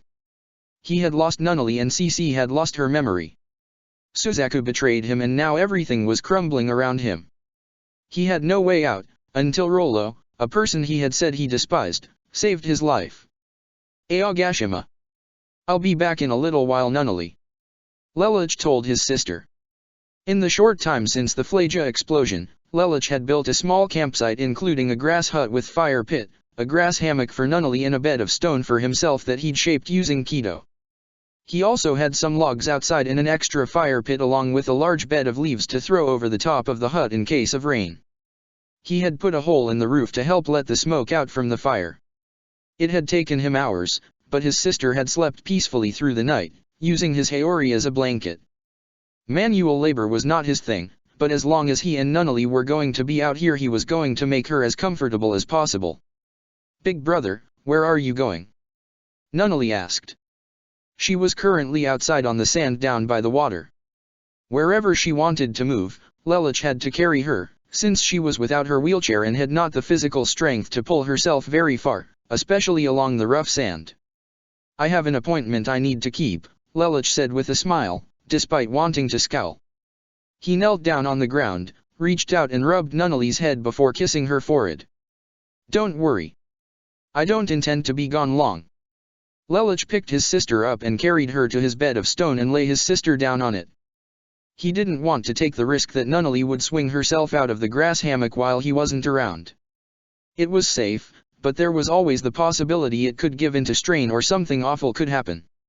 At least the bed was stable. Lelich fitted his Haori back on and instead gave Nunnally his prized Kido vest. He draped it over her. Here, sleep if you can. I'll try to bring some food back when I return. But, I'm not tired, Nunnally told him. Then just lay here for me where I know harm will not come to you, okay? Lelich said, sitting along the side of the bed as he stroked Nunnally's bangs. Can you do that for me? Of course, big brother, Nunnally said with a happy smile. Lelich did his best to keep the tears in, knowing that this happy interaction between him and his sister could not last. He bent down to kiss her forehead and then blinked out a pair of tears as he left and made his way to where he was needed. Library of Infinite Knowledge. Taking a look at the situation at hand, using her portals of clairvoyance, Marianne decided that now was the best time to act. If it was any wonder how Marianne could exist both here in the library and in Anya, it was because her soul was technically in two. One half, a majority of her soul, rested in Anya, the other half, Marianne's spiritual form, resided in the library. Marianne currently had very little Ryotsu. Her combat ability with it was barely above the level of new recruit, but with her Ryotsu residing and sealed inside of Anya, she could channel it to Anya's barely functioning body, and that also removed the strain on Marianne's mind regarding the library's books. By now, Marianne had read from a grand total of 2,130 books from the library, and she would continue to read more, to oversee the library long after the plan had succeeded, but for now, she needed to make herself whole again, and there was only one way to do that. Teleporting out of the library, an ability she had acquired from reading the archives books, Marianne took possession of Anya, her spirit merging with her soul, and now Marianne had her full capabilities within the small child's body. If Marianne were to live through what was to come, with the knowledge and abilities she had obtained, she could become a great threat to the Soul Society, unless she was convinced to protect it. She gathered CC and the two headed off together for Common Island in the Mordred Southern Japanese island cluster. Lelouch arrived on the scene where Rollo's body was. He wasn't sure how to handle the situation. He did owe Rollo for saving his life, but after reuniting with Shirley and seeing just how selfish his brother had been, he could not maintain that kindness. Scowling, he marched forward towards the ocean's edge where he had made a makeshift monument for Rollo. Was I really so depressed that I felt that one act of saving my life could overwrite what he did to Shirley? Lelouch looked at the care he had put into building the small monument and how he draped the locket he had given to Rollo over it. I guess I was. Brother. Lelouch heard Rollo's voice, which to him was like chalk screeching along a blackboard, and turned around to see the young man that had posed as his brother standing in front of him with a chain in his chest. He looked at Rollo with a professional gaze like a teacher would glance at their student as they entered their office after hours. Rollo. W.H. Watts with that outfit. Why do you look like that? Lelouch whipped out his sword and swung it at his side. Let's try to do this wordlessly. Maybe I can fake him out if I'm quick enough. W.H. Watts with the sword. Why, you're not going to hurt me, are you? Lelouch walked forward with a steady pace. Come on. Big brother. Rollo shouted out to him. So much for handling things wordlessly. You are not my brother, Lelouch scowled, but spoke calmly. I was depressed when you saved me, far past the point of despair. I couldn't bring myself to hate you, but things are different now, Rollo. Lelouch clenched his teeth. I am going to kill you. W.H. Watt. Rollo looked crushed. Lelouch stopped walking. You don't deserve the kindness I've shown the others. I let you die with the thought that I cared about you, but I am not the same person you parted ways with. The sun was low on the horizon and the ocean glistened behind him. Lelouch stood silently for a few moments, making it so that the only sound that could be heard was the sound of the waves against the coast. Rollo smiled again. You're lying again. You're lying like you always do. Big brother would never hurt me. He. Shut up. Lelouch shouted, scowling. You crossed a line. Do you have any idea why I was trying to kill you? Lelouch's eyes turned frenzied. It's because you killed a woman I cared about deeply, more than I could ever care for someone like you. And in hindsight now it's even worse. You tried to kill Nunnally too. Didn't you? Lelouch was only taking a stab in the dark, but he wanted to see Rollo's reaction to what he said. Lelouch understood Rollo's personality and his attachment towards him. If Rollo denied such an act, Lelouch could forgive him, maybe, but he was willing to bet that Rollo's answer would be. Of course I did, Rollo said, I'm the only family you need. Lelouch's sword whistled through the air and cut Rollo across the upper back along the backs of his shoulders. Lelouch purposely struck shallowly. His blade was extended outward, parallel with the ground. Rollo's blood dripped from it. Soul Reapers weren't supposed to attack holes, but it was bad enough, for Lelouch, that Rollo hadn't become a hollow. Besides, the wound he left would heal. As much as he would have liked to have decapitated Rollo with that strike, Lelouch wanted his fake brother to understand his place before he disposed of him. He moved, so fast. Rollo, how dare you, Lelouch spoke darkly as he looked over his shoulder, you thought you could take Nunnally's place? Don't think so highly of yourself. I can never forgive you for what you have done, for what you've tried to do. You were never anything more to me than a pawn. The sun had almost now completely set, leaving Lelouch and Rollo in the moonlight. Now, Lelouch spoke with a spiteful glare and dark tone, get down on your knees, bow your head, and accept your fate. Why, you wouldn't kill me, would you? Of course I would, Lelich said, turning around and aiming his sword directly at Rollo's chest, perpendicular with his own. I am a Soul Reaper, Captain. I have one of the highest ranking authorities in the entire Soul Society. Give me cause and I will kill you. Do you really think the Rukonga will miss one civilian, one small insignificant civilian that isn't fit to walk the same dirt as the worms? Lelich was raising his voice and the hatred in his scowl showed that he was clearly pissed off. I'm only supposed to tap the pommel of my sword to your forehead, but I don't feel like doing that. Care to convince me to do otherwise? Rollo's heart sank. You really hate me? Lelich lowered his blade and pointed to the monument with it. At the time of my rescue I was in a depressed, sorry state. You saved my life, gave me the strength to live on, but, Lelich faced forward back at Rollo, blade pointing back at the boy's chest, while for you it has only been under an hour. For me it has been over 144 years. Rollo's eyes trembled. I've had a lot of time to reflect, rebuild, and reconstruct my outlook on life. Rollo, I cannot bring myself to forgive you for what you did and what you tried to do. You need to understand your place. You were my subordinate and lackey. You understood my vision, but that didn't mean you were supposed to stand in the spotlight with me. Now, I want you to understand your place. Get on your hands and knees, Rollo. But Lelich. I said kneel. Lelich shouted, losing his patience. His ryotsu flared and Rollo's knees buckled. He dropped to his hands and knees. Good boy. Now, I don't want an apology from you. Just as Yuffie should never forgive me, I will never forgive you. Do not, and I repeat, do not come near me. I want nothing more to do with you. But, Lelich. I do not want to hear it, Lelich spoke with the disciplinary tone of a father scolding his son, putting emphasis on every third word. You killed a woman I loved deeply at the time and you tried to kill my sister. Saving my life does not make up for it when I just wanted to die at that point. Lelich walked forward with his sword tip held at his ankle. It's funny how being able to directly look at your past gives you a new outlook on things. Now, Lelich stepped forward and readied his sword. Let's get this over with. Hell. Think he'll do it?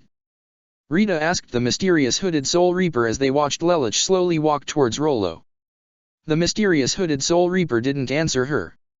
I may not be able to see your face right now, but I know what you're thinking. You think that if he kills him, it'll define who he is to you. If he spares him then you can forgive him. Do you really think life is still so simple? You've worked with me for more than half a decade and studied under my tutelage. Is life so simple that you can fault a man for killing another man he so despises, despite that it is murder? You set him up, the mysterious hooded Soul Reaper took note of Rita's deviousness. I only control the souls who are entered into my apparatus. But I read his bio. He murdered so many people.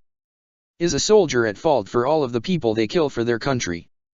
Rita could not see the scowl her ally was sending her way beneath his hood. So what are you saying? That the Soul King's system doesn't see Rollo as a threat? It seems that way. Rollo was used like a tool, after all. Tools can be used for good or for evil, but you can't really call it life. Didn't I tell you about Retsu? How do you think she got to the Soul Society if all she did was murder? Good point, the mysterious hooded Soul Reaper said with slight embitterment. Oh look, he's about to make a decision. The mysterious hooded Soul Reaper looked at Lelich as he stood over Rollo, blade in both hands, about to take the blade whistling through the air and injure the man before him and effectively kill him. One shot to the back of the neck, that's all it'll take, Lelich thought as he scowled without remorse. Don't do it, Lelich. You're better than this. The mysterious hooded Soul Reaper thought. Lelich stood over Rollo, blade poised to strike. Why am I hesitating?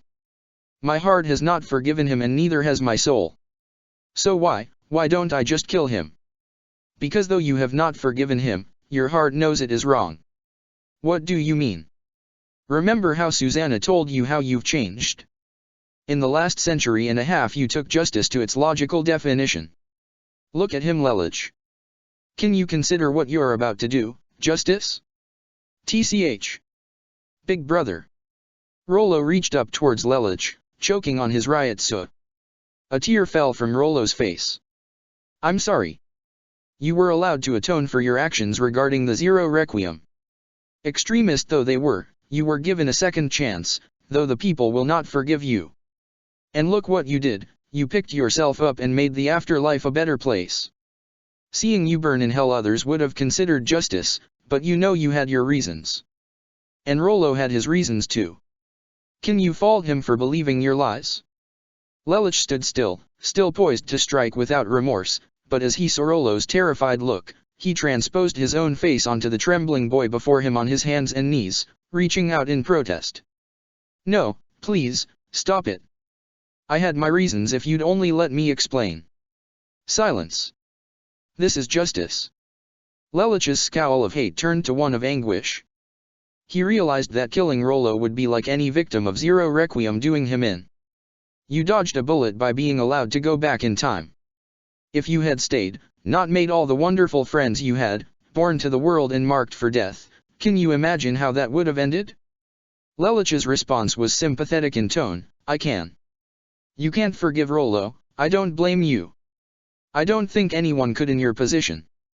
But, is killing him justice? There's a reason that murder is considered such even if you hate the victim. True justice is carried out on those that are irredeemable.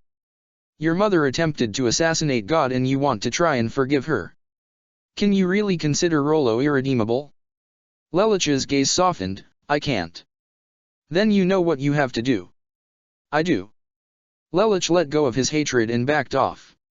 He let his sword hang at his side and his gaze turned to one of tired boredom. Rollo. Yes, big brother. Rollo, still on his hands and knees, looked towards Lelich's backside. I will not forgive you for what you did, but, Lelich paused. Killing you is not justice. I will perform my duty and send you to the Soul Society, but after that I never want to see or hear from you again. If I catch even a glimpse of you, I will kill you.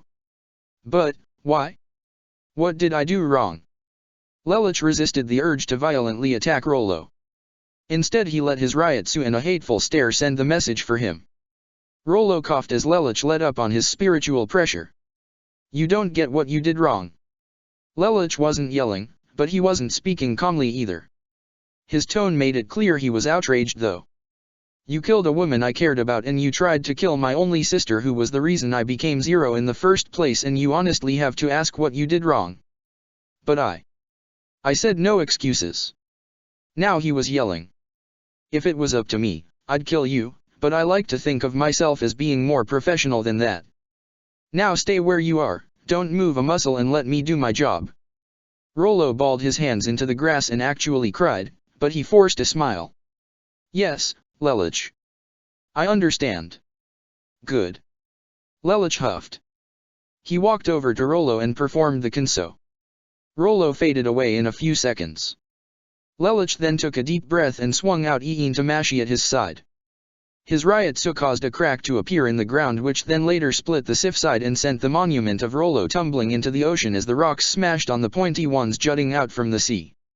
Lelich hadn't exactly intended to put that much power into his swing, but he was sort of glad he had. Feel better? No. Iin Tamashi rolled her eyes. Why did I even bother asking? I do feel like I did the right thing though. Lelich said as he put his Zanpakuto away. However, it was really hard to do. The things that are right are often hard to do when they conflict with the things we want to do, but when doing what is right is completely different from what we want and we do it anyway, that is justice. However, knowing what the right thing to do in the first place is and being absolutely certain of it being so and still being able to carry it out is true justice. As usual, you're right. Well, I guess we gotta head back then, yeah? Yeah. Lelich then pushed off the ground and headed back for Aogashima. Hell. So he didn't kill him, the mysterious hooded Soul Reaper thought aloud. Yes. I'm as shocked as you are, Rita acknowledged. Huh. Don't think I couldn't tell. You hoped he wouldn't kill him, but you thought he would. Lelich is as you wish to believe. He knows the path of true justice. I thought he was more demonic than that, but it seems I was wrong. So you did test him. I would have liked to, but as I said, Rollo becoming a whole was not my decision. If I had to decide who became a whole and who came to my domain for every soul in existence, I'd never get anything done. No, who comes to me is decided by the human heart. The human heart. Rita nodded and made a heart shape with her hands flush against the bottom of her ribcage. If a heart is pure, filled with no regrets, it passes cleanly to the soul society. If minimal desires want to be filled, Rita shifted her hands to make a circle, the soul becomes a whole and remains in the world of the living. If obsession and pain take hold, Rita closed her open hand, the soul becomes a hollow, controlled by its desires of negativity and obsession. If this obsession was brought about by darkness, they will come to me afterwards. However, Rita turned her wrists and laid her palms over one another so that they faced upwards, for those hearts which are stained with such corrupted blackness, those hearts which see naught but the path of blood, commit crimes without remorse and have no control over what they do, they come to me. It is up to me to determine though if those actions deem a chance at redemption, or the darkest pits of hell to be condemned for all eternity. So then, what was Rollo's desire? Rollo? He wished to make sure that his brother would live after he had risked his life to save him. I see, the mysterious hooded Soul Reaper answered. Yes, now let's. Suddenly the tower shook and the lights flickered and the apparatus fizzled for a moment. What the? What happened? Is anything broken? The mysterious hooded Soul Reaper asked with concern. Rita opened her apparatus and began checking panels and registries. All data is intact, all contracts are complete. This was not an attack against Hell or a rupture from one of the Togabito. Then where's it coming from, and should I be deployed? The mysterious hooded Soul Reaper asked. Rita uncovered the answer and gasped. She turned towards her ally with vigor in her eyes. Yes. Go now. But not to the living world. Rita focused her mind and the bones in her arm began to glow with green light. I'm sending you to the royal dimension to protect His Majesty. The Emperor is about to make his attack. What? Go now. Rita swung her arm out towards the cloaked man before her, as if swinging an invisible sword, and he was swathed in green light. She pointed at him with a bent elbow and index finger. Go and protect His Majesty. I will stay here and monitor the situation. I wish I could go with you, but it is the one place I am forbidden from entering, despite having access. I understand, the hooded Soul Reaper nodded. I will do what must be done. He then disappeared from sight in a flash of green light and Rita took a deep breath. Godspeed to you, my herald. Keep His Majesty safe. The Avalon. Schneeisel had armed men poised to kill Gino if he tried to make a move. He had asked Gino if he wanted the war to remain in a continuous stalemate. Gino was confused. The true nature of people is this: they want to be controlled, whether it's by their nation, their traditions, and by figures of grand authority. Above all, the Emperor of Britannia must play his part. So now you're the one to play that part, Your Highness, Gino said, and then added with notable sarcasm, the grand authority. Schneeisel leaned to one side. If I am called upon to do it, then perhaps. Perhaps. Cornelia was confused. How so? She couldn't think of why Schneeisel would want to lead the nation of Britannia. Did you know that the word authority actually has another meaning? Schneeisel asked with a crafty smile. Well duh, everybody knows that, Gino said with a matter-of-factly tone and a head nod, arms folded over his chest. There are several definitions in the dictionary. Schneeisel tittered. Well yes, that's true, but I'm not referring to definitions. What do you mean? Gino asked, getting serious again. Authority means you have the right to influence or control others, that is true, but that's not all it gives you. Authority gives you the right to judge and prohibit the actions of others as well. Schneeisel, what aren't you telling us? Gino asked. Plenty, but not all of it is relevant. Cornelia smiled. That's Schneeisel for you. All I'm saying is this: to have authority means you must directly control those that you have authority over. It is a hefty responsibility. Zero learned that the hard way. And who, in your opinion, has the responsibility of authority? You, of course, my sister. Me. A single person cannot have absolute authority. It requires a system. Cornelia, have you ever once used your authority as General-in-Chief to ascertain complete subjugation, prohibiting no opposition? Of course not. How could you ask such a thing? Exactly, because you divide your authority amongst those you trust. But His Majesty has no one to trust and his authority has become sloppy. Someone needs to step in and only authority can determine who that is. What are you up to? Schneeisel leaned forward towards the chessboard on the table, pinning the black king and the white king against each other with a black knight closing in on the white king and showing a black bishop and several pawns hanging over on another part of the board. In chess, when the white king falls, who inherits his land? The black king, and his subjects. Cornelia questioned. Correct, Schneeisel said. Wait, you're not saying? I am. So, that was your plan from the very start, brother? I am impressed. Schneeisel, Cornelia realized what Schneeisel's goal was, and while she still hadn't forgiven the Black King, she knew what the end result would be if he followed Schneeisel's thoughts to the letter. I get it now, that's why you wanted the Black Knights to betray him. Yes, now let's wait and see what he'll do once he has that authority. Royal Dimension. The mysterious hooded Soul Reaper was dropped off by Rita in a place he had never set foot before, where very little set foot, the Royal Dimension itself. He was immediately seen as an invader by the Royal Guard, who poised to stop him. Who are you?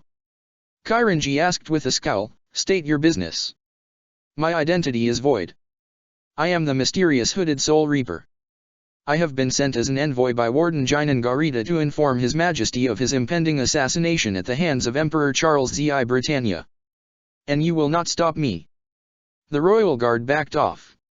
Stop you? Why would we do that? Osho asked. Huh. We are the Royal Guard. If you have news for His Majesty, here on Rita's orders, then follow us, Osho continued. Hold on, Shudera said, should we be so quick to trust? Haven't you been paying attention for these last several years? Kairanji asked her. His Majesty has known that this moment would come. He knows Charles is trying to kill him and is content to let him try. He told us Rita had backup, or did you forget? I'm just being careful. Anyone could say what this man has said, Shudera responded. Osho pointed to a palace high in the sky. His Majesty is up there. Osho. Shudera exclaimed. Right, got it. With incredibly quick movements of Shunpo, the Royal Guard watched him go. Sheesh, what a pickle, Kairanji noticed. Is His Majesty really content to let Charles try and kill him? Having doubts? Shudera asked. I looked up some information on the Sword of Akasha in the records. I hate to say it, but if things get bad, we will have to step in and do our duty against His Majesty's orders. Shall we wait outside then and prepare? Hakaifyun suggested. Sounds like a plan, Nimei said as the Royal Guard trailed after their black-cloaked ally as he made his way towards the palace to meet with the Soul King himself. Your Majesty, he declared with vigor. In the room was not the Soul King, but rather a woman with long pink hair, wearing a corn-yellow robe, with a large bust, but no cleavage. She had green eyes and fair skin. The robe was like a shiakusho and yet at the same time was not. She had a young face, placing her complexion at no older than 20. She had a large daisy hair clip on the left side of her hair. She had a zanpakuto sheathed at her left hip side. A woman.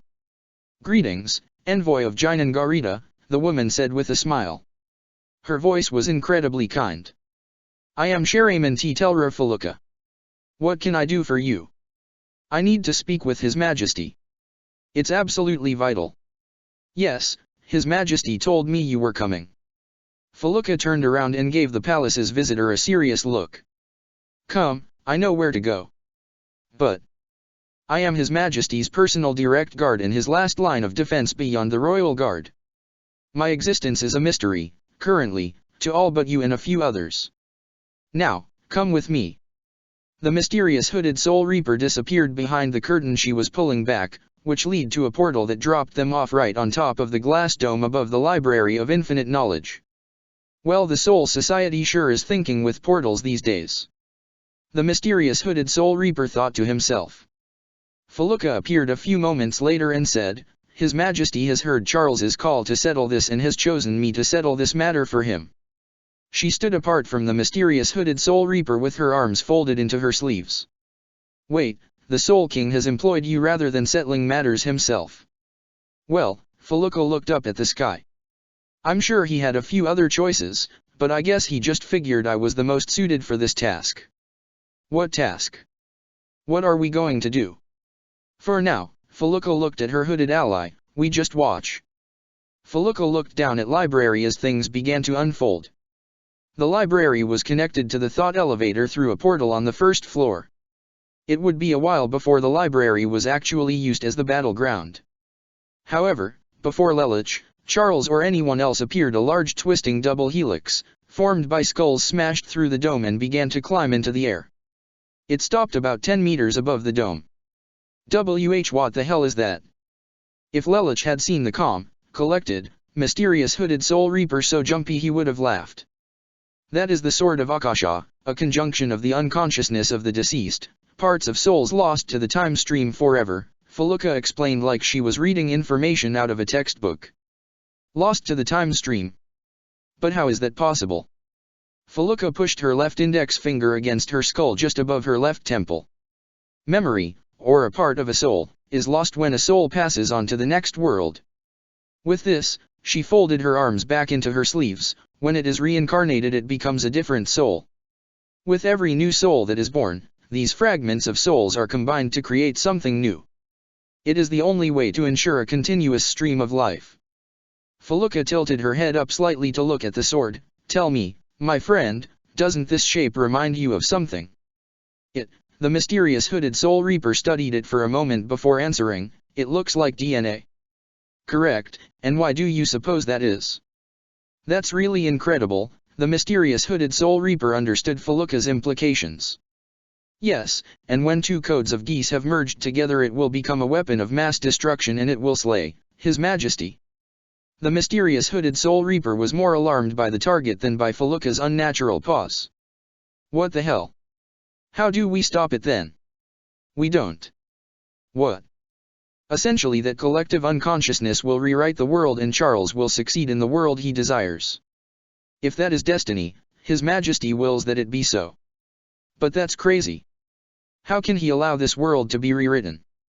Anger now. Lelich would have a field day if he saw this. His Majesty does not believe it will happen, but should it happen, it is because one man failed to meet his expectations. Feluca pointed down below into the library with her left hand, head tilted down to look where she was pointing. Down there Charles and Lelich were now gathered. Take note. Lelich. Yes, Lelich 6 Britannia, aka 0. This is his battle to win or to lose, not ours, or so His Majesty says. I do not pretend to understand, I just do as I am told. After all, isn't that what one must do when one has sworn loyalty? Obey what one is told to do. The mysterious hooded Soul Reaper composed himself. That's true, he looked up, but... it looks like this is going to be entertaining, Feluca said, interrupting the hooded warrior's thoughts. He glanced down with her and saw that not just Lelich and Charles had emerged, but also Marianne 6 Britannia, CC, and the son of Prime Minister Kurugi Genbu, Kurugi Suzaku, had also entered the Library of Infinite Knowledge. Marianne had told Lelich how she wanted masks to vanish and that she had wanted to create a world without lies or deceit. That was all she said thus far. She let Charles speak for himself. The Sword of Akasha sprouted towards the top of the dimension. Behold, Marianne said, her eyes quivering, the Sword of Akasha is slaying God. Now, Charles said, extending his hand forward, once our marks of geese have become one, the old world will cease and the new world will spring forth. Lelich, my hands are tied. We could really use a miracle right now, the mysterious hooded Soul Reaper thought. Lelich, Suzaku asked the prince, what was your motivation for wanting to control the world? Don't waste my time, Suzaku, Lelich responded, you know it was Nunnally.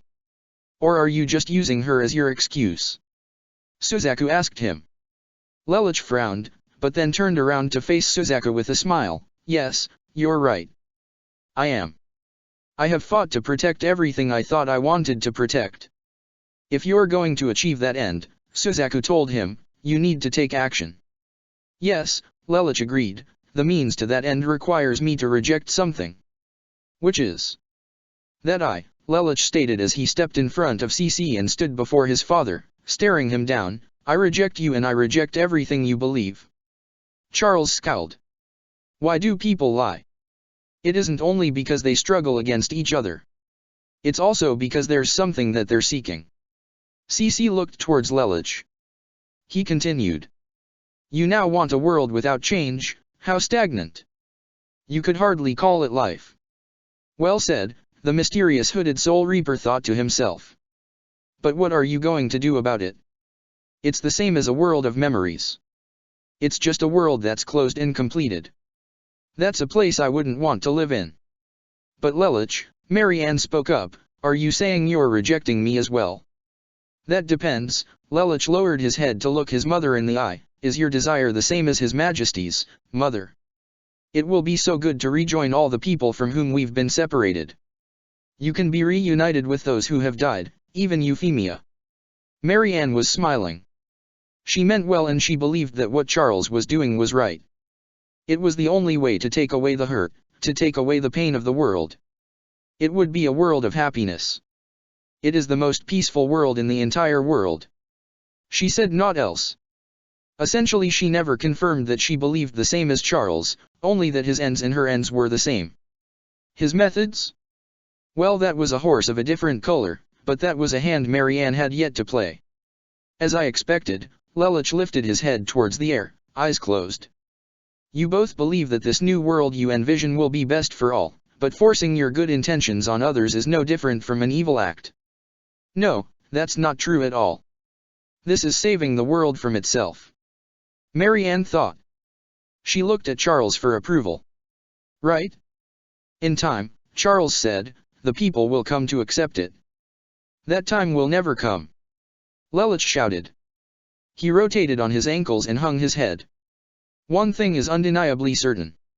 I understand that what you did to Nunnally and me may have been done out of good intentions, but the hard fact remains that you abandoned us in a foreign land. But we did that to protect you, Marianne told him. There were other ways, but that was the easiest. Then why didn't you stop the war between Japan and Britannia? It was a question that pierced the foundation of Marianne's beliefs to her core. Lelich made a good point, why didn't she stop the war? Charles had set forth it without securing Lelich and Nunnally's safety first. True, the Sword of Akasha would bring them back if they died, but Marianne never wanted that for her children. She never even had a chance to approve the war. If she had gone before Charles sooner than she did, she easily could have revealed herself to him in secret and still had standing power if he had allowed it between Japan and Britannia. She wanted to speak, but words were already being said. The plan was such a priority to you both that it didn't matter to either of you if Nunnally or I were alive or dead. That's why you abandoned us. All you have left are self-serving excuses. Lelich, you're wrong. Marianne wanted to say more, but Lelich was already talking. You just told me. Lelich flung his arm out at her as he shouted. You said that the dead will rejoin the living. You don't give a damn about the future. The future is the Ragnarok connection, Charles scowled. Once it's finally done, the gentler existence that you and Nunnally spoke of will. Stop it. Lelich yelled, reaching his breaking point. The world you speak of will be kinder and gentler only for you. He looked down, tears forming in his eyes. The world that my sister and I wished for is one in which kindness is extended to everyone, even strangers. Let's say it was true, what of it? Charles asked. There's nothing to be done about it. The Ragnarok connection has begun. There is something that can be done about it. Marianne had read enough to know the holes in Charles's plan, and there was only one way Lelich had to secure victory, but Marianne was hoping Lelich could still understand what they were trying to do. It saddened her more than it angered her that Lelich was rejecting their plan. Is that what you choose? Marianne wondered to herself. You think so? Lelich stood erect and went for his contact lens. I am Zero. The man who works miracles. Your geese power will have no effect on me. Charles exclaimed. Nor will it on anyone else here. No. Lelich declared. There's someone else here, isn't there? Charles seemed to get what Lelich was thinking. So did Marianne. He is going to make that decision. Lelich, why? I worked so hard for this for you. That's right. Lelich brought his hands up above his shoulders. C's world is the will of mankind itself. He tilted his head up. And all men are not equal, remember those words? They're your own. And because of that I'm sure you realize that my power will work. You're a fool, Lelich. Charles scoffed. God cannot be defeated by the power of the king. I don't intend to defeat God. Lelich shouted. This is a request. A request? Felucca asked, looking down, hearing Lelich's yell. Now I know who I really am. God. Lelich shouted at the top of his lungs.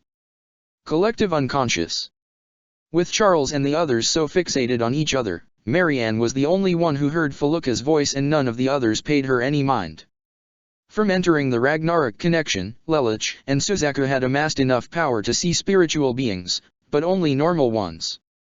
They could not see hollows and they could not see soul reapers. So while CC and Charles were fixated on each other, only Marianne noticed the mysterious hooded soul reaper and Felucca Telra Sheriman up at the top of the dome where the sword of Akasha was twisted and awaiting to strike her. But, she glanced back at Lelich, but that means. Please don't stop the march of time. Lelich, you ungrateful child. Marianne ran towards him to stop him, but Suzaku cut her off with his sword. Nobody would have wanted this. He told her. No one. And especially not Yuffie. And I saved you so that you could talk to Euphemia, again. Marianne said snippily, feeling offended. You mean you were going to force me to, right? The mysterious hooded soul reaper looked at the palace. That's way more than 270 meters. Even if His Majesty is looking this way, Lelich can't reach him. You can't do this, boy. Charles shouted at Lelich. Not against God or all of humanity itself.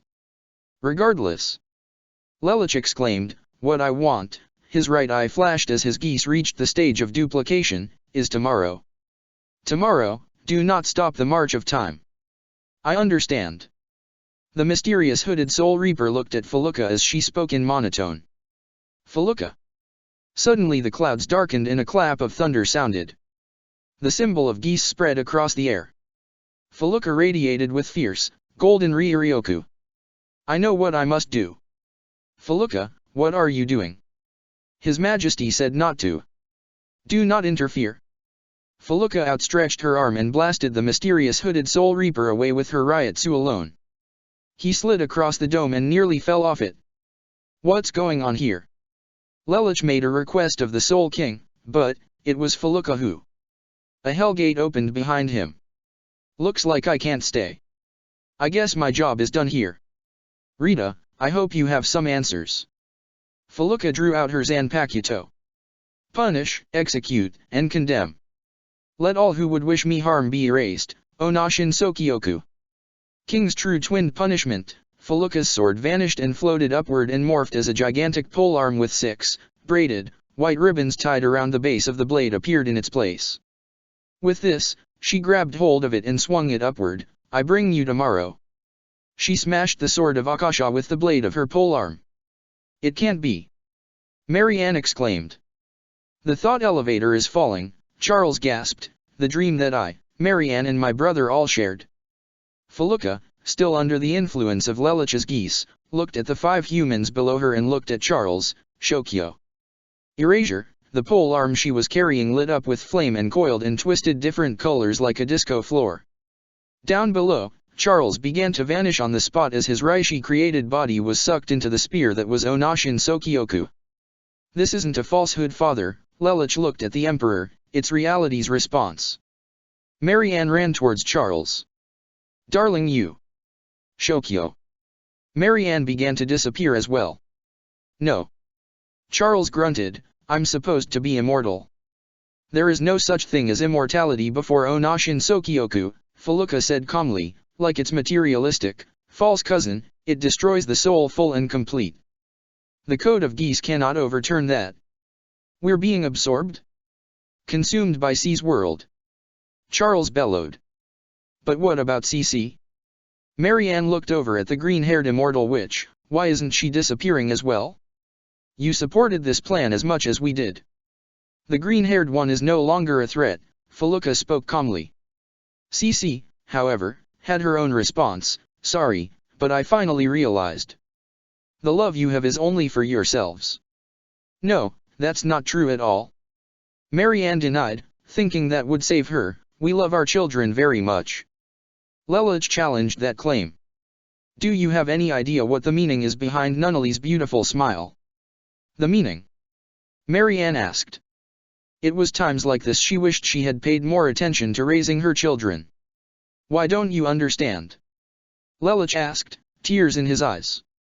Nunnally was blinded. My own sister was crippled.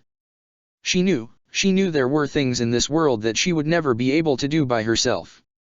So her smile, Nunnally's smile, was her way of expressing gratitude. You're laboring under a delusion. Charles snapped. I will not let you call that a lie.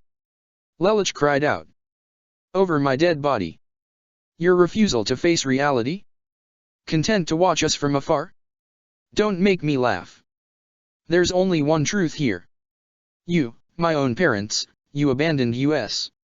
Marianne tried to speak again, but she didn't know what to say. She wanted to explain herself, but she had so little time. Charles pushed her aside and dove towards Lelouch, propelled by anger alone. You clever little fool. He clamped his hand around Lelouch's throat. Suzaku readied his sword. Suzaku, stay out of this, Lelouch said bitterly as Charles's arm began to dissolve. Can't you understand that if you refuse me and what I offer, you inherit his world, Schneeisel's world? Do not judge me. Good and evil intentions are on each side of the same card. Even then you still have. Lelouch did not blink at his father. No matter what, I will always reject the world you envision. Be gone now. Understood, Feluca responded, increasing speed. She absorbed Charles and Marianne full and complete into her Zanpakuto. Their Reishi was then scattered across the royal dimension. Department of Research and Development. Ah. Lamperouge Teiko's signal. Rin declared, noticing the flux waves of Reishi matching those of the sample the R&D department had collected. Activate the capture unit. Grab all Reishi particles from the host body. Akon shouted. What? Rin looked at the source. Akon senpai. The particles are in the royal dimension. What? Akon rushed to Rin's screen. Move. He declared and began typing furiously at the keys. Royal dimension. What a light show. Hikaifun admired. I didn't think we'd see Onashin Sokioku, Kairanji said, biting on his stick. That was unexpected. Hikaifun's pager then went off. Hello? Akon? What? A particle transferal. She scratched her head in confusion. I suppose I can let you have my access code if you need Reishi for experiments, but what's this all about? There was a pause. Hikaifun brightened up. Well, okay, it doesn't sound like this is apocalyptically threatening. The access code is Swordfish. The other members of the Royal Guard fell over at hearing Hikaifun's passcode be so easy. Department of Research and Development. Akon typed in Hikaifun's passcode, which would allow the Danga Precipice world to absorb specific Reishi particles from the royal dimension. Using technology Lelouch had helped them build, the particles would then be transferred to a machine that had been absorbed by the Kotosu a year ago, as per Lelouch's instructions. The machine would then use a thruster it had been implanted with and be ejected from the Kotosu. From there, the cleaner would then be shut off and the item would be retrieved by a member of the Department of Research and Development, with the contents inside completely unharmed. It would be a long and arduous process, probably take nearly all day to collect all the pieces, but Lelouch had made it very clear to Akon and the research department when he gave the assignment that failure was not an option. Aogashima. The world stopped shaking and the sky stopped flashing. Lelouch crossed his left leg over his right as he looked up at the sky. Oh, it stopped, Nunnally stated. Yes it did, Lelouch smirked. Heh, so this was the effect my actions had on the living world. Interesting. It's unfortunate I couldn't get any cameras into the royal dimension. I would have loved for everyone to have seen me geese the Soul King. He then blinked and realized what he had just said in his mind. I really hope that doesn't come back to bite me. However, it was not the Soul King Lelich had guessed. Or rather, that wasn't how the mysterious hooded Soul Reaper had perceived it. Rita, you have a lot of explaining to do, he said accusatorily to the squirrel-like girl as he returned to her abode. Why, what happened? Her ally explained.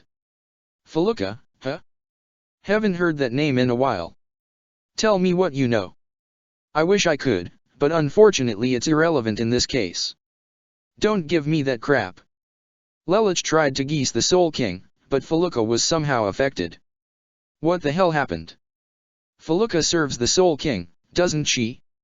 Rita looked back at the mysterious hooded Soul Reaper. And the distance between her and Lelich was less than 270 meters, so what's the problem? The mysterious hooded Soul Reaper grunted in annoyance of denial of his inquiry. I told you before. You are here to serve me. Not to question my actions. If I tell you something, you are to obey, remember? Yes, I remember, he said. Good, then get ready, it's almost time for the grand finale. How do you know that? Her ally asked her. Let's just say that when I look up a profile I can get the exact date of death and time of existence nailed down to a T. We haven't much to go. Rest up and get ready to go back to the world of the living. Your judgment day for Lelich is to come very soon. To be continued. Check the description for the links to the author.